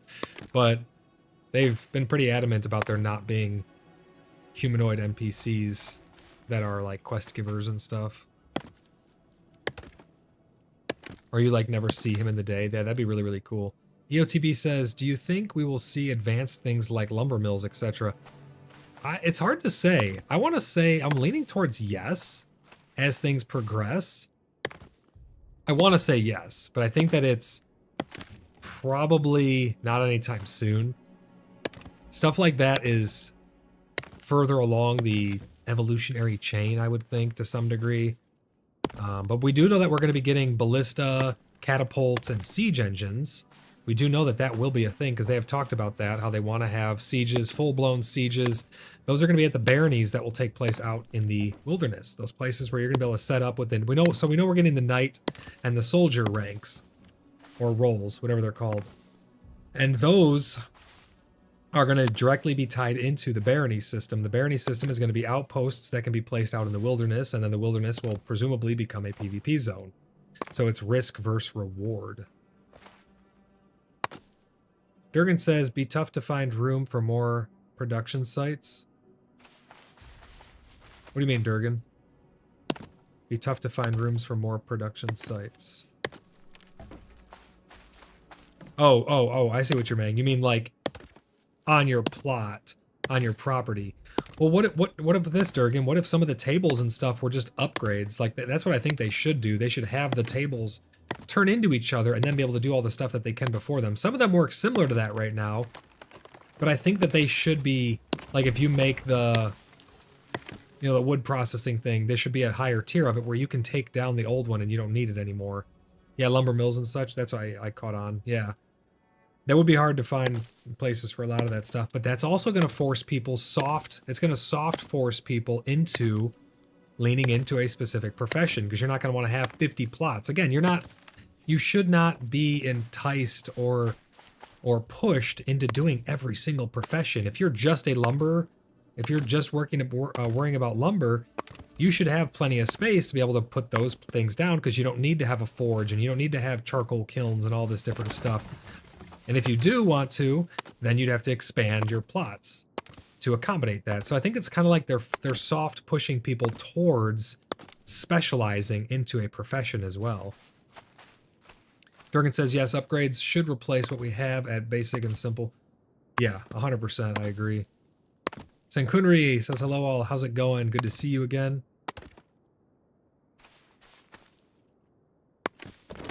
Make sure you guys hit the thumbs up button. Lets YouTube know I'm doing a good job. More incentive to specialize. Exactly, Tronox.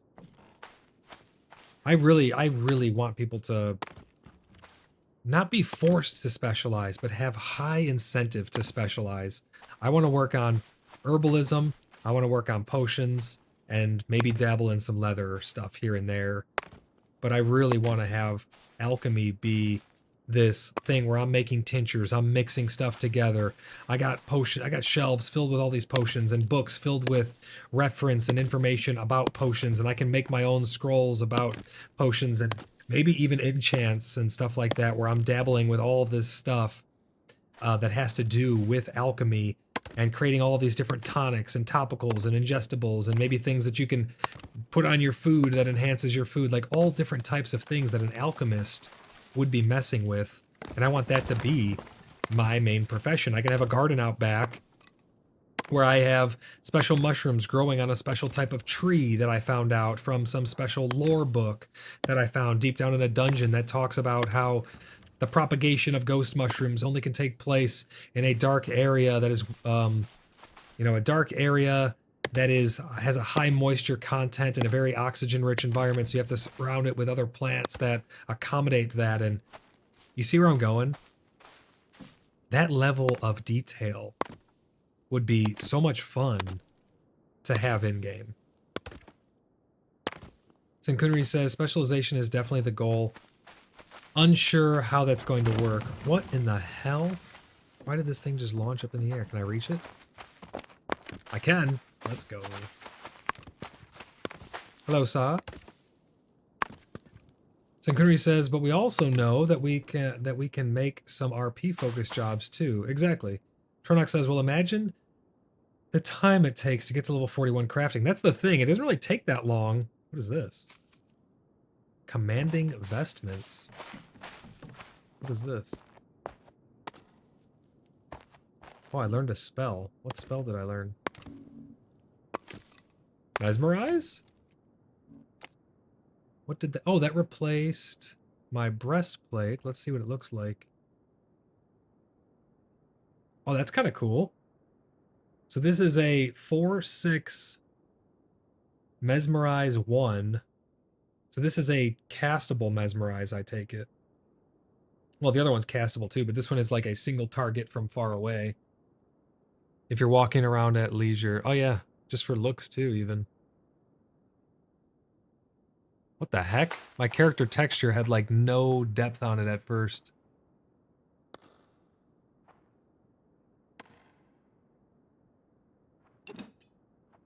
But Tronox says, well, imagine the time it takes to get to level 41 crafting. Eventually, we're going to have higher crafting than that, presumably. We're going to have much higher crafting.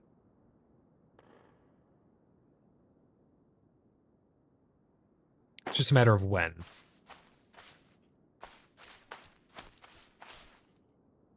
But it honestly doesn't take us that long to get up to 41. And right now, for a lot of things, you don't even need to get to 41. Like, my alchemy is not 41. But there's literally no incentive for me to get it any higher. I can make all the best stuff that's at my disposal right now. There's nothing that I can't make in terms of alchemy. And make it effectively, like efficiently. I'm not wasting resources. EOTB says, plot types too. People tend to like to build things, they like to build a theme park tied to skills. But I have seen where where not having multi-skills to have things unlocked may just maybe it's just limited now, but level in a skill. Tronox says, then imagine if you expanded that to level 100 cap to build endgame. Yeah, that would basically make it to where the journey would be longer, which we definitely need, but it's not going to make it to where it's not a physical barrier. You literally could, given enough time, max out everything still. But if they limit you to property size, if they limit you to maybe experience gets harder to gain the more professions you have at a higher tier. It could be any number of things. You wouldn't be a jack of all trades. I think you still could be. You know, like I said, given enough time, given a big enough clan, given enough cooperation. I mean, our clan's so big, we're giving stuff to everybody else. And we're, you know, hey, you need this? Okay, cool, I'll help get that for you. Oh, I need this. Okay, cool, thanks. He got that for me. You know, it's this high level of cooperation currently. Saw says you have mail if you haven't gone to your pickup box. And Kunri, I need to get some boxes in there as well, so I can drop stuff off for other people. And get some stuff depositable for me as well. You have to show me where you got some space in there for me. I love the idea of the post office. It's so cool. But yeah, there's so many different things that they could do to help limit the ability for people to be a master of all trades. I think you should be able to dabble in a couple different things at a high level, but just mastering everything sounds so unappealing.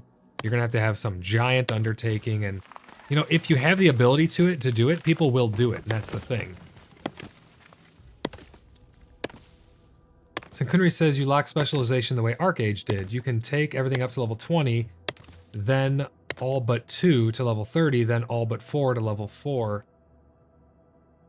Yeah, that's exactly what I was talking about earlier. If they staggered it to where you could only have so many at a certain level, a tier of proficiency.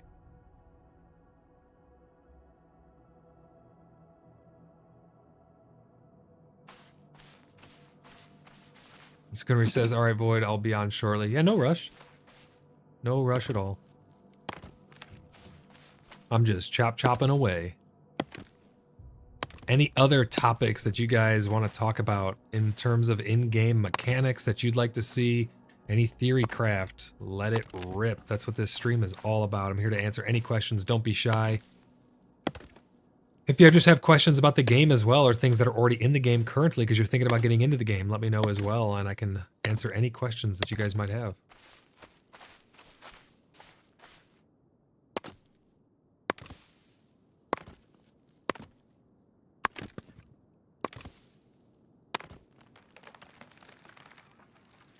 Timber.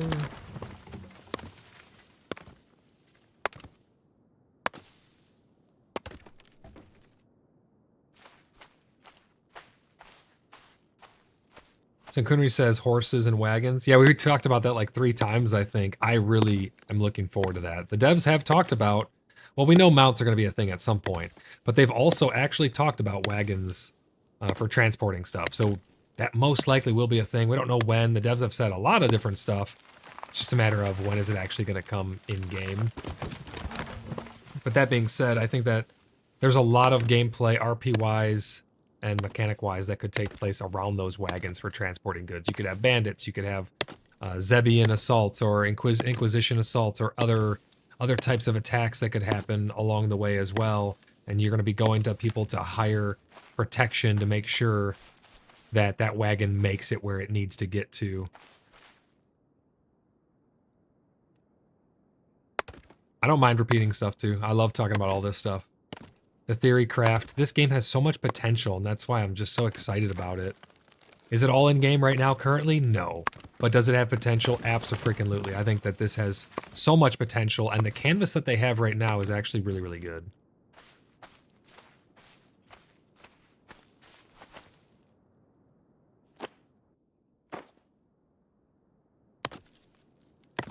EOTB says, is what your team has collected info, rumor mill, etc. for public view?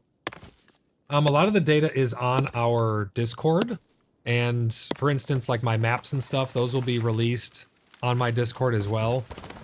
But in terms of our data, if you have any questions of anything information-wise, you can join our Discord and submit requests over on the bounty board. We have some people who have came seeking information, and we're more than happy to share information with all different people, because that's what we're all about. Certain, like if it's another clan or something that they're needing help running through something. You know, we request like a couple gold here and there, whatever. Raz has been doing a lot of bounties, helping other clans run through dungeons, showing them the ropes in there. But if you're just looking for information, you can just join on there, and we have a ton of people with a lot of information and access to our database that can provide most any of that information. Hey, Miranda says, since I don't go into dungeons regularly, I probably choose a craft or two to specialize in, where I can just go out and gather materials like brewing and some cooking. I don't need to battle for those. Yeah, that's a really good point too. You know, for people who don't want to do combat whatsoever, they can live in the Heartlands, and there's a place for them in our clan as well. You know, gatherers, crafters. Gatherers and crafters are of the utmost importance, just like soldiers are. And that's why we have the three pillars of our government. We have, or the three branches of our government. We have the military, who can do all the fighting and the protecting and the dungeon running and the collecting of the stuff from there. Then we have the civilians, who are focusing on taking care of a lot of the crafting stuff and the collecting and things of that nature. And then we also have the diplomatic, so we can have good relations and have people who like to focus more on the RP. And we have ranks that go along with that people have been climbing. So we have a lot of really fun things that our clan has been focusing on going forward. We're just going to be leaning into that more and more. And we have a bunch of lore that we're going to be fleshing out as well.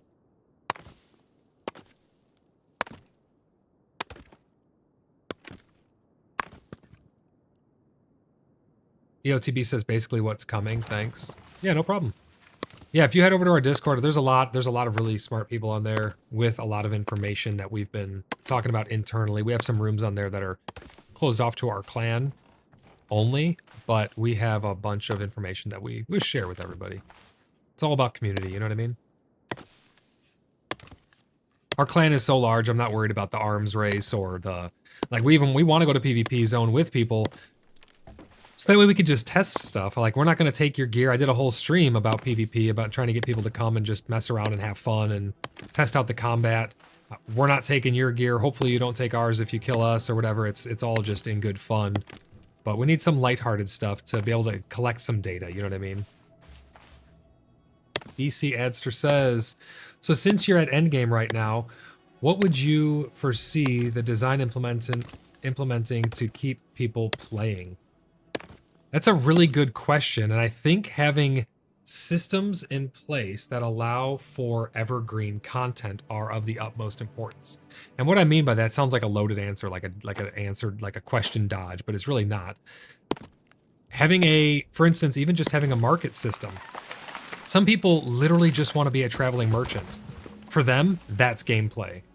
Amassing as much gold as possible.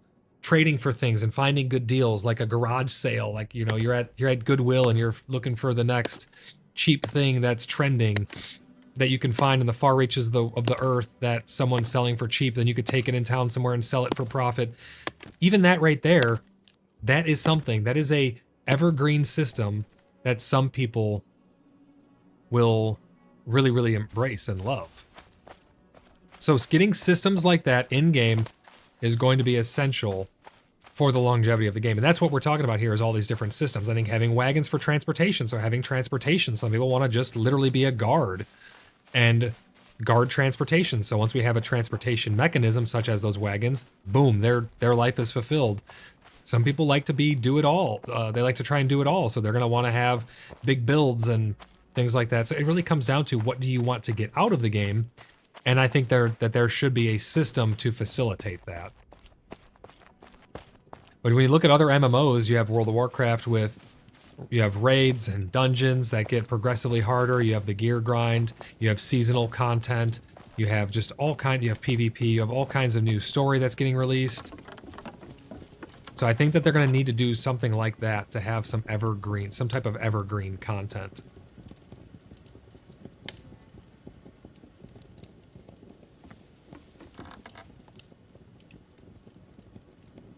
Sorry, I've just been chopping wood this whole time, but this stream's more about the conversation over going out and doing something crazy.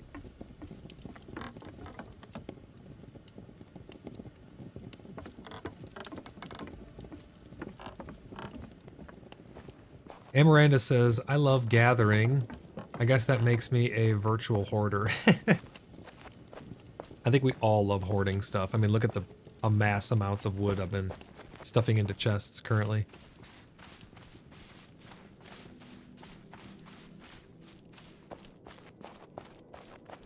EOTP says, do you think they will add skill gain to the converting stations? If I pick a plant equals XP towards the current skill, people today tend not to want to do non-incentive tasks.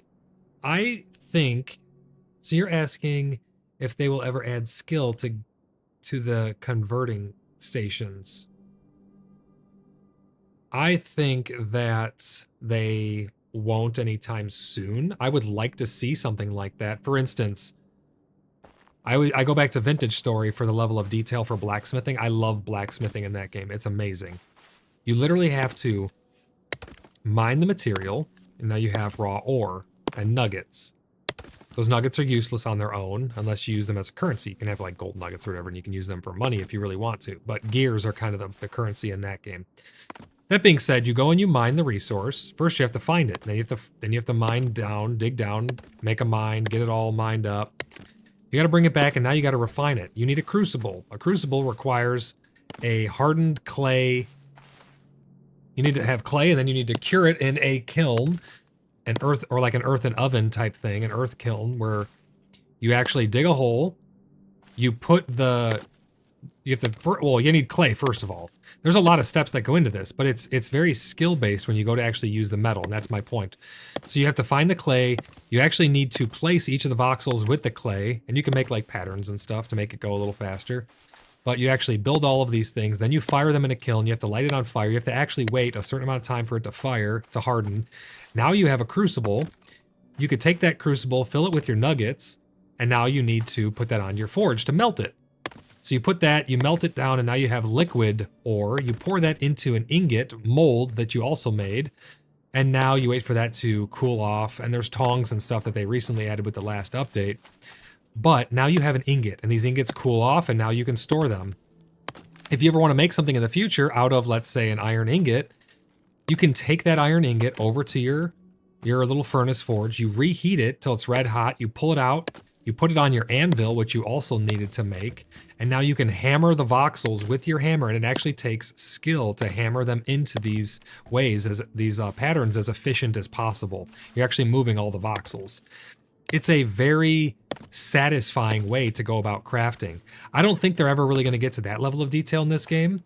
I just don't see it getting to that level of detail. I wish that it would. That level of immersion is a lot of fun. Does it make things slower and more methodical? Yes, but I think that that's a good thing for a lot of games. So I would love to see stuff like that. Gifford says, once we have an economy and a marketplace, it'll be easier as a solo player to focus on just one or two crafting professions with a smaller number of active players. Absolutely. And that's what I've been saying. It's really a burden on smaller clans not having an economy. But that being said, you can still trade. Like, we still deal with, we'll do trades with people for gold ingots and stuff. Or you can also barter. You know, you're producing something that's of value to somebody, because you're gonna need to have gold income somehow. You're gonna have to either be producing or harvesting it yourself. I do think that the gold acquisition from the wild is gonna be somewhat limited, which it should be. You can't just have an ever-inflating system. It can't be too easy to obtain the gold from the wild. But that's where contracts can come in and stuff too. Like, we have a bounty board on our Discord right now where you can actually go and submit a bounty for either a quest, or you're seeking something, or you're offering something, and we can have dialogue on there and facilitate a trade. So I hope bounty board comes in game. Maven says, what about contracting license that'll require studied healer? I read that completely wrong. My dyslexia. What about contracting illnesses that requires studied healers? I think that would be really cool. That's what I was talking about earlier with my apothecary. I would love to be a healer. So Now you can go down into different types of alchemy. Are you specializing in making poisons and things that get applied, the consumables that get applied to weapons? Are you specializing in healing tonics? Are you specializing, because then you need different ailments where you need to have different heals for different things. Are you specializing in dark tonics where they're used to poison people or food or different things? Kind of perception level come into play there where you can have a high perception and see if a food has been poisoned or a drink has been friggin' Bill Cosby'd or something. You know, who knows? There could be all different types of things that they could do.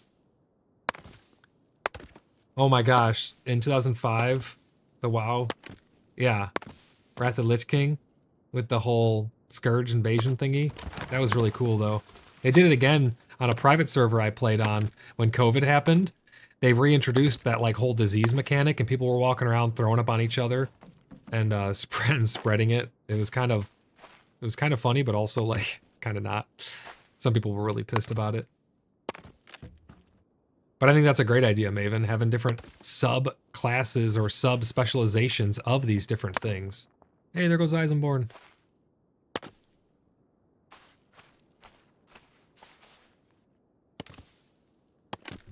Senkunri says, as a resident tradesman, postmaster general, I would do jobs for people to do for some mats anyways. EOTB says, yeah, I love that depth.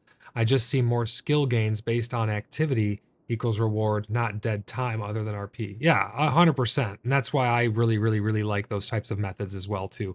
I like to play the game. I don't want to have a mobile game where I'm just putting things on timers. I don't want to have a pay-to-win game where I'm just opening my wallet. To me, those aren't even games. I like a game where I have to play it. World of Warcraft, I have to go in. If I want a cosmetic, I have to go and farm it or earn it. If I want a mount, I got to go get it. If I want insert anything here, you have to actually get it yourself. She just deke punched me.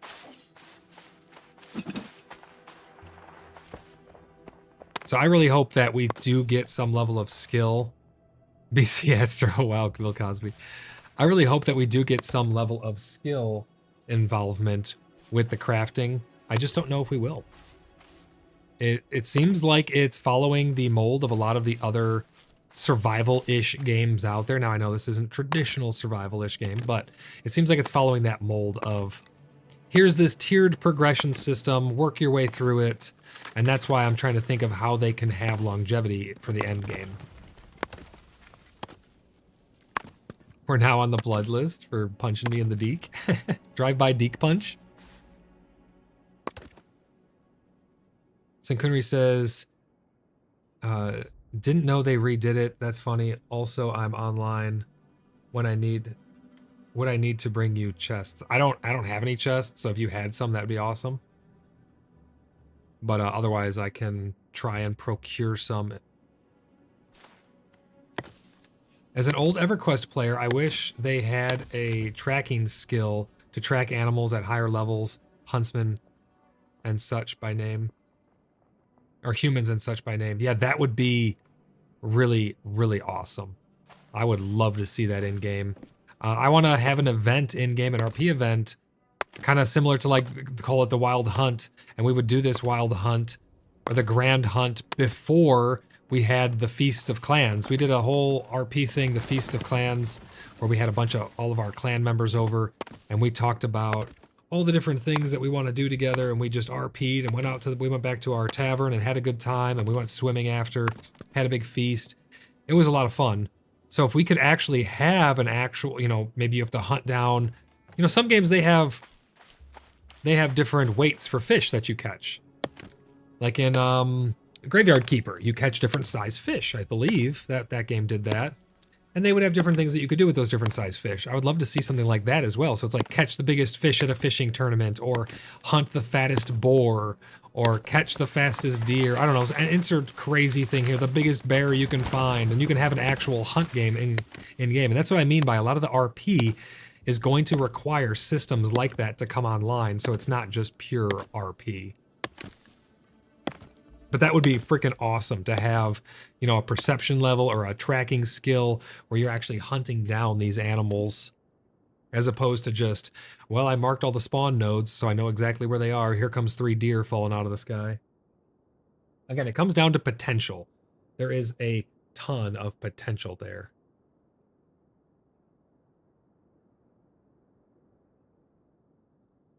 Let's check something really quick here.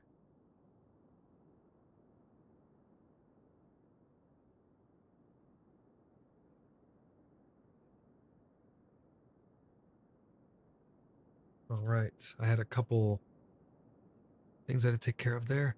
But yeah, I think that having those systems in... Oh, that was only one tap. Someone could have came by and just stole all that wood. We need a lot of these systems to come online to facilitate our RP in the game.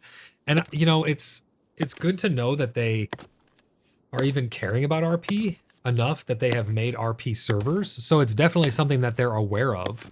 So hopefully we get some systems in game that will allow us to further embrace the RP. Sincuri says, I have some, no worries. I'll head towards the post office. All right, I'm just going to fill up the rest of my inventory here, and then I'm going to run this wood back, and I'll meet you over there.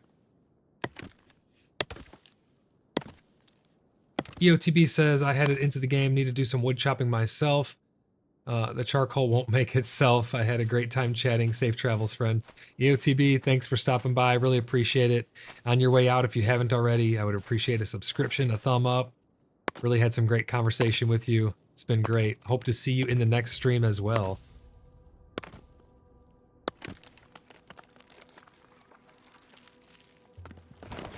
Gifford, are you going to bed as well?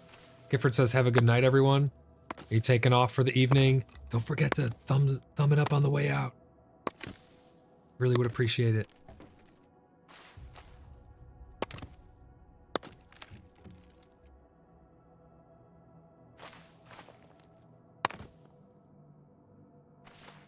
Any other topics that you guys have in mind of cool things that you'd like to see added into the game? And we'll do some more of these in the future. It seems like everybody's really digging these theory craft, just chill and chat videos. So we're going to be doing a bunch more of these in the future as well. Especially as we get, you know, these will probably follow in the footsteps of PaxCast. So PaxCast will cover the actual content that we're getting and theory craft of, you know, different things about that actual content. And then we can do these more free, just chill and chat videos or streams where we're just talking about all the different stuff. Because the play space is going to be ever evolving, right? As we get these new systems that are coming online and actually being added into the game, we're then going to have more theories that we can spin based off them. So we're going to be doing more of these in the future as well.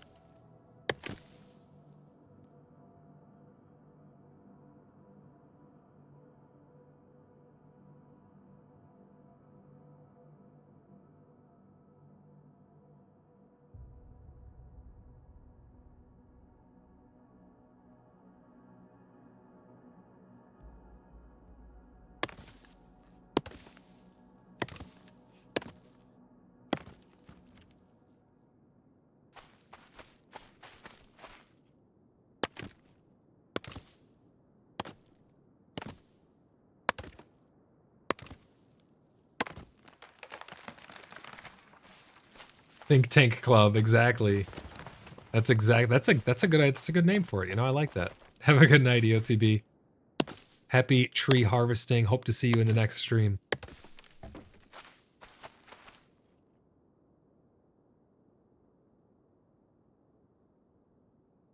So there have been, it looks like I just updated my overlay, and it looks like there were some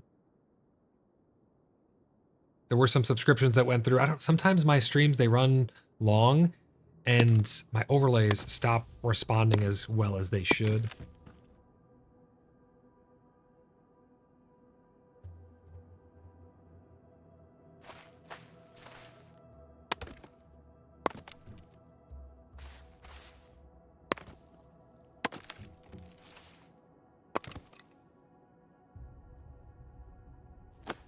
I will be over there soon, Gwydion. I'm just going to get a little bit more wood here, and I'll meet you over there.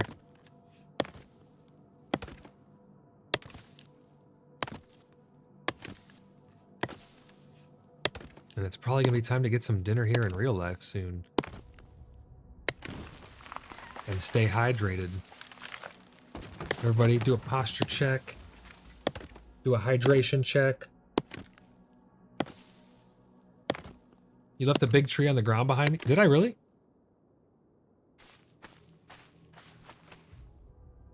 Did I actually leave that there?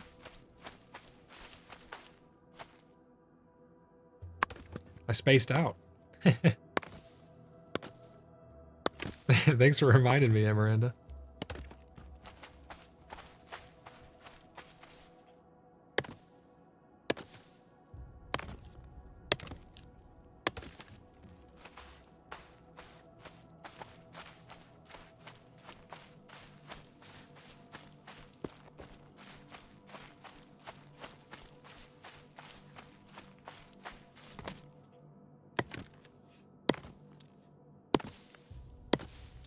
Yeah, I'm really excited for the future of Pax Day, though. And it sounds like a lot of you are as well. So the bigger audience we can reach to bring more of the news and happenings in and around Pax Day and show off some cool gameplay. I think it's going to be really, really fun going forward. The Order of the BloodBrothers keeps growing exponentially. It's crazy. It's hard to keep up with how big the clan is growing. We have so many new members every day. Every week, we just get bigger and bigger and bigger. And it's been a ton of fun. It's been great to meet you all. I've been having a blast playing not only Pax Day, but other games with you guys as well. Because again, remember, Cheeky Buggers United is not just about Pax Day. It's a whole community.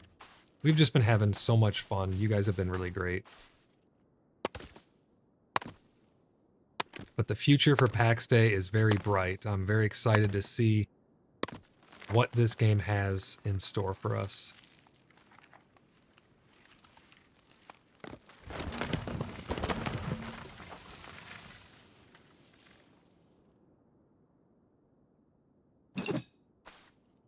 Gwydion, let me chop this last tree and then I'll come over there by you.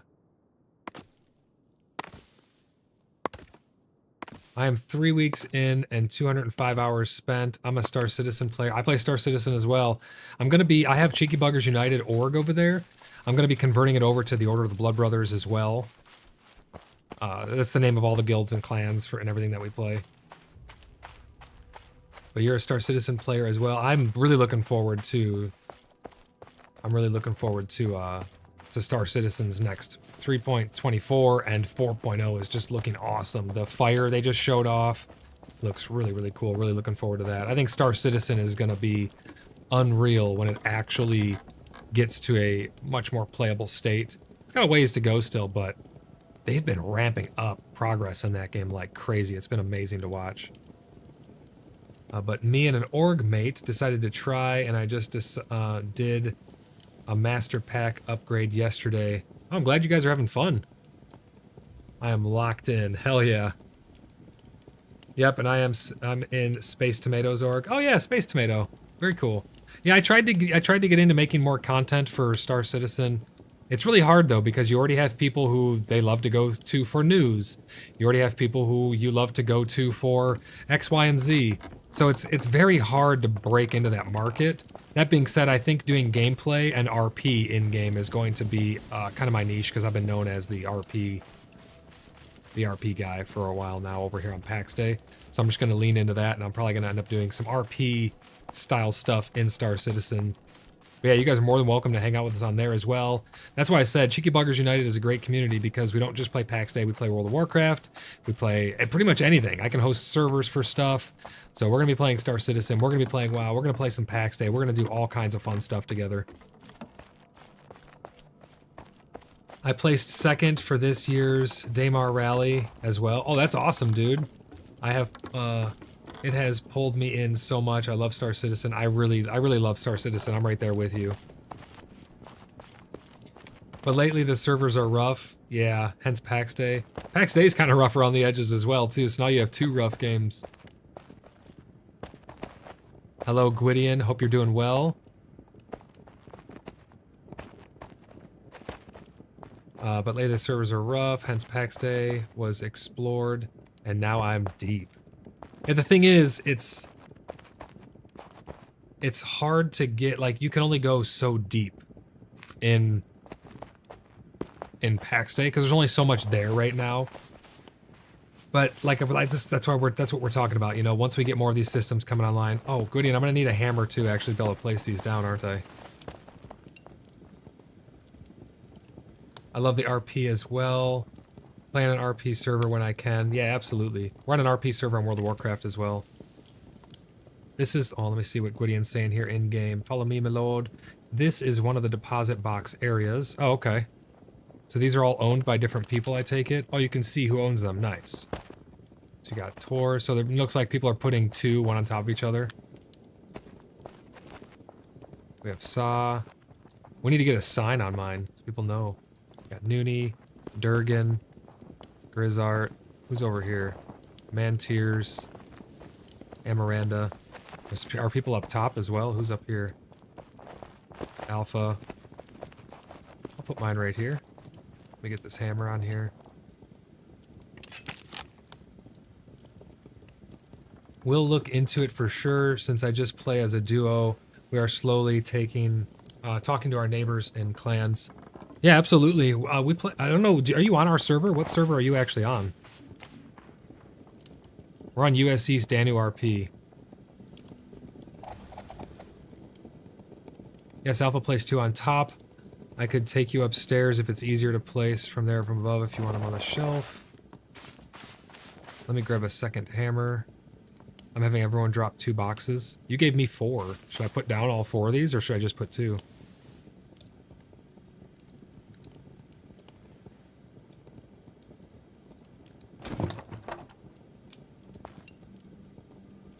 You're on Serene, unfortunately. Gotcha.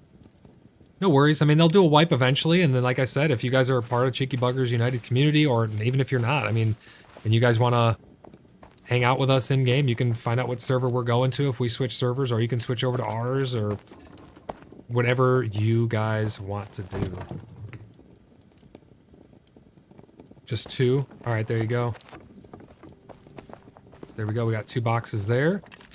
And he says, I'll grab a second hammer. Just 2, sir. I'll explain where the other 2 go. Now follow me. All right.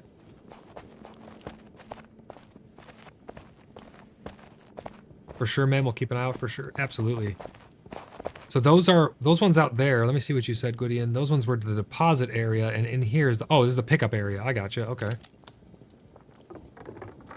So the deposit area is where I go to drop stuff off. If I have things to give to people, like let's say I have a bunch of wood that's going to, I mean, wood's not a good example because I can literally just put it anywhere. It's not like it's hard to get. If I have some potions or something that I want to give to you, for instance, I could, or let's say Sa, I could put them in my deposit box and then Sa, you could come take it from mine and put it in her retrieval box. Is that how it works? So the idea is you would deposit goods for someone else and notify me, and I would move them here to the corresponding mailbox. Okay, gotcha. Yeah, that makes sense. Awesome. Let me go to props. And we'll place these down right here.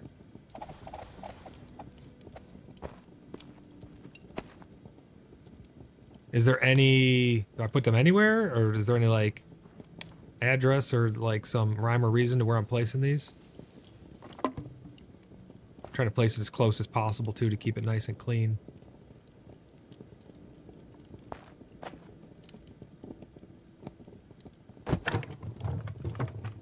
Anywhere is fine? Alright, cool.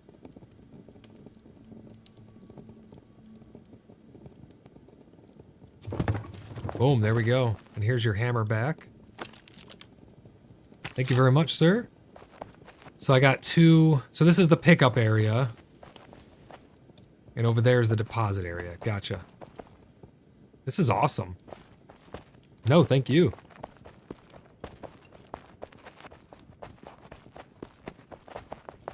This is really cool.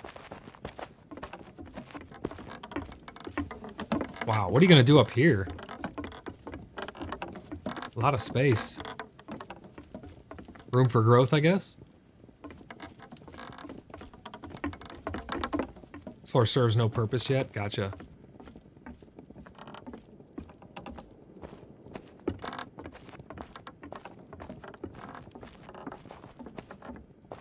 So this wheel marks deposit, and then this marks collection, I guess. All right.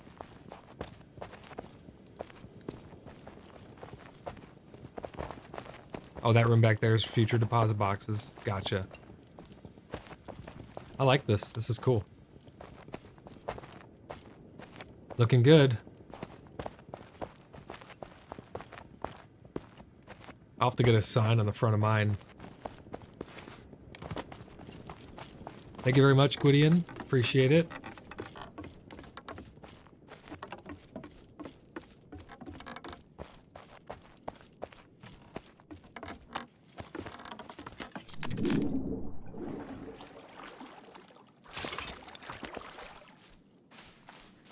Gwydion, do you need any wood?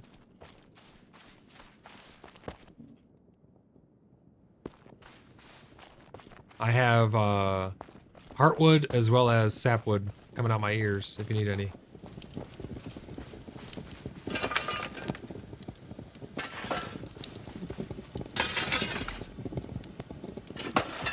Trying to keep charcoal cooking for everybody.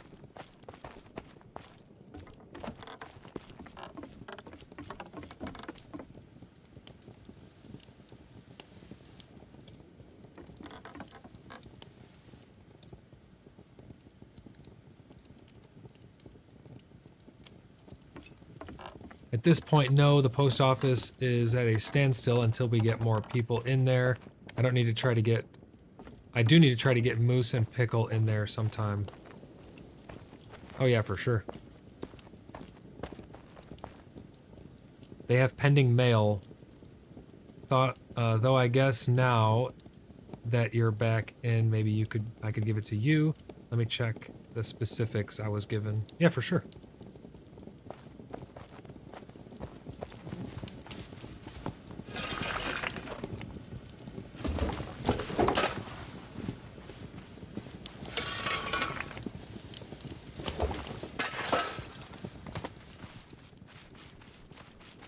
Oh man, we have collected a ton of wood today. I don't think I can collect anymore.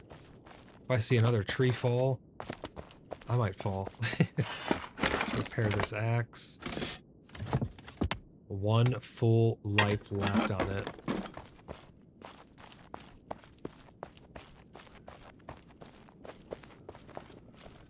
I think too, once the content patch drops, it's activity across the entire game is going to spike massively.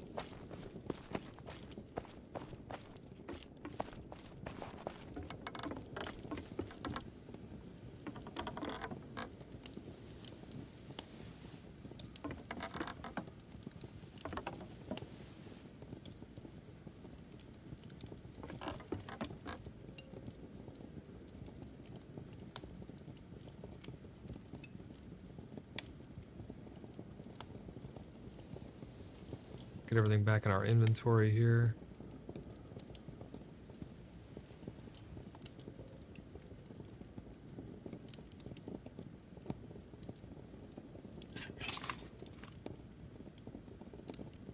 There we go.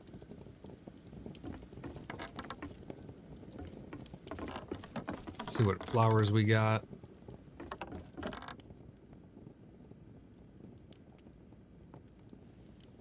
Get these all extracted.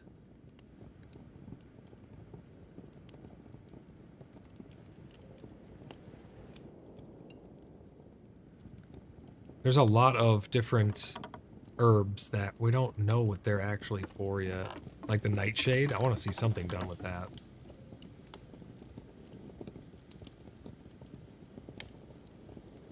Senkunri says, it was not specific, so I'll send a raven to Lady Maven for how she would like to address it.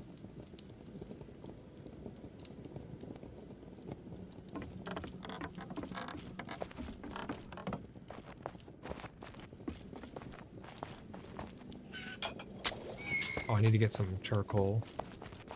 I do require charcoal to keep these things extracting, but it's not much. It's like 2 per extract or 1, something like that. It's very minuscule.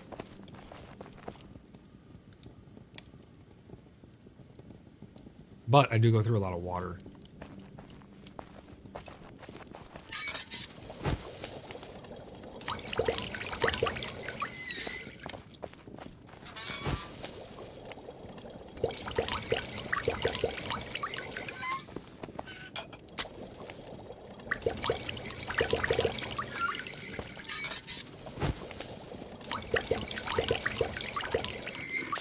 If anybody has skullcap mushrooms or crane flowers, that's what I'm using currently to make the best health potions and stamina potions in the game.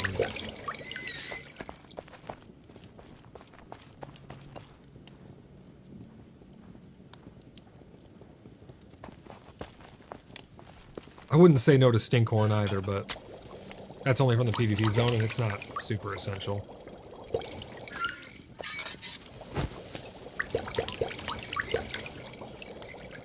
There we go, we got all that extracting.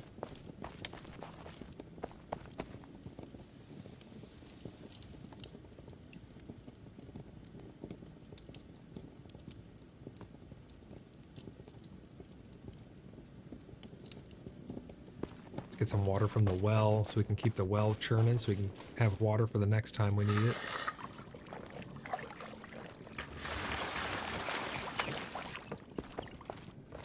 Let's check these. Oh, more crane flowers. See, some people just drop stuff off. Well, lemongrass, what is that?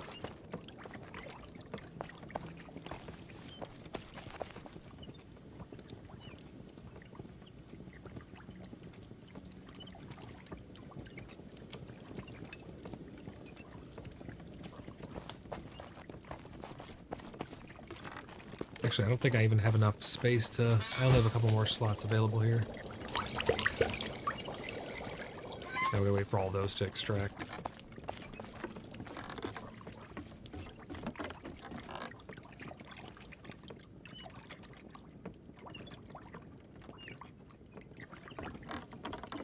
Alright, there we go. Now we'll just get the water restocked and we're good to go on the whole potion front.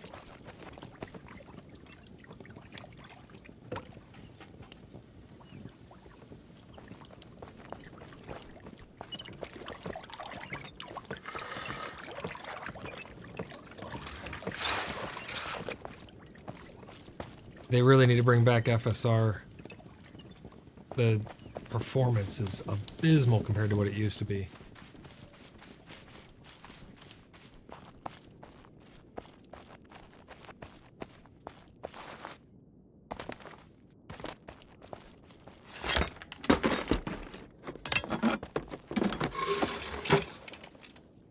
Oh, the lifetime on them is gone. That's why they can't be repaired.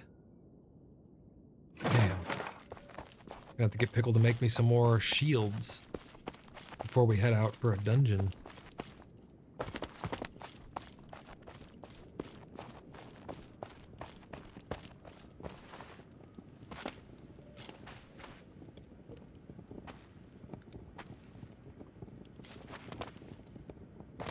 I use Radeon graphics, Voodoo says. Yeah, I have a AMD 6900 XT, and I have my processor is the 5950X, the 16-core, 32-thread processor. It's a pretty good system. It served me well. I normally get really great performance, and I was getting over 120 FPS. I have a 144 hertz monitor, but I was getting over 120 FPS before they changed whatever they changed. And now my performance is... It's not terrible, but for a short while, it was absolutely abysmal. I was getting like 20 FPS, and now it's recovered a little bit. I do know that if you delete that save file, that graphicssettings.sav, or whatever it's called, in the app data folder, that really improves performance. I mean, in some cases, it can literally double your performance. Oh, wow, look at this. Templar, you got some cool build going on over here, man. This looks awesome. I love these gates. Holy crap. But yeah, Voodoo Actual, I do use Radeon AMD graphics card.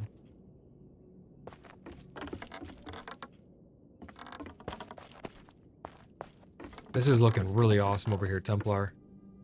Great job, man.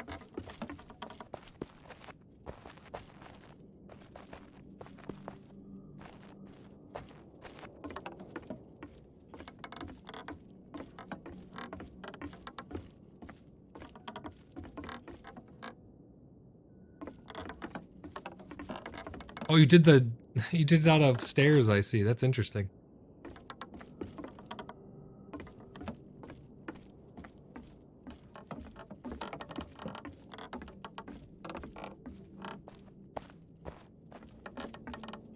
I think they're collecting a lot of debugging data. And that's why that file gets so bloated.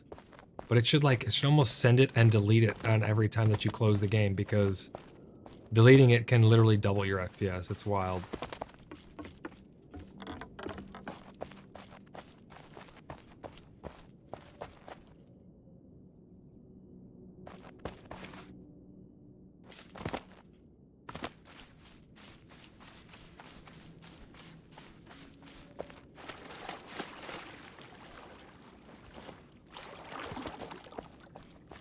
This is so cool here. I love this.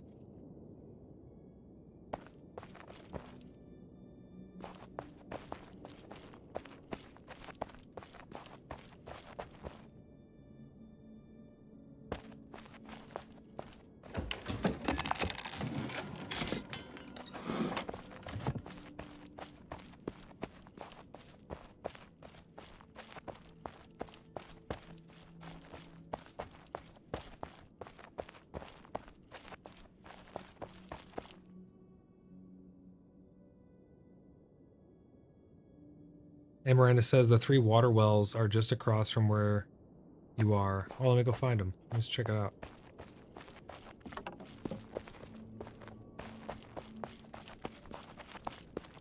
I love this curved waterfront balcony thing right here. This is nice.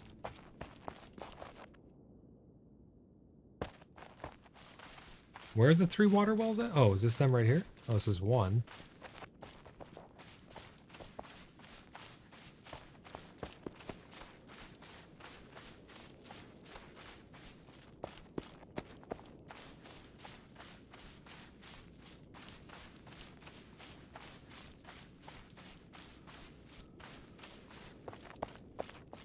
I gotta see what's being built back here, too. Oh, over by the pool party. Gotcha. Hey, Moose's stairs actually look pretty good now. Look at that. They're like reinforced and they're not sketchy as hell anymore.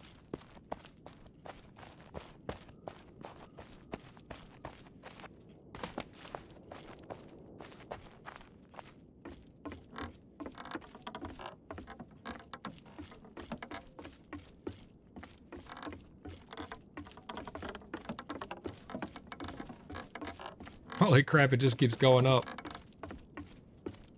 That's crazy.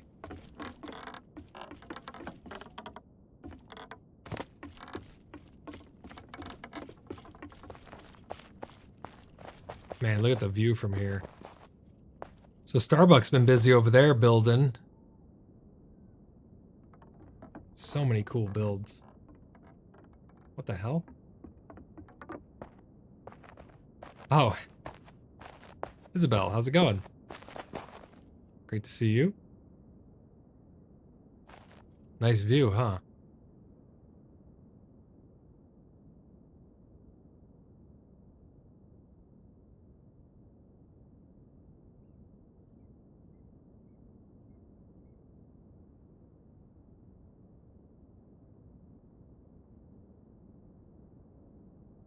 The view took 35 minutes to see.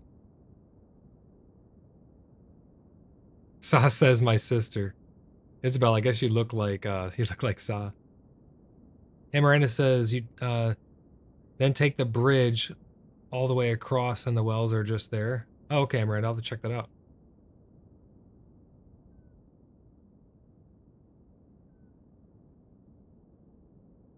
This is such a cool view from up here. Look at all the different builds.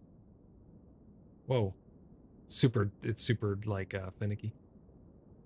Look at all the awesome builds people have done though, man. This is just so damn cool.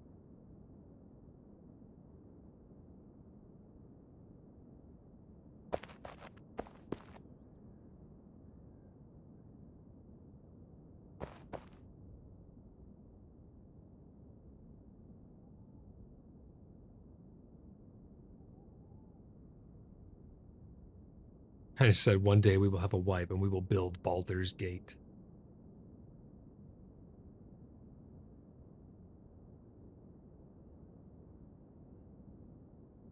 A unified city for trade and work.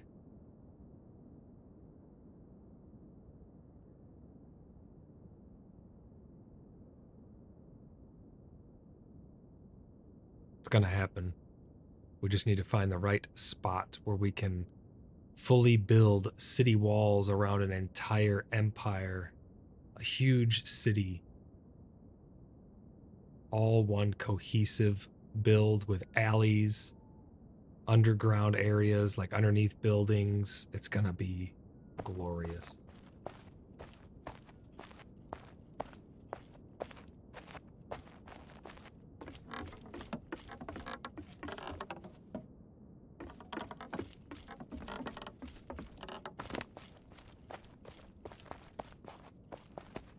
So that right down there, I need one more roof piece, but that's my house that we built. It's pretty cool inside. I haven't really used it yet though, but I'll show you guys that before we get off here for the night.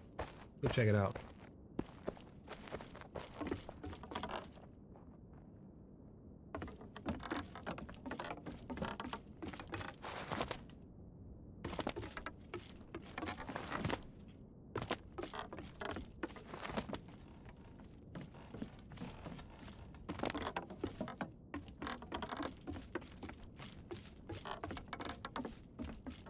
It's a pretty cool house, though, to be honest. It's in a decent location as well. It was a naked person who just ran into the storage house.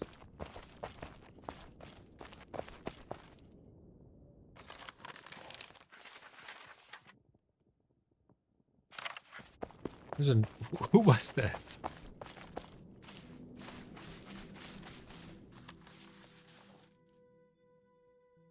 I could have sworn some naked person just ran in there.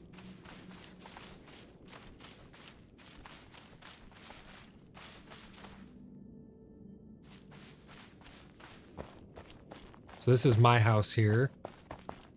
I see I have a giant chimney in my view. I have this little passageway that comes through under here.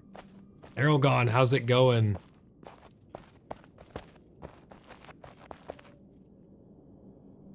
And Miranda says, I hope I get a waterfront place again. I'm sure we'll be by water wherever we end up. The water's too beautiful not to be by it. And there's too much fun that can be had with pool parties. And it's fine, Miranda. I rarely even come up here. It's not a big deal. I just thought it was funny. I was on my balcony and I'm like, and there's a chimney. This is my first little landing area here. Then you can go up. This is Tom's. I need to be able to put another wall here, but it's inside of Tom's plot. We have another landing here. I need to put a railing there. But this comes up to this balcony. You can look down over Graz's. We have the Blood Moon Tavern right there. The back of the warehouse is falling apart because it's outside of the plot.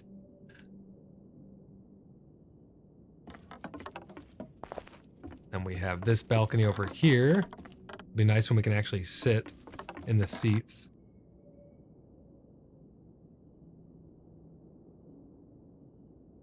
Oh man, being able to see a storm roll in is just going to be absolutely amazing.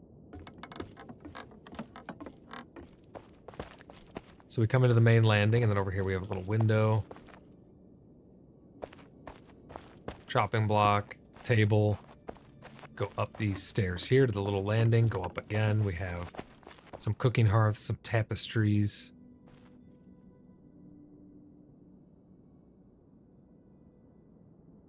Aragon says, not so good actually. We're going to have to rehome our new doggo. It's been several months and no matter what I do, he won't learn not to piss and shit inside the house. And since he does it at 3 a.m., that's crazy. I ain't getting sleep. Damn, dude. That's rough. I'm sorry to hear that. That's crazy. Maybe, you guys don't have like a dog trainer around there or something? Someone who can, like some actual proper training maybe? I'm not sure. I keep forgetting to pick up the tapestries from you. Do I still have those or did I put those in those chests? I can't remember. They might still be here somewhere. But I have this little balcony right here. I really like this balcony. I love builds like this where they just organically come together, and I like layers and depth. So I love all the balconies. I love the little straw above the doors. I love the little landings inside. All that stuff is so much fun to me. I love it.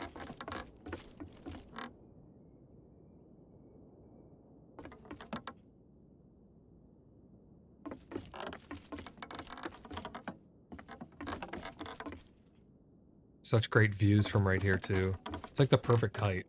You can see everything without being just insanely high. There are dog trainers, Aragon says, but they don't train greyhounds. I've trained plenty of dogs, and I've tried every carrot and sadly a few sticks, and he just doesn't get it. That's wild. Is it a puppy?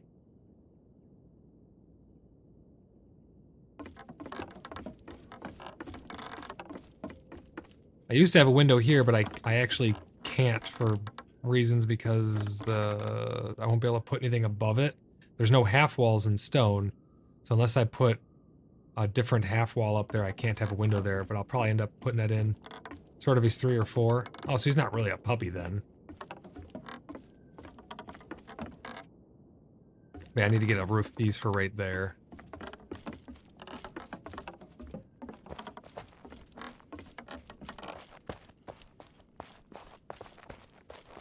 But yeah, that's my little house. I don't really use it that much, to be honest. I'm normally just down in the apothecary cooking away. Here's the Blood Moon Tavern.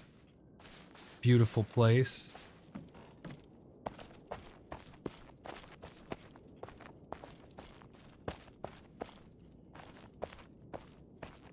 Half walls, arches, and balls would be awesome. Yeah. Go down in the water for a little dip. Swimming in my full plate. As little as it may be, I want to see like your character actually get wet and the dripping and stuff after you come out of water. Maybe you move a little slower or something. That'd be pretty cool.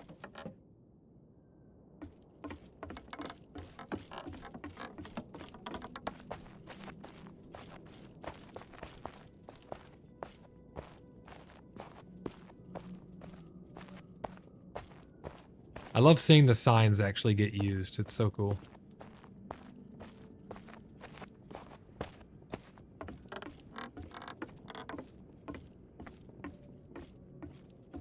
Man, this place looks so good. Look at this. I can't wait to just be able to come sit down here, have some drinks, have some food, and just relax and have systems in play to actually let me just sit, you know? Just let me sit. Inferior Mass says you should come see my diving board. Where's your place at again? Are you at your place right now? Oh yeah, yeah, up on the, I think I've seen that, right? Up on the cliff? I love how these distilleries and stuff look too. Everything looks so good. We're getting new meshes as well. Ah, it's the same balcony that's on my place. I like the chandelier there, it looks nice.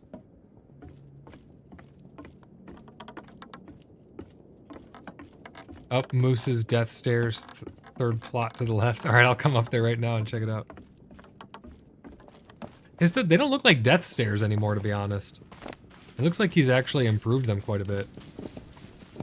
Yeah, well, I do as well. I died on them coming down. Going down was more dangerous than going up. But they look like they're actually reinforced and have, well, maybe they don't have a railing the entire way. It's hard to tell. But the actual landings look pretty built up. The death stairs.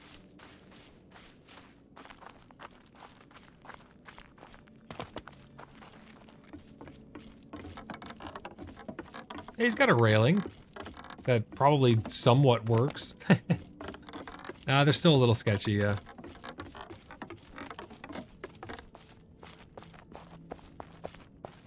Oh, look at that build over there. Like this right here, this is a super cool view of the city.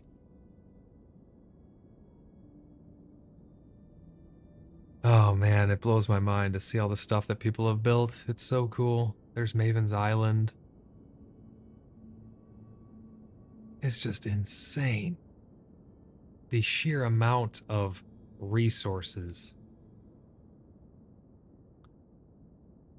Sorry I was away cooking last time, off topic, but yes, 4.0 and Pyro is when I will probably be jumping back into Star Citizen, and for a long time, pending it all works. I love PvP and everything Pyro.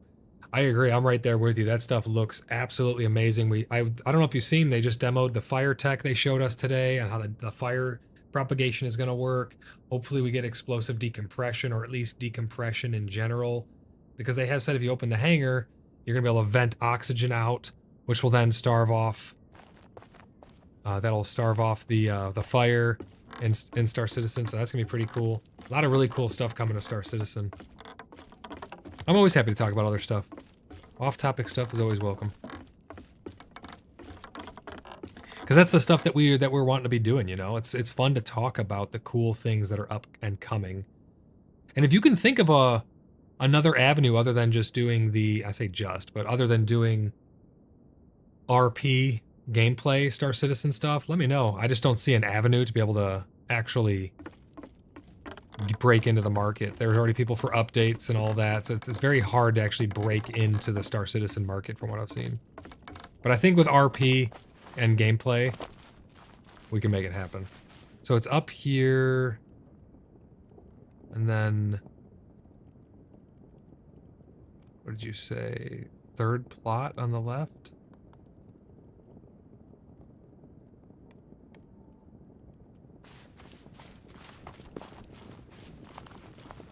So 1, 2, what the? Tier 1 spears, chillin'. Whose place is this? Oh, it's Kalaska.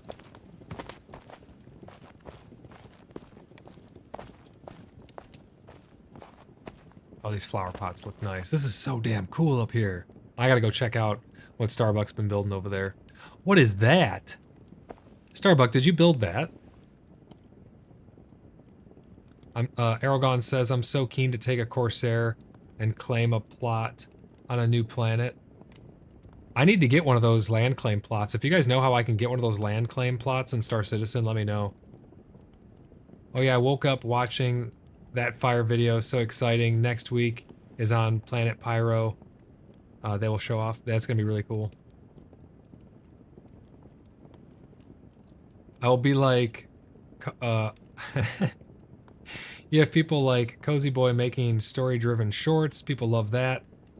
I am people, but there are a lot. Loads of people making Mechanania for it. Good chance for RP, I bet. Yeah, I think RP is really going to be my avenue in. I think having a big clan, a big org, where we're doing RP and taking contracts and stuff and running missions, I think that's going to make really, really good content. Multi-crew gameplay together is going to be a lot of fun. Is this yours here? I don't have a hammer, so I can't actually check. Aragon says, actually, to save cost on base defenses, I'm going to take a Perseus and park it up there. Massive battleship turret and defense. You could also use those ground vehicles. They're very, very, very inexpensive. You have the... What is it? There's that ground defense one. I actually have one of them. I don't think it's even... I think it's too big to fit in any of my ships, though. But there's those giant things with the cannons on the back of them. Anti-air and stuff. Plot to the next... oh, I see you up there. Holy crap. Wow, this looks awesome. Corsair is the best 1 to 3rd person ship in the game at the moment. I mean, that's all subjective though, right? Because everyone has their own favorite ships. Like, I really like the MSR. And once you get data running and stuff, I could argue that's going to be the best ship in the game. Like, data running, I mean, right now it's cargo. It's one of the fastest ships in the game. It's freaking awesome. I love the MSR. Little hidey holes and stuff. Hey, Inferior, how's it going? This place is looking good, man.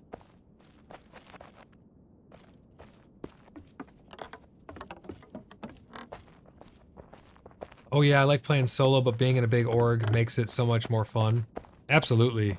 Yeah, I just imagine, let me paint you a picture. I imagine being able to hop in a Liberator, have it loaded up with ground vehicles and some support vessels, have it stocked to the brim with food and resources, and be able to head out into deep space somewhere, not have to come use it as a mobile command center, not have to redock anywhere, just stay out in space, have a good time, go out and salvage some stuff, have some other support vehicles or vessels in our fleet, and just be able to live and enjoy the verse, right? Pick up some contracts here, transport some people, set up a home-based beacon or something.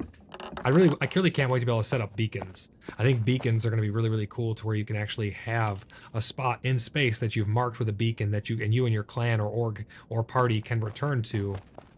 It's going to be a lot of fun. But I just want to be able to live in the verse as well, not just die in it. That's why some people are really wanting some more ships and stuff that have to do with just being able to live in the verse. Aragon says at the moment, my main squeeze is the Carrack. The damn thing is so tanky. Not gonna lie, I want to player space stations. Gosh, that would be so freaking awesome, dude. They did that in Elite Dangerous, where you had space stations named after certain people. Like Obsidian Ant had his own space station. You're speaking my language. Absolutely, man. I'm really looking forward to it. It's gonna be a ton of fun. Let's see your diving board, Inferior. Oh wow, look at this. Oh my gosh. Is this it up here? This is like walking the plank. Oh, I'm getting weird stomach feels. Holy shit. Yo, this is I gotta try it, right? I think I have to try this. You can't go to the left. You can't go, you have to shoot the gap right there to the right. One's in chat who wants to see me try this.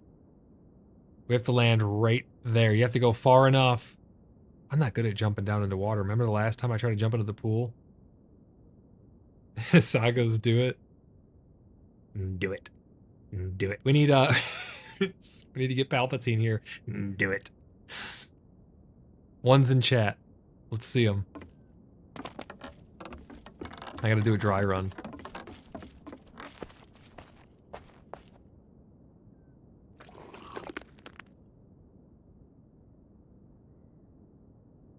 Oh, did he just plummet off there?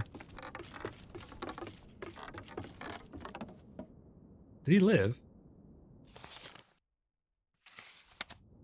Is he alive down there?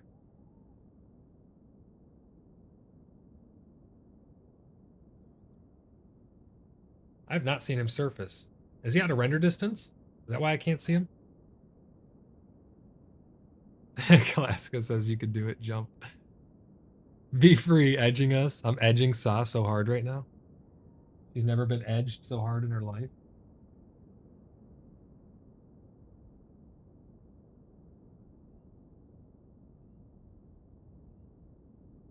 Oh, you made it? Do you have to be on this platform in order to jump? Or can you, like, run and sprint up? Because it seems like you catch right there. Gotta strip first.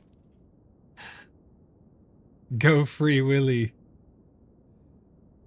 The old void would jump? What do you mean the old void? I am old. I'm not that old.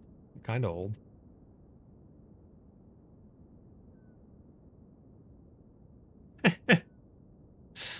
Oh, I saw your chat down there. I know, that's why I ate, because you gotta swim after. Do you just jump from the platform, or do you run and then jump off?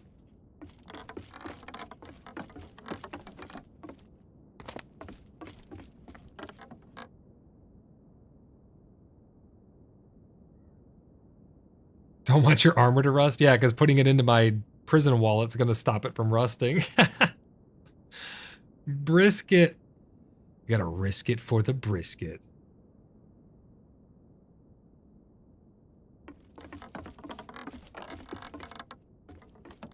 Strip and yell brisket. Alright, here we go. Throws brisket off the plank. You guys ready? I don't know if I have to run and jump, or can I just make it from here? We're just gonna go for it! Oh, my stomach. Oh my gosh, we're gonna drown. That noise it made, it sounded like bones crunching. Did you hear that? Holy shit, I made it. Oh my gosh. That was awesome. Look how freaking high that is. If you hit the water from that height, you would literally turn into pink mist. You would just explode. What did that look like from down here?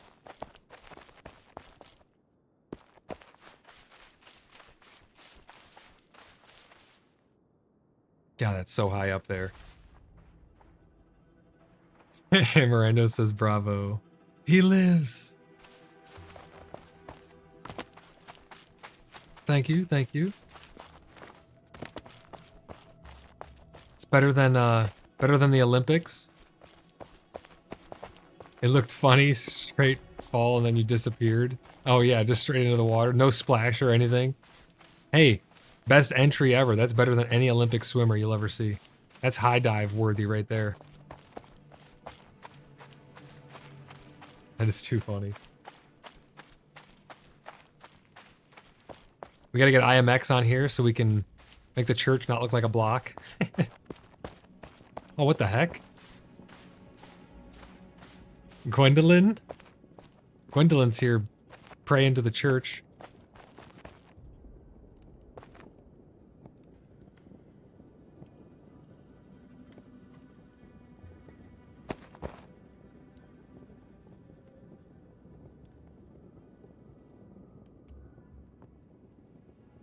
We gotta clip that. Make a clip of that jump. That jump was crazy. Eva says it's okay, it's time for me to get in bed. Have fun until next time. Sounds good, Eva. Thanks for stopping by. You have a good night. Is this Gwydion? Gwendolyn?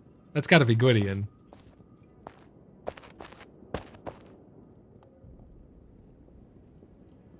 I said, are you in need? And they said, I don't know.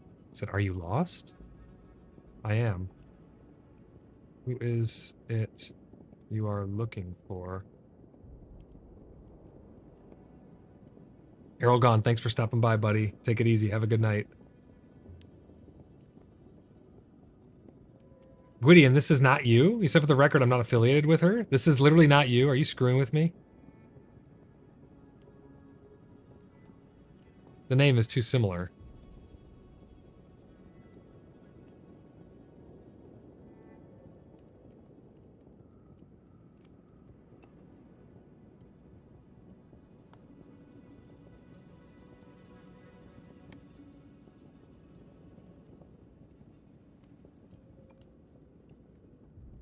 Let's see, what did she say? I don't know. I don't know anyone.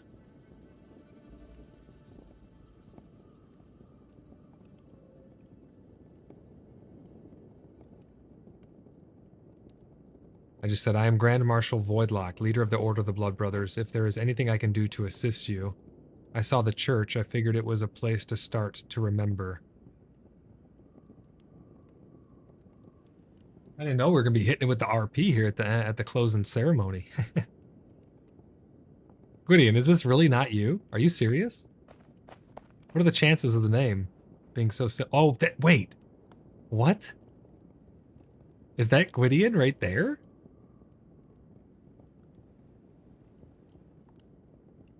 Now you know someone.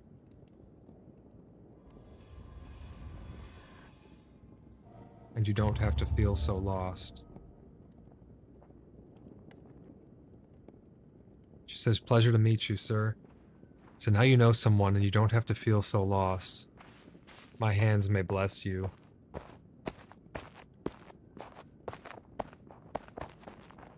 That's Gwydion right there. So who is this? I thought this was Gwydion for sure.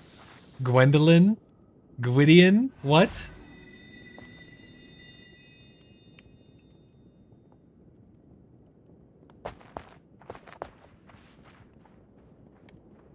Just gonna say you're welcome here in Bloodhaven as long as you need.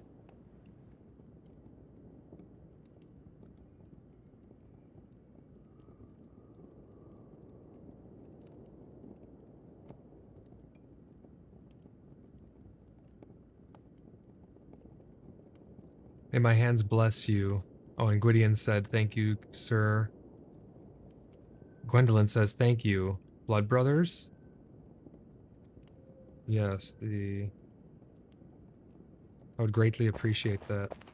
Come with me to a tavern here.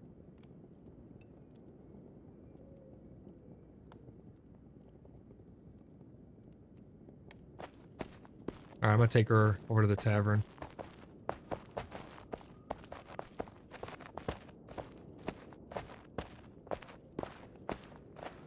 I didn't know we were going to be hitting up the RP here at the end. I did not realize we had company. I would have worn my tavern, Gwydion says. I swear I thought this was you, Gwydion. The name is so similar.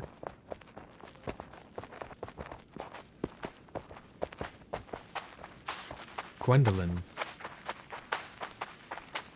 Well, it's not the dark-haired lady, because her hair's not dark.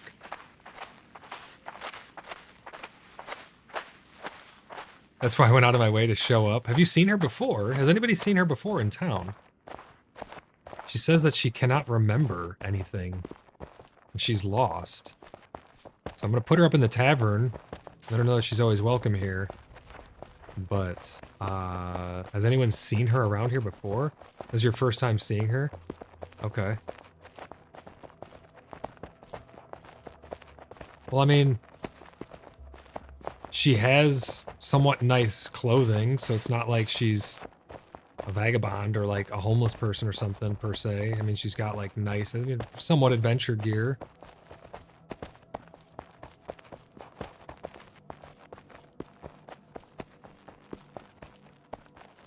Take her over to Grizzarts. All the ladies like Grizzarts. It's a party at Grizzarts. We need a new song, Saw. We need party at Grizzarts. We need a party at Grizzarts. I know we got the one with You're on the Roof, but we need a party at Grizzarts.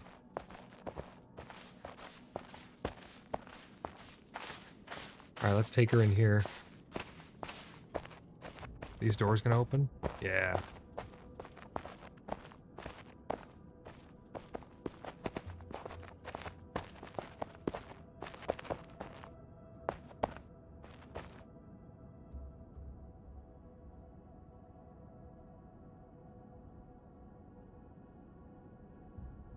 They said, welcome to one of our taverns. We have rooms above as well. She says, very nice place.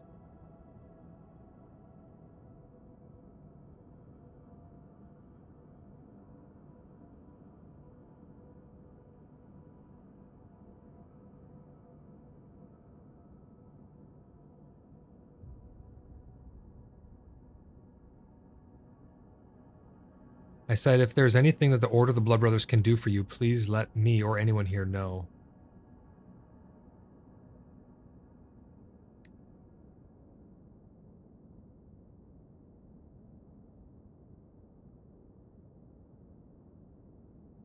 I would like to know how you lost your memory.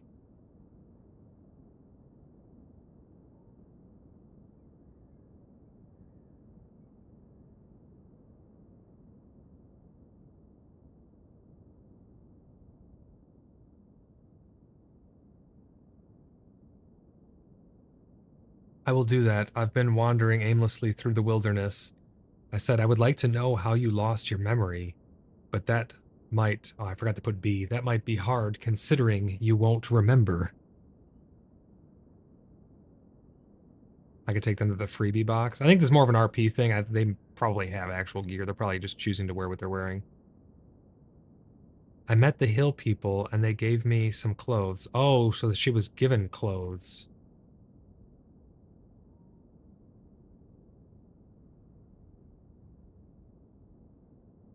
Oh, is the hill people a clan?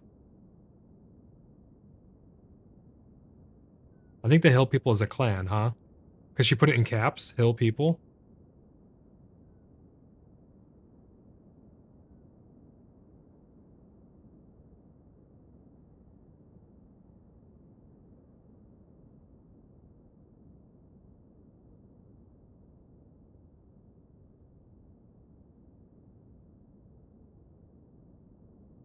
And I said, I see. I'm glad you have found them along your travels, if they have treated you well.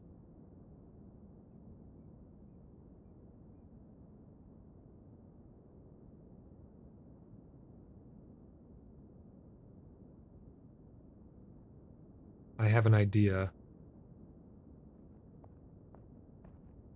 I'm gonna try giving her a healing tonic.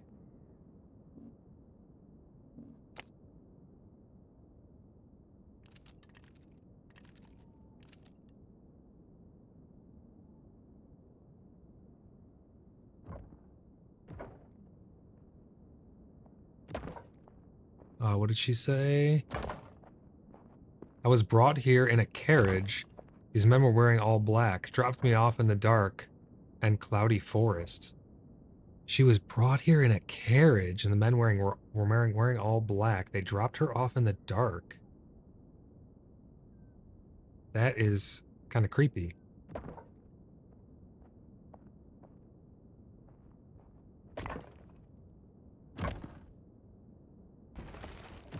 I'm gonna tell her to drink this. It might help with your memory.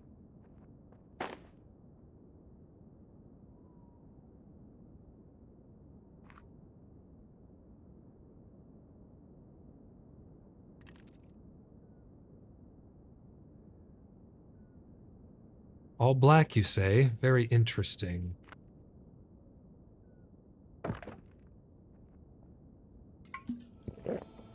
There she goes. She drank it. I mean, it's clearly RP, so maybe that was a memory tonic or something. I don't know.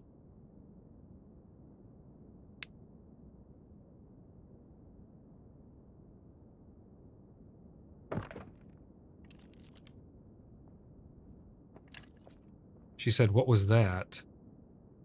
I make tonics. I'm a healer as well as the Grand Marshal.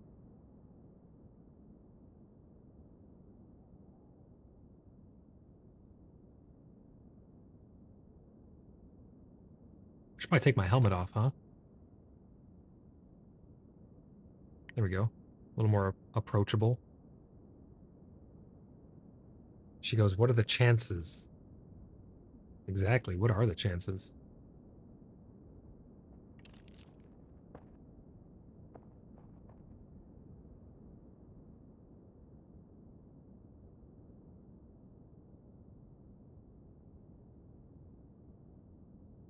I said, I make all sorts of tonics to cure just about anything.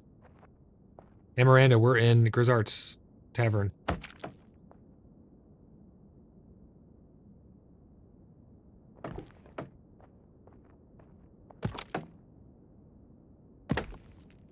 This is what this game is really going to shine at right here.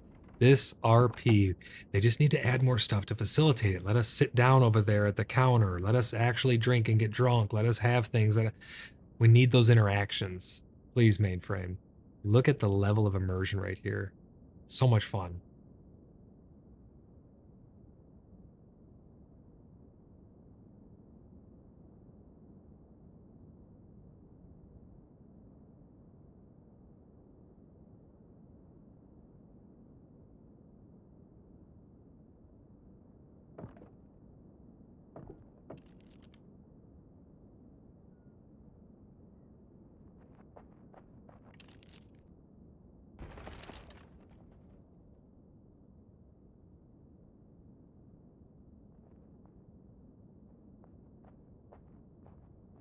She said, I am glad to have met you. I said, same to you. You are more than welcome to stay in town as long as you like. We have many people here who can help get to the bottom of this, but only if you choose.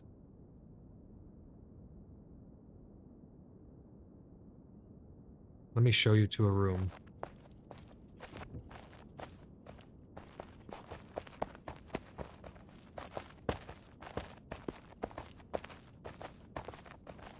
Hopefully he didn't redesign this so I don't look like an idiot coming up here. Oh, the lights. This room lags me out for some reason.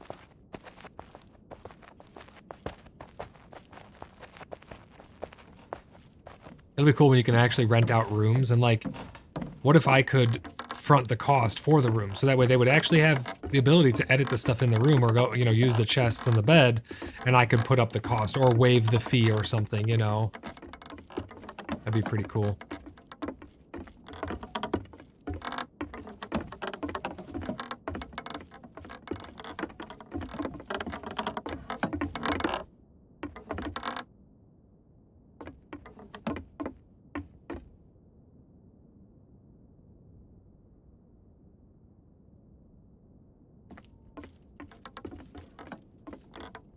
I said it is not much, but it'll give you shelter and protection.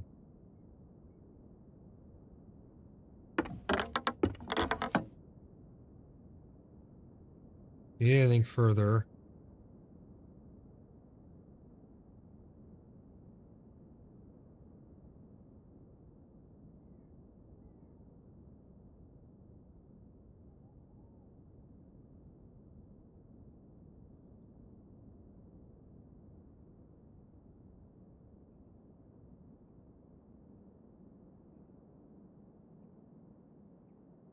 This is a very nice place. I said, if you need anything further, my place is just across the bridge to the west. We crossed.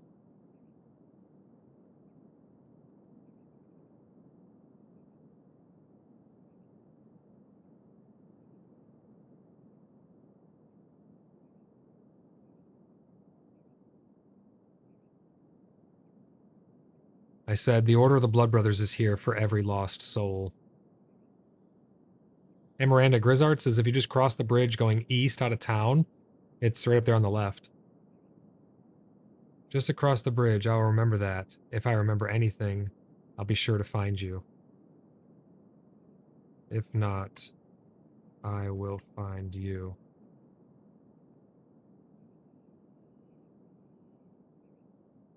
If not, I will find you and make sure you are all right. Don't wander too far. It can be dangerous out there, alone.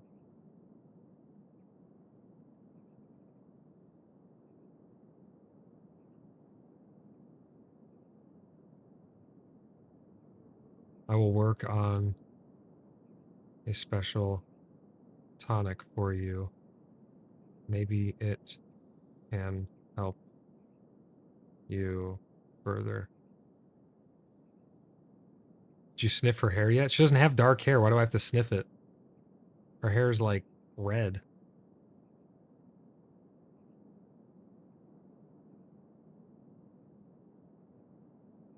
She said, thank you for your hospitality. I was not sure how it would be received.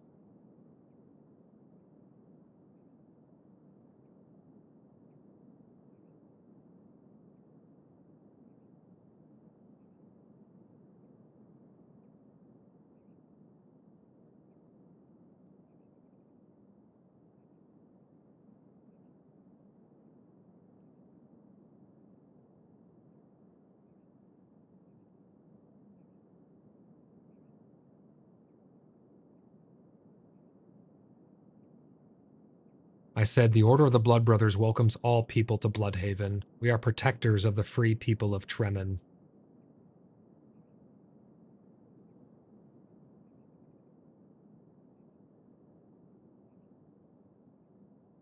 I wasn't expecting RP tonight. This is awesome.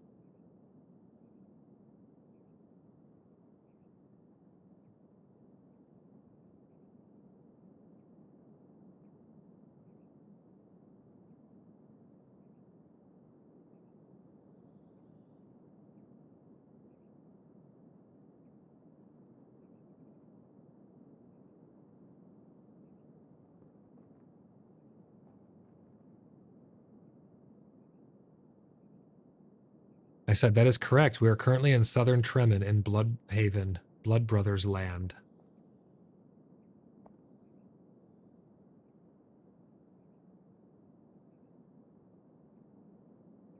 This is so cool. I love this so much. I missed this. We need to do more of this. I don't know who this is. The name was so similar to Gwydion. I thought this was Gwydion, but he went out of his way to come over to show me that it was not him because he's online currently. Unless he's got two PCs and he's controlling one with his feet. The name was so similar.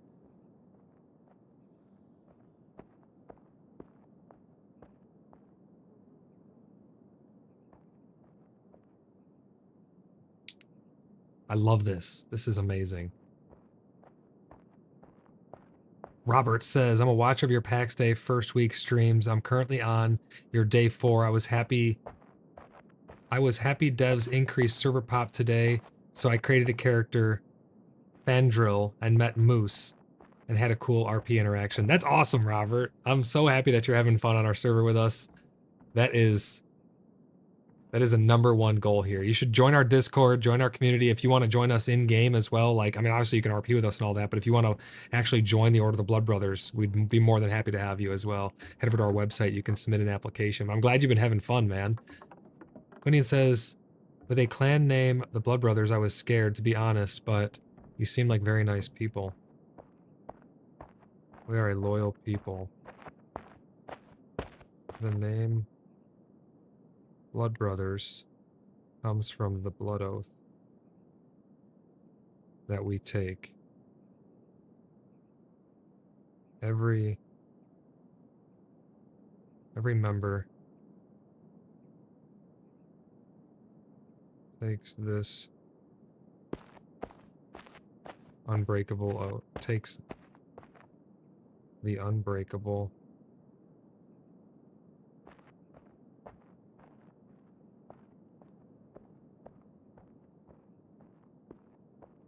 when joining. We are a loyal people. The name Blood Brothers comes from the blood oath that we take. Every member takes the unbreakable blood oath when joining. It is a sign of unending loyalty to your brothers and sisters.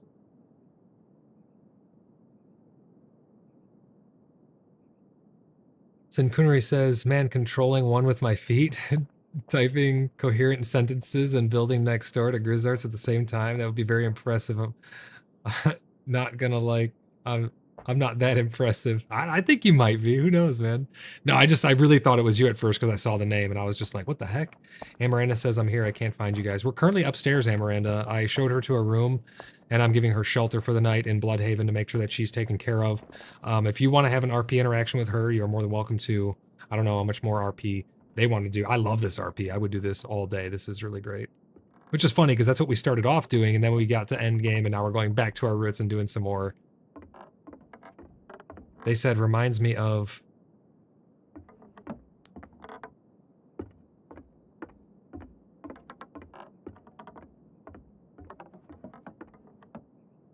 I want to get our compendium, or whatever you want to call it, put together as well with all of our lore. It's going to be really cool. Hopefully we can have in-game books. Amaranda, you can just act like you're going to one of the rooms or something. If you did, and then you could be like, oh, Voidlock, Grand Marshal, I did not realize that you were here, if you want to, like, stumble upon us or something. They said, what is this blood oath? Alright, let's inform her. Let me pull it up really quick.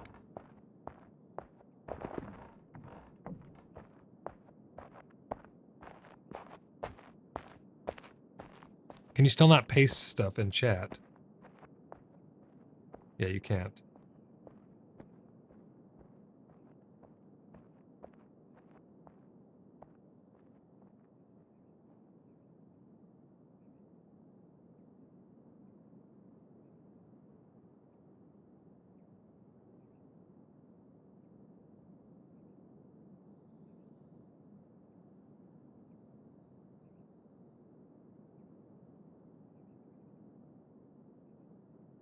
It is an oath taken to prove your loyalty to the Blood Brothers. Our greatest asset is our loyalty in life.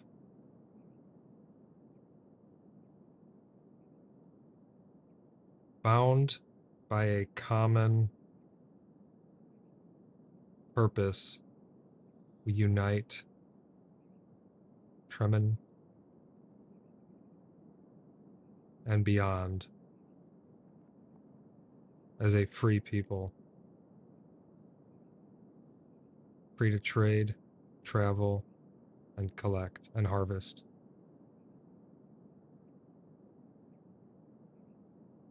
We protect people.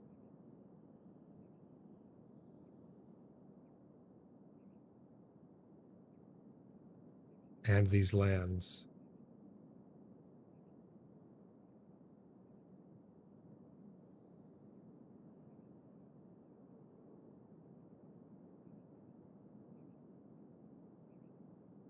The blood oath is a sacred vow taken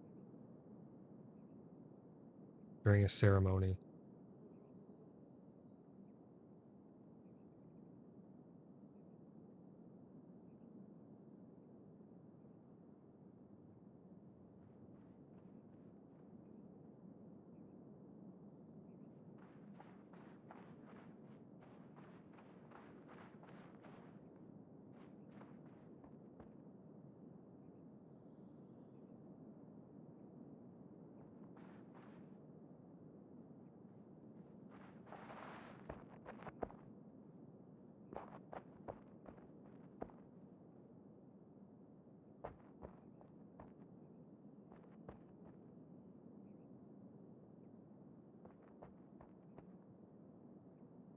So far I've said, is an oath taken to prove your loyalty to the Blood Brothers. Our greatest asset is our loyalty in life.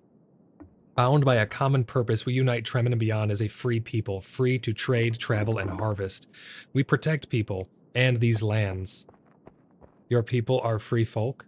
The Blood Oath is a sacred vow taken during a ceremony. It is an oath where, if this oath were ever to be broken, that we place on the blood list, a terrible place for your disloyalty, where the bloodhounds will hunt you down to the ends of the earth. Sounds scary. I'm gonna say,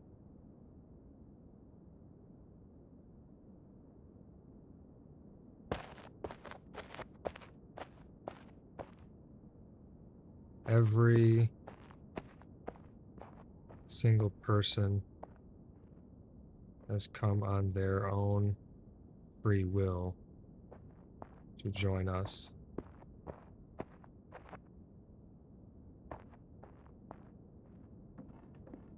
No reservations. Has anyone ever broken the oath?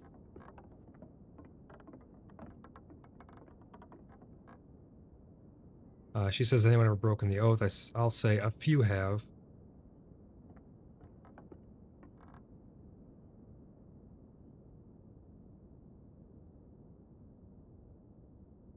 But not many.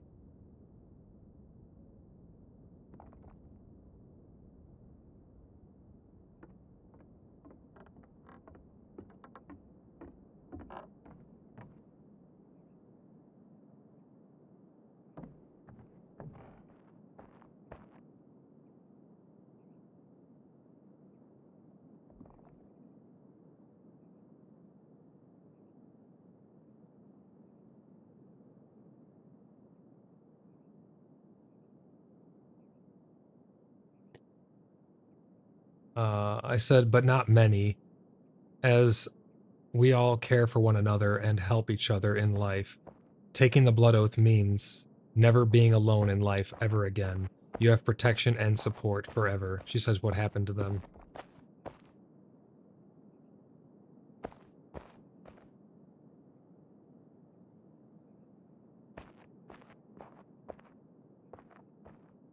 Say a few left the order, or I'll say a few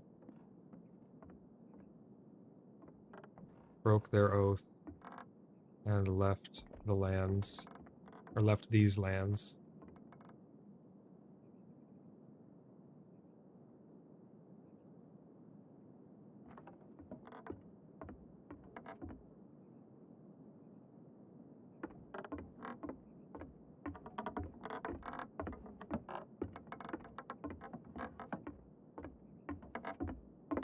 Others were killed for disloyalty.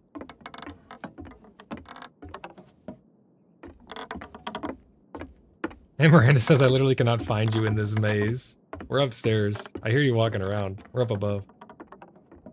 Robert, sorry I missed your chat until now. I was just doing this RP thing. Robert says, thank you. I was a recruiting officer of Durgan. I was the recruit officer of Dragon for Sanguine Nation when Elder Scrolls Online first launched, an eventual Guild High Officer. Your PAX Day streams remind me of my glory days. Hey, that's what they're all about, man. I hope you're having fun, and I'm glad you're enjoying them. I hope you're liking PAX Day, and you are more than welcome to hang out with us as much as you want. Sounds like you've been having some good interactions, and that's what it's all about. We love building community here. I want to get back more into the get back to my roots and do some more RP, you know. So I'm really glad that Gwendolyn showed up right here at the end of the stream. Get an hour of RP in. This is good stuff, though, you know. She doesn't remember who she is. She came into town in a carriage. People in all black dropped her off in the Mistlands, and she was praying outside the church, hoping to find her memory. I brought her here, gave her a potion.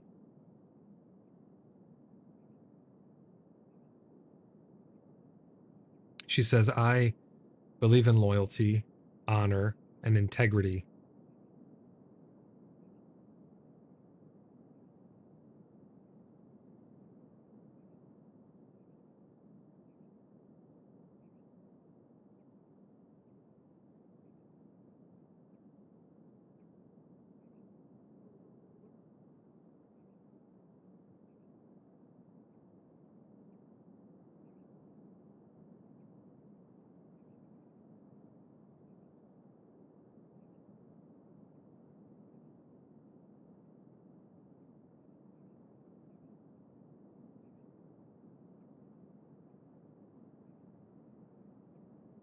She says, BloodBrothers welcomes women. And I said, BloodBrothers welcomes all. It is a brotherhood by nature, but not exclusive by gender.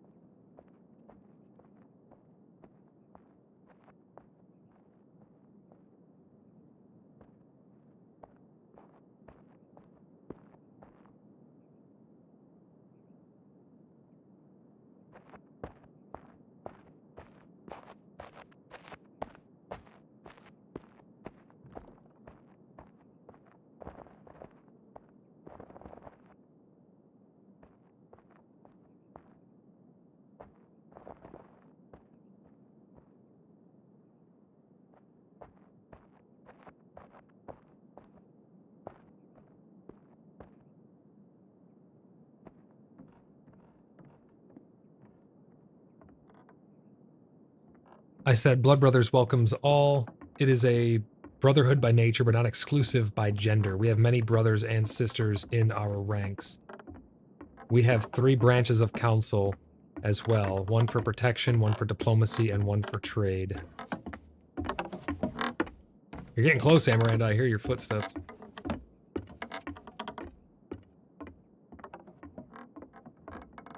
Sa says, no, BloodBrothers does not welcome women. Only men. Or men. Only brisket people. No women or men. I'm gonna do the out of character thing.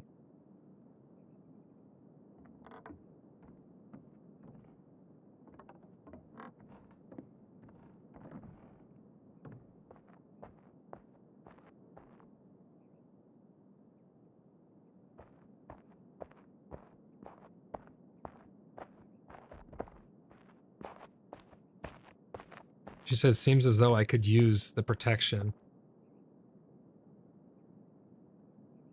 And then I just did out of character thing saying we have a community on Discord as well as an application on our website, www.cheekybugger.net.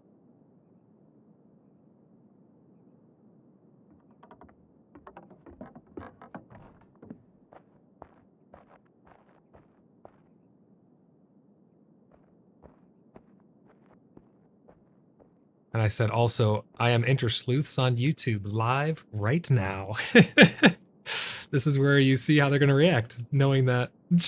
Exactly. What?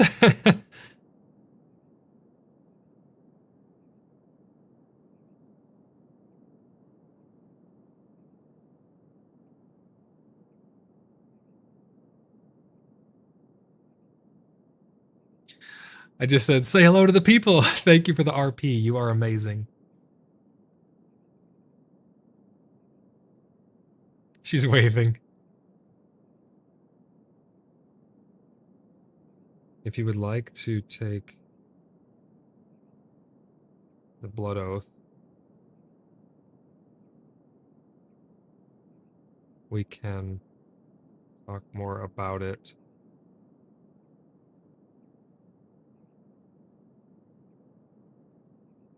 If something you are serious about.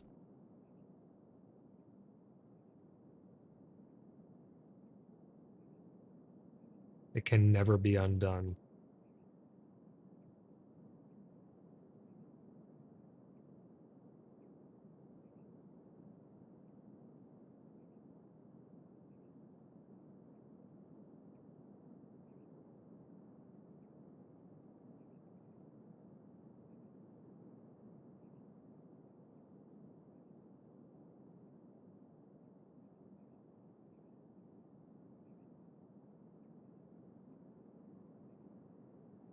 Said, if you would like to take the blood oath, we can talk more about this. If it is something you are serious about, it can never be undone. Once taken, you are loyal to us and us loyal to you forever. Your problems, ours, and ours, yours. I couldn't find the right staircase, Amaranda says. Well, I couldn't find my way to you. I'm just going in circles inside. EverQuest has different colored text for out of character RP general shout and stuff. That would be really, really nice to have on here, honestly. This is all new to me. I just learned this like not that long ago. I mean, when I first started playing this game, we had some really good RPers that were teaching me the ropes on it and stuff. I'm fairly new to RP, but I've really embraced it. I really like it. I kind of got known as the RP guy. Time to change the clan name to the Brisket Eaters of Tremin.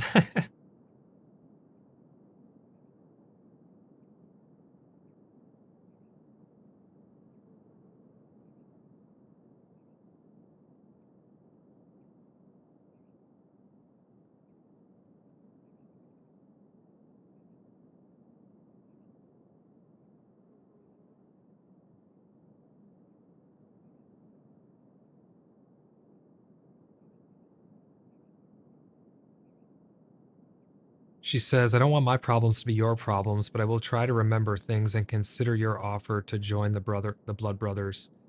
If it is something, I said it is something that should be done when you are in your right mind, after all. I would like to help see you return. I'd like to help see your memories return to you.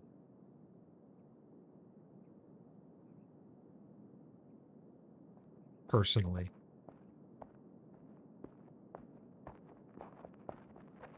It's nice that we're inside too, because you can't really tell how much time has passed at this point. It could still be nighttime and she's turning in for the night. When we're outside, the day-night cycle is just too fast, and it's like day, night, day, night, day, night. We sit here for talking for an hour, and it's like 3 days have passed, you know?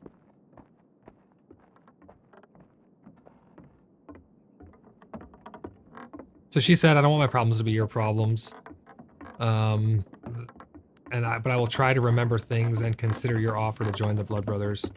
I said, it is something that should be done when you're in your right mind, after all. I would like to help see your memories returned to you, personally.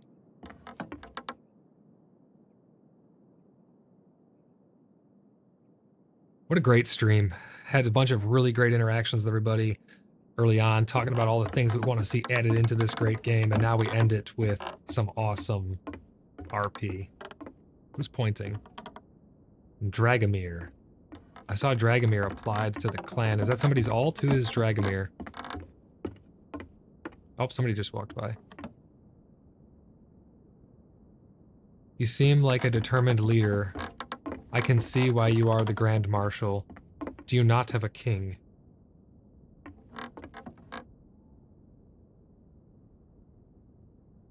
No blood brother or free person of Tremen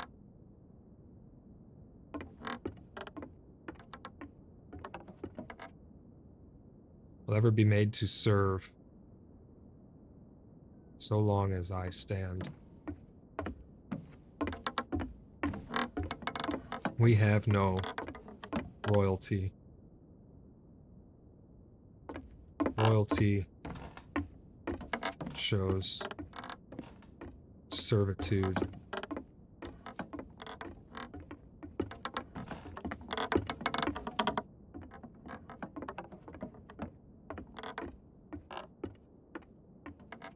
I said no blood brother or free person of Tremen will ever be made to serve so long as I stand. We have no royalty. Royalty shows servitude. We are a free people bound by a common purpose. We have a council.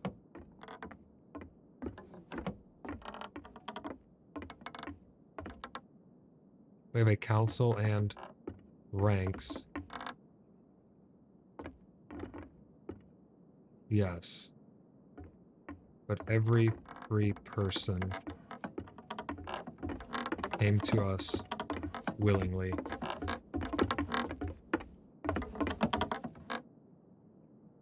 The hell's going on out there? This is like a... Who is that?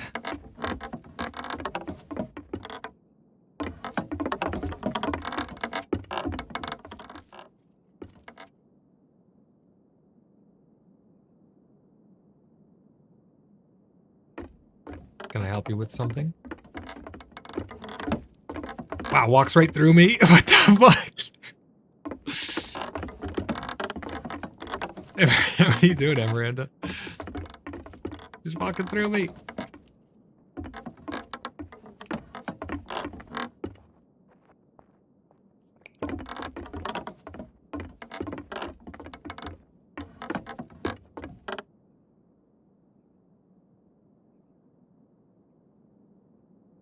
Do you know who this is, Miranda?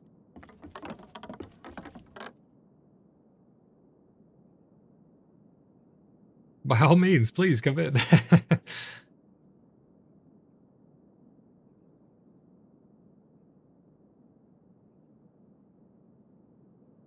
Dragomir points.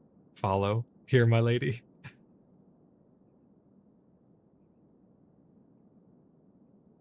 I hear we have a visitor. I wanted to give them some food and drink. How kind of you.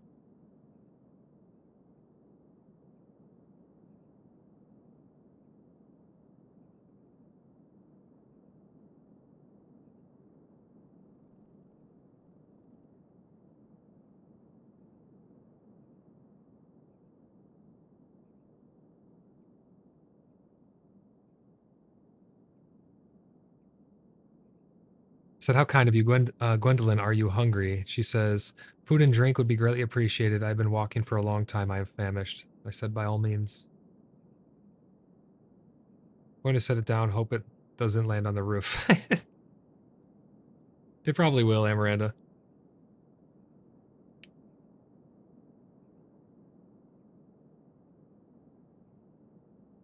We can go to the bar if needed.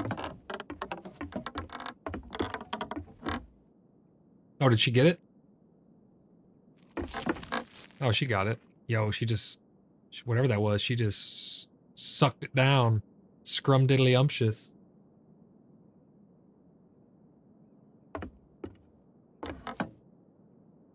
Who's out in the hall? Ryan grapes. Tastes good.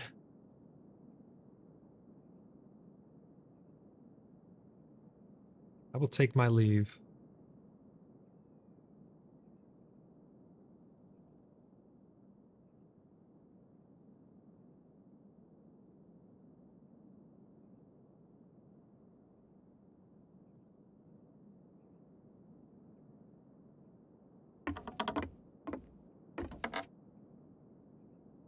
She goes, pardon my manners, I was hungry.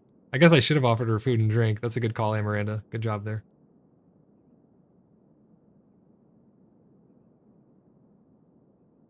You wouldn't have known, I don't think, unless rumors spread that fast that her memory was gone. But nevertheless, I guess word travels fast in Bloodhaven. I'm going to say...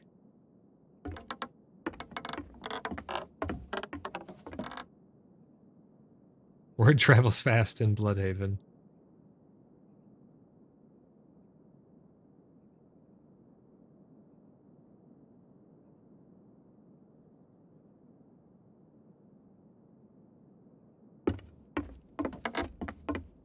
Thank you, Amaranda. Gwendolyn. Dolyn. Yep, I got it right. Get some rest, Gwendolyn.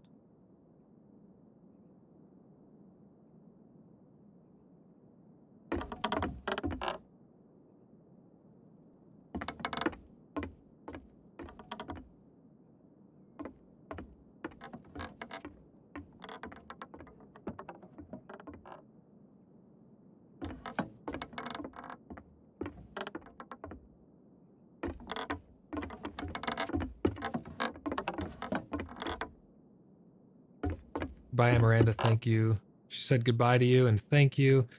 I said get some rest. If you wish to talk more or want help, I will be brewing up something special to try and help with your memories as well.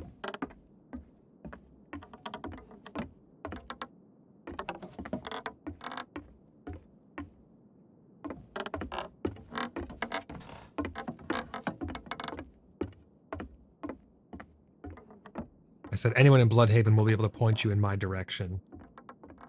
She says, I will be looking forward to that. Well, till next we meet.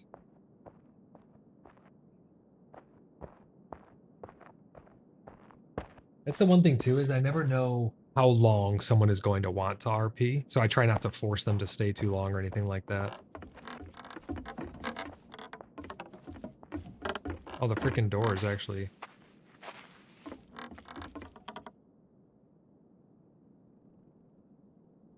You are most welcome, I'm gonna say.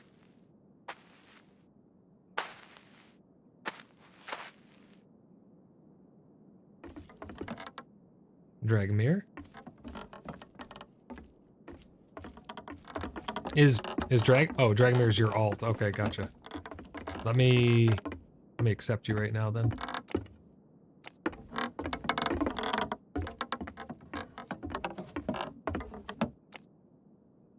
There you go. It's like it's sunny out, but I wish it was nighttime. I wish the nighttime was an hour long and the daytime was an hour long. It would allow for RP so much better.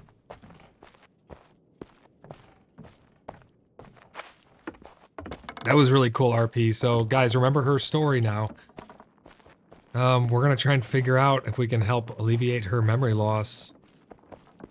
I'm gonna try and brew up a potion. that's going to help with that. These doors, they look like they're open or closed, but they're like the opposite.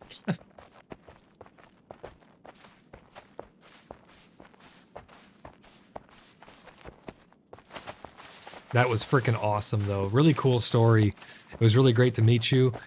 If you would actually like to join the Order of the Blood Brothers, we have a great community over on Discord. You can type !Discord to get a link over there. If you would like to join the Order of the Blood Brothers in-game, obviously you're already in here, so if you would like to join us, you can type !website or head over to www.cheekybugger.net, where you can submit an application to join the Order of the Blood Brothers.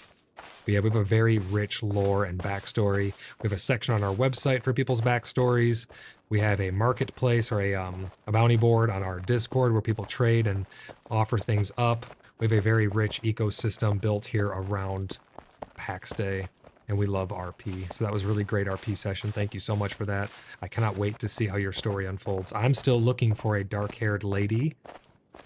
We have a ghost in town, which I did not want to bring up. You should not travel without a guardman, my lord. I don't need a guard. I'm the Grand Marshal, the Chaos Commander. And I don't think people have seen steel like this. But a guard is always appreciated, so thank you very much.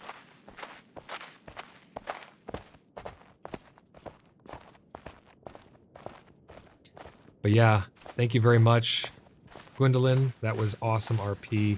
I hope that you had fun, and I hope that hope you tuned in to check it out, because you were alive.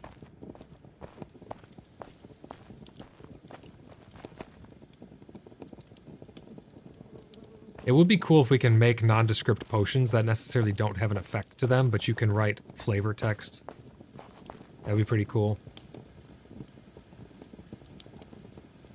Never seen steel with that much rust. What do you mean, Graz? It's so shiny. Look at my helmet. It's so sparkly.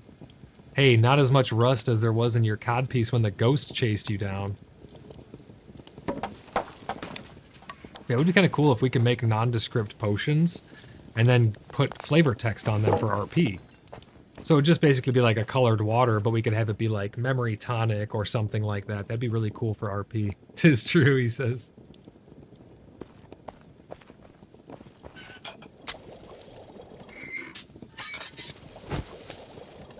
So if anybody sees Gwendolyn around town, make sure you treat her well, make sure she's well taken care of. She just showed up right outside the church, and she was praying there. I just happened to stumble upon her. And it's not Gwydion, even though you may think so. We have so many health potions. I'm gonna be making up some more as well for us.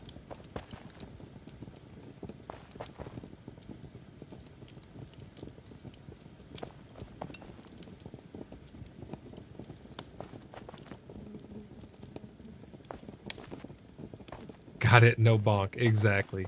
Yeah, she was right there.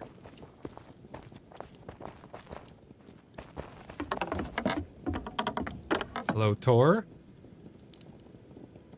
Are you in chat, Tor? Can you hear me?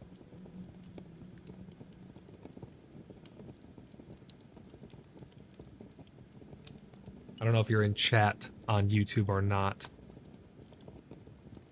If so, makes my life easier. I don't have to type. But what do you need, Tor?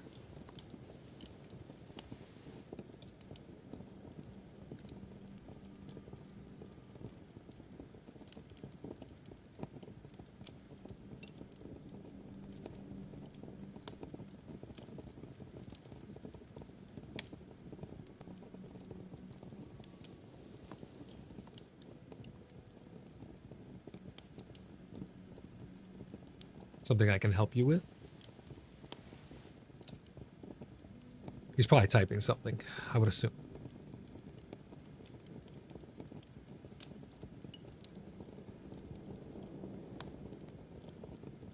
VoIP is gonna drastically change the interactions in-game.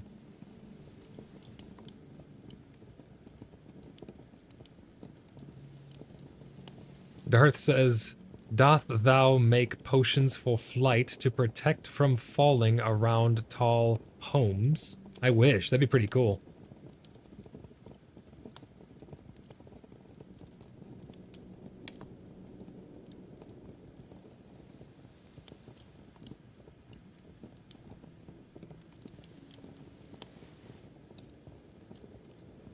I can't tell if Tor's typing something or if he's just staring at me.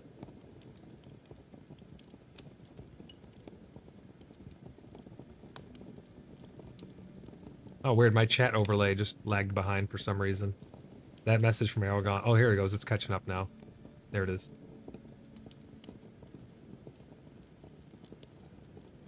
Are you there, Tor?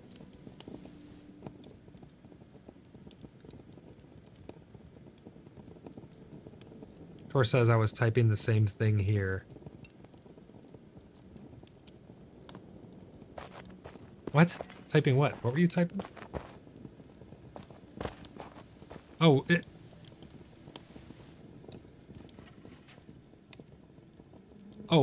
Tor, is that you on YouTube chat? It's hard for me to keep all the different names for everybody all straight. Was that you asking about the falling protection potion? Oh, okay. I didn't know that because everyone's got different names, or it's hard to keep them all straight. Gotcha. Do I make a flight protection potion? I wish. Like, do we want to RP that I do? Because that'd be cool. Do you need health potions? Is that what you need? Do you need stamina potions? I can give you some of those, and you can pretend they're a flight protection potion.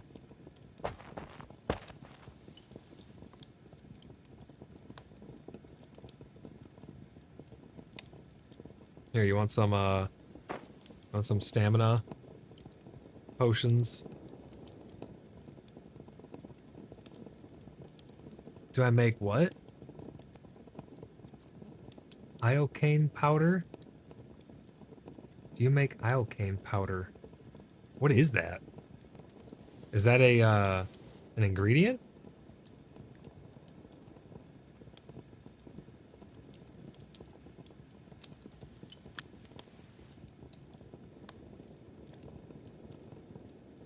I'm not sure. Oh, from Princess Bride? Oh, I haven't, I need to watch that now. I need to see if that's on my Plex. If it's not, I need to add it. I've not seen that in so long.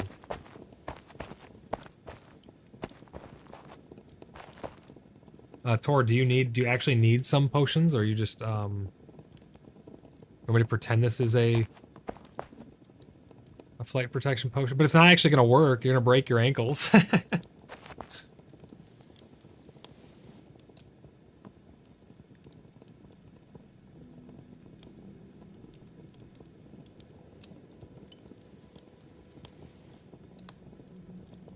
You let me know what you want. Oh, I didn't realize you typed in chat here. And jump from the tallest point on stream to show that they work. This could go bad. Oh my gosh. They definitely don't work.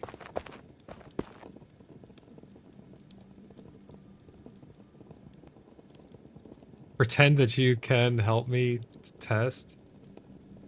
Oh, pretend, and then you can help me test. I don't want to give you a faulty potion, though, and make it look like I'm a bad healer or something just because of there's no actual fall protection potions in game. If there were, I would make some and give them to you. But I don't want to, like, give you a potion and then you go jump off a building and it's supposed to be a fall protection potion and you die, you know? Robert says, speaking of Princess Bride, seen a local license plate today reading aUEC.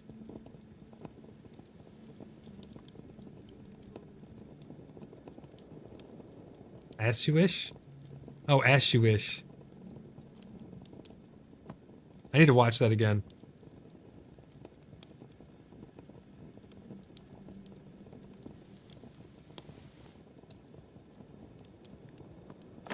Here, Tor, have some... Oh, where'd they go? Have some, health tonics for you.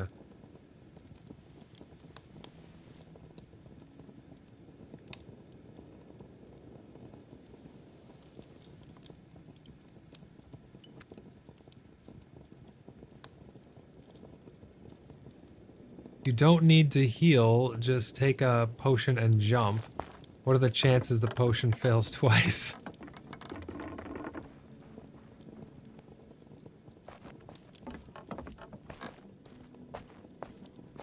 Good luck.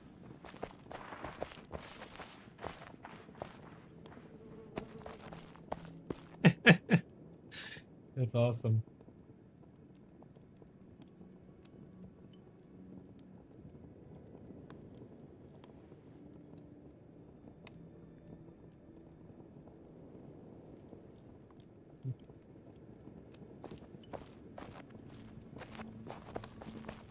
As you wish. Yeah, as you wish. It's like, I have to rewatch the movie. I haven't seen it in so long. It's such a good movie, though. I really like that you take the time out of gameplay to RP with people. That's what I'm all about, Voodoo. That's literally my whole thing, is RPing with people, running the Order of the BloodBrothers, making sure everybody has everything that they need. I mean, I had a whole building built as a guild banks to distribute things for people. We have town halls and stuff built. We try and do ceremonies and RP with people. I absolutely love engaging with people in RP. It is one of my favorite things to do, and especially random people, especially people who don't know about the channel, because then they see it and they realize that that RP session was just immortalized on YouTube forever. Good, bad, or indifferent, that is now out there forever, and it's just a lot of fun. So I'm really glad that when people come along, and early on, a lot of people would join the R server specifically to RP with us. And I think once we get a lot more systems in place to facilitate a deeper level of RP, it's going to be a lot of fun. We can actually sit down, have actual feasts, and oh man, the future is bright. We'll do another stream hopefully tomorrow or the coming days where we'll talk about some more things we would like to see put into the game, and we'll just have some more RP sessions. Maybe we'll do some more exploring and not so much tree chopping next time. And we're going to just talk about all the stuff that we want in the game, the things that will help us to have more fun in the game as well. Oh, and for those who are wondering, the blood oath reads, "I swear my blood that I will uphold this oath. May my blood be sacrificed in betrayal for honor, for glory, and for the brotherhood. By my blood, I swear this oath." That's the blood oath. It's on our website. You can check all of our oaths and vows. I need to get the Oath of Allegiance added onto here as well. So Gwydion, if you're still out there, if you could go back through our records of diplomacy, we have the Oath of Allegiance. If you could get that to me. I think someone else may have sent it to me as chat, either Jess or you or somebody sent it to me as chat. I'd like to get that on there. I saw the what? LOL, girl had no clue. Yeah, exactly. It's a lot of fun to see people's reactions to that stuff, and you know, just know that there are people out there who are willing to engage and have a ton of fun with everybody is great. That's what this game's really going to be about. It's really going to be, the longevity is going to be the RP. If they can give us enough systems to enjoy this for the years to come, it's going to really, really shine very, very bright. I'm really looking forward to it. That's what we did, that's what we used to do back in Jedi Knight 2, Jedi Outcast. It was a very rudimentary, basic game at its core, but people could make maps for it using GTK Radiant, which I made some maps on there. I can't find them anymore, but I messed around with stuff on there. We made skins for our characters to get your personal identity in game. You could have custom lightsabers, all kinds of stuff. But it was basically, we would just hang out and play in free-for-all mode, and it would allow us to RP. We had Jedi Masters, different ranks people could climb. We had Siths, we had evil people. We would go to their servers and we would get attacked by them. People would lame you, which was like killing you with your saber down. And it was a ton of fun. I played that game for so long. I still actually host a server for it to this day, even though not that many people really play it too much. Jedi Knight 2 MV brought it into the modern era where it, you can actually run it on modern hardware and stuff now, but it's a very old game, but it is a ton of fun. And this reminds me a lot of that. Having the systems in place to facilitate this level of RP is just so much fun, and it's only going to go up from here, right? We're only going to get more systems. I just really hope that Mainframe does not forget about the RP community, that they give us all the things that we need to leave notes and lock our doors and have security and all kinds of things that we need sitting down for longer than 30 seconds to facilitate some really good, fun gameplay. Because that's what we're all about here at the Cheeky Buggers United and at the Order of the Blood Brothers. If you guys have liked what you've seen this far and you would like to get notifications of our future streams, which is just about every single day. I stream World of Warcraft, I stream Pax Day. I'm going to be doing a lot more Pax Day coming up as we start to lean more into the RP. I want to put together some more RP events and have fun with everybody. It's really fun to have fun with random people. I love engaging with random people like this, like we just had with Gwendolyn. It was absolutely perfect. Thank you so much for that RP session. I hope you had a blast. And I look forward to seeing how your story is going to unfold. I need to find the dark-haired lady. I need to help Gwendolyn get her memory back. I'm going to try and make a memory tonic and do so. I got some interesting things in store. I got some stuff brewing up top, but we don't force our RP on anyone else. Everything that I do will be open-ended towards her to see if it will help her. So I'm putting myself on a ledge by giving her a memory tonic, because if it doesn't work, it could look bad on me. But I'm going to go out on a ledge and try, and maybe I'll do a minor memory tonic just to see if it works a little bit and we can get the feelers out, because she may want to have her memory lost for longer and I don't want to try and cut that short. That's our big thing, is even if you're not a big RPer, we do not push our RP on anyone else. We let you determine what level of RP you want to engage in. So I look forward to seeing you again. Thanks for stopping by Bloodhaven. It's going to be a lot of fun engaging with these different stories that we got going on. If anybody else has any other RP stories going on, I'm going to be opening up Blood, Bones, and Ancient Tomes to more things than just the creepy and the mystical. We're going to have all kinds of stories that we can tell on there of RP events, and then we can use that as a lore catalog to pull from. So it's going to be a lot of fun. We got a lot of really cool things coming up. Type !Discord to get a link to join our Discord, the Cheeky Buggers United Discord. Tons and tons of great people on there. Thank you to everyone who's joined, everyone who's subscribed to the channel, and all of my channel members. You guys are the greatest. Thank you for supporting me on this journey of YouTube, and I'm glad that you guys are having fun. Anybody who would like to join us in-game in the Order of the Blood Brothers, whether it be in World of Warcraft or Pax Day or whatever it may be, we're on an RP server in World of Warcraft as well. Go over to our website, !website in chat. You'll get a link, www.cheekybugger.net. Make an account and submit an application. There's a template. You copy it, you paste it. You fill in the questions, bada bing, bada boom. If you already have an application in and it is marked pending, get in touch with an admin so we can get you properly vetted. We do a little voice interview over on Discord just to make sure that everything's in the up and up and we're not getting trolled by anybody. Durgan says, night, folks. Have a good night, Durgan. Chair sitting and bed sleeping. Yeah, absolutely. That's 100% what we need. Amaranda says that was fun. I'm glad you had fun with that, Amaranda. But we are at 6 hours and almost 15 minutes, 6¼ hours here. If you guys would not mind dropping a subscription on your way out, give me a thumbs up on your way out. Check out my other videos. I have a podcast, PaxCast, where we talk about all these things that are coming up in Pax Day. Make sure you check that out as well. We have a bunch of really cool streams going all the way back to the alpha. So if you would not mind putting a comment on those, all that good stuff really tells YouTube that I'm doing a good job and that you guys are having a good time here. Robert says, nice chatting, great RP, thank you. Absolutely, Robert. I'm glad that you had some fun. I cannot wait to see you guys in the next stream. I'm going to try and do another stream tomorrow for Pax Day where we're going to do some things very similar to this. We're going to rehash some of the talking points that we had. We're going to give some more theory craft and just do another chill RP stream. We're going to try and do some more RP. I want to go on an adventure. If anybody would like to RP, go to Blood, Bones, and Ancient Tomes over on our website. Submit anything on there. Make a post and just have some fun with it. The more lore, the more story side quests we got going on, the better. So get your story quests, get your backstory going, put it over there on our backstories page, and I'm going to try and refine the website a little bit more going forward. But I had a great night. Thank you guys so much for tuning in. It was really great to see you all and to have fun with everybody. And I hope to see you guys in the next one. But I'm going to go get some dinner, put my feet up for a little bit, relax, and then I'm going to work on the website. But I will see you guys tomorrow. Bye for now.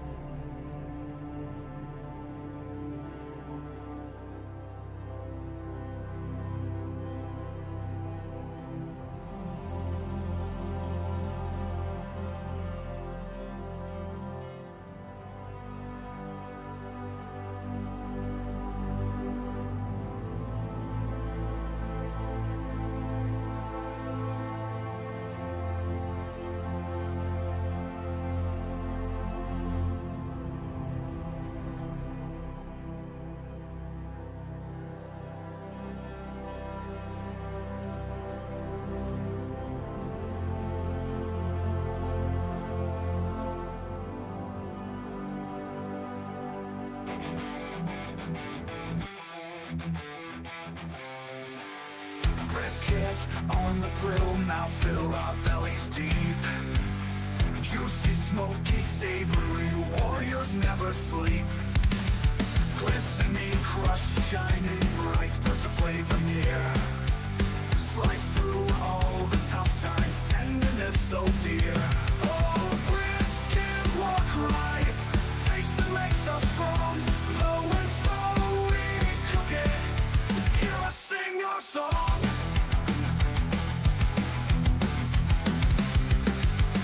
With smoky scents arising, spices dance in air. Caramel crust inviting, brisket brings us there. Oh, brisket, walk right, taste that makes us strong. Low and slow we cook it, hear us sing our song. Our song.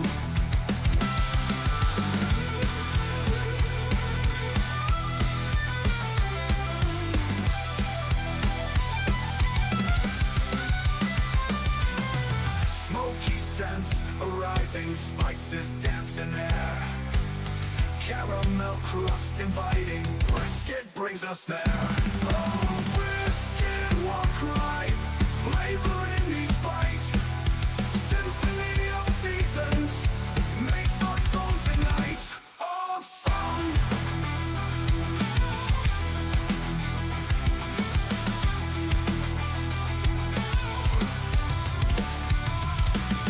Fabric so perfect, mouth watering just right.